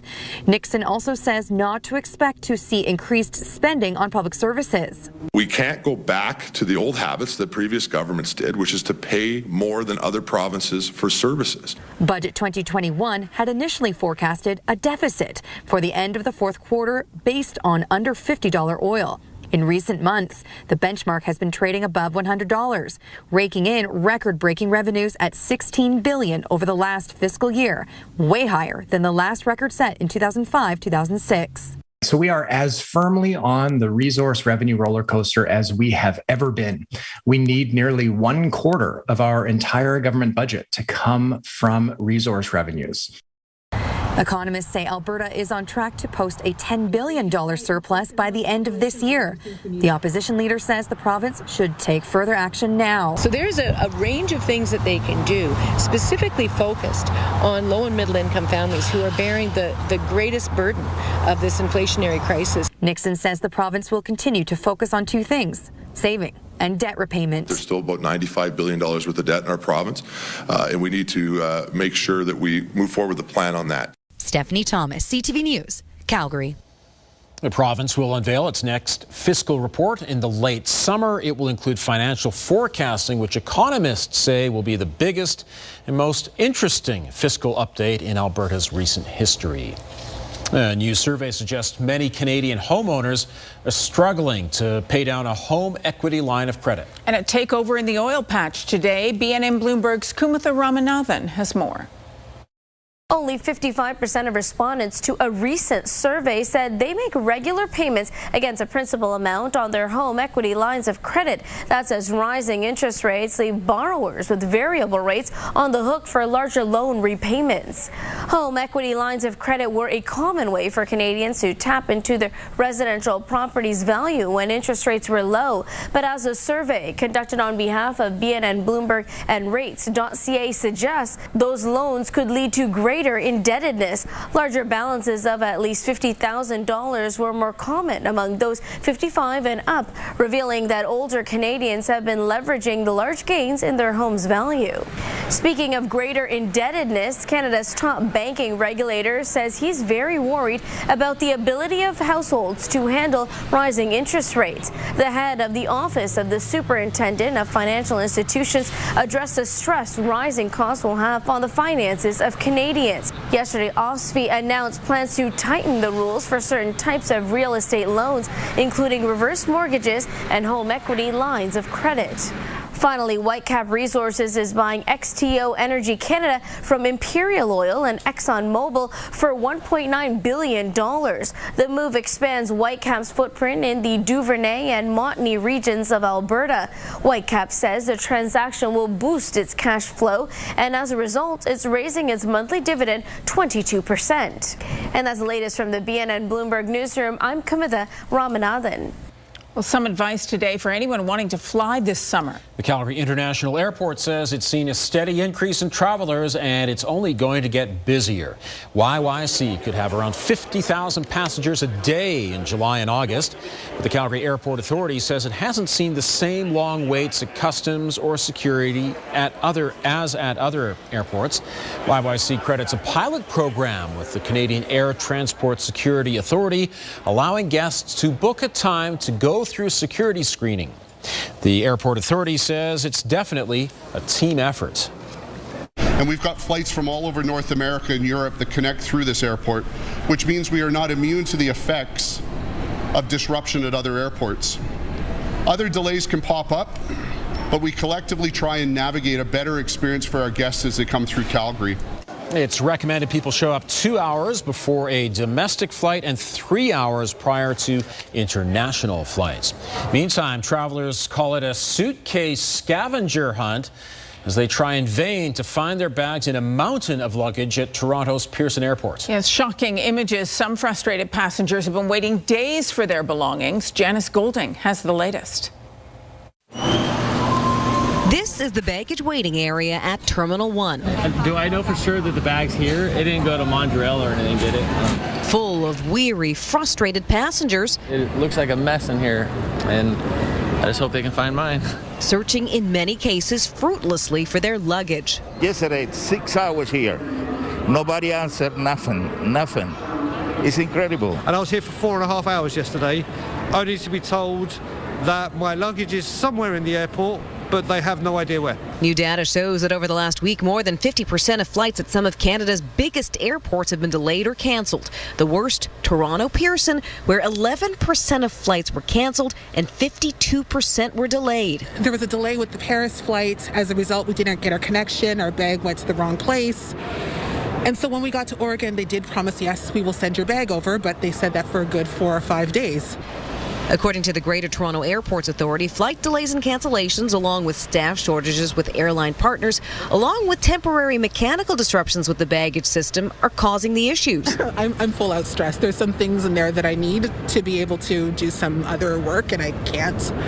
So I'm actually freaking out. In a news conference this morning, the federal transport minister said the government has added staff to CATSA and CBSA and adjusted public health measures that may have been adding to bottlenecks. Janice Golding, CTV News, Toronto. And of course, Toronto is not alone. At Montreal's Trudeau Airport, there are mounds of unclaimed bags, long lines, flight delays, and cancellations. I just think the whole thing is a deterrent. From the passports, where you're trying to just get the documentation to get out, to the airport, then when you get there, having no clothes to wear and no belongings. Well, I was looking forward I'm to sorry, yours will be fine, I'm sure. Hope so. I'm not flying through Toronto, so that's there okay. You go. You'd be better. Researchers at the University of Calgary are touting a treatment that could help stroke patients worldwide. Still ahead, the study involving hundreds of patients that may have found a better treatment.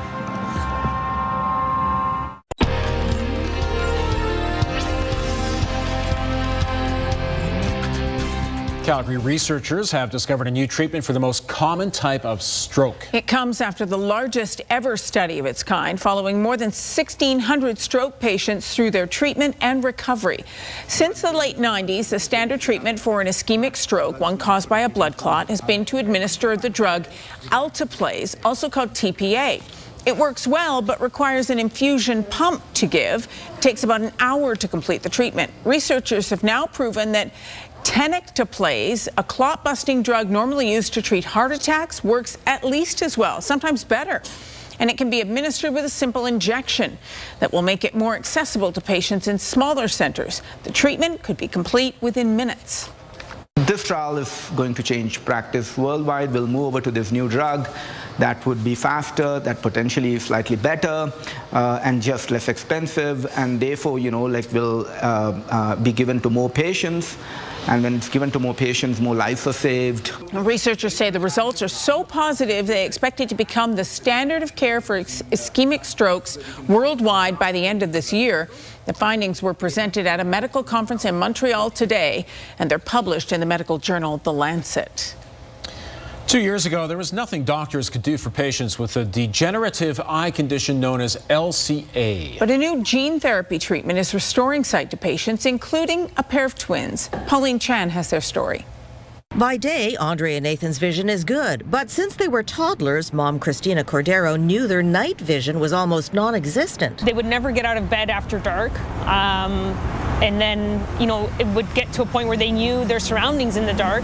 LCA is a degenerative condition. Basically a very early onset degeneration of the retina, and it's due to genetic defects. I couldn't see the stars.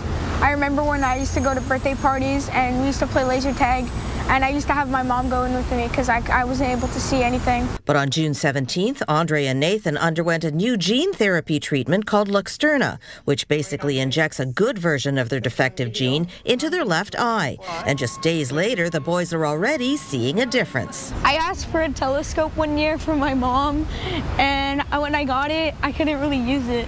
Now he'll be able to. Nathan and Andre are the second and third patients at Sick Kids to receive Luxturna, but there are another 38 Canadians who would also be suitable for this treatment.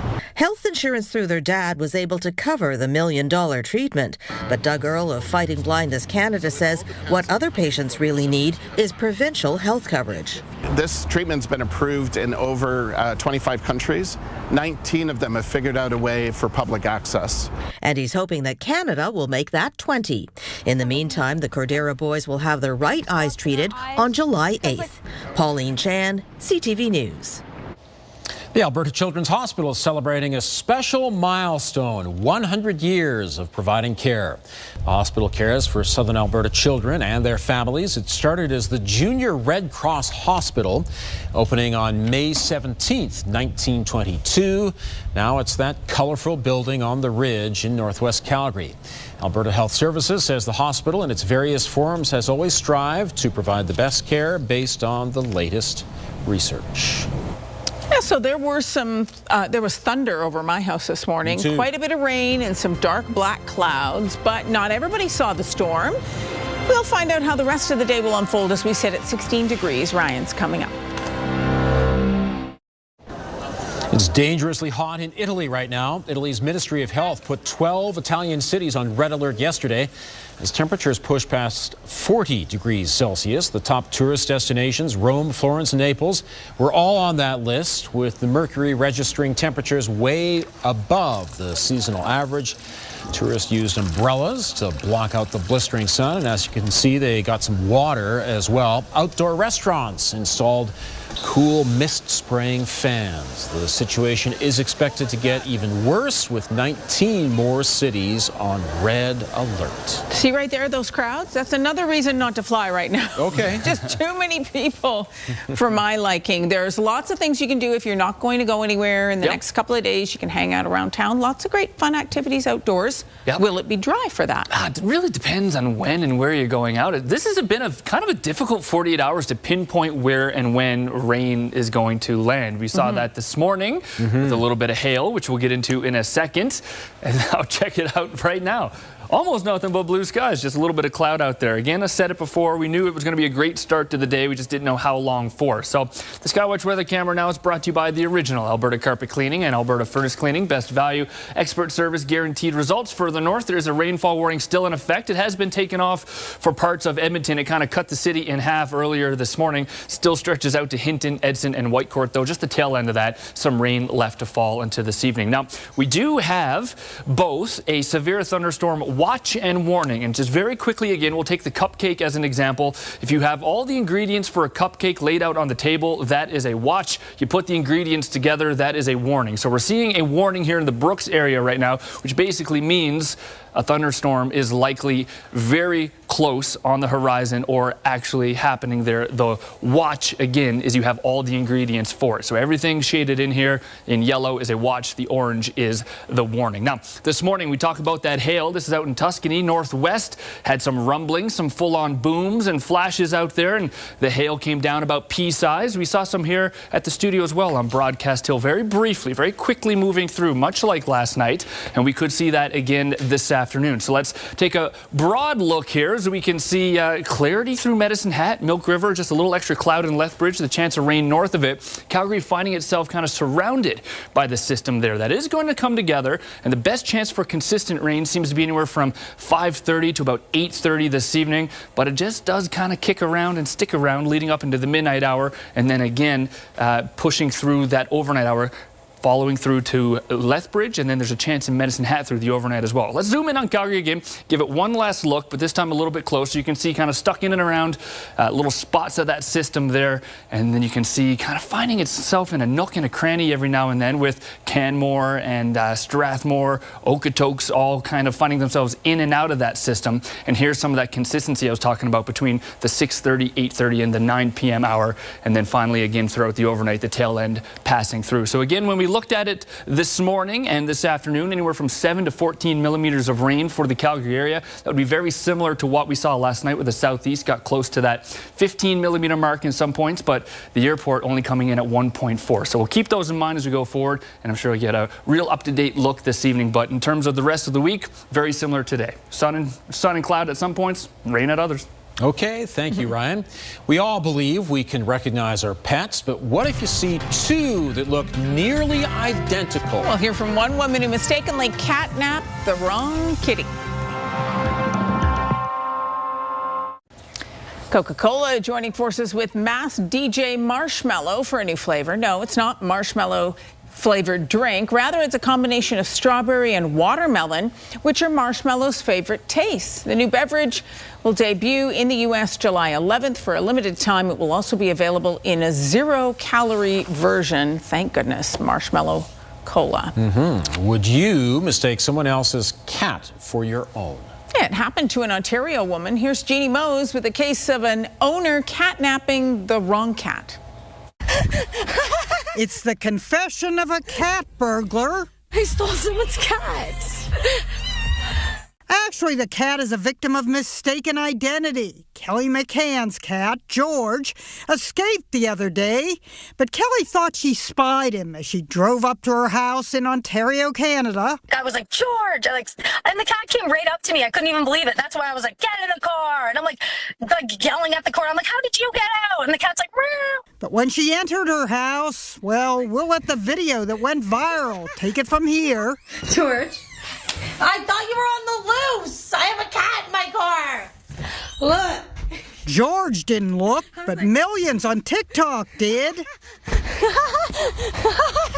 I stole someone's cat.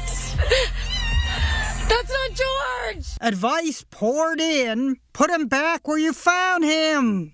How can people not recognize their own cat, though? Well, they do look similar. In a second TikTok video, Hi, Mr. Cat. Hey, BB. Kelly released him right around where she found him. He seems to be an outdoor cat that she still occasionally sees in her small community of townhouses. Owner unknown. As for that video, there are almost as many comments on your laugh as on the cat mix-up. Yeah, Did I hear it there for a moment? Yeah. Someone called it the unhinged cackle, the Elmo laugh sent me. Posted another, why your laugh was like Ariana Grande's. To us, it sounds like the cat got her tongue and was pulling on it. Jeannie Mose, CNN, New York.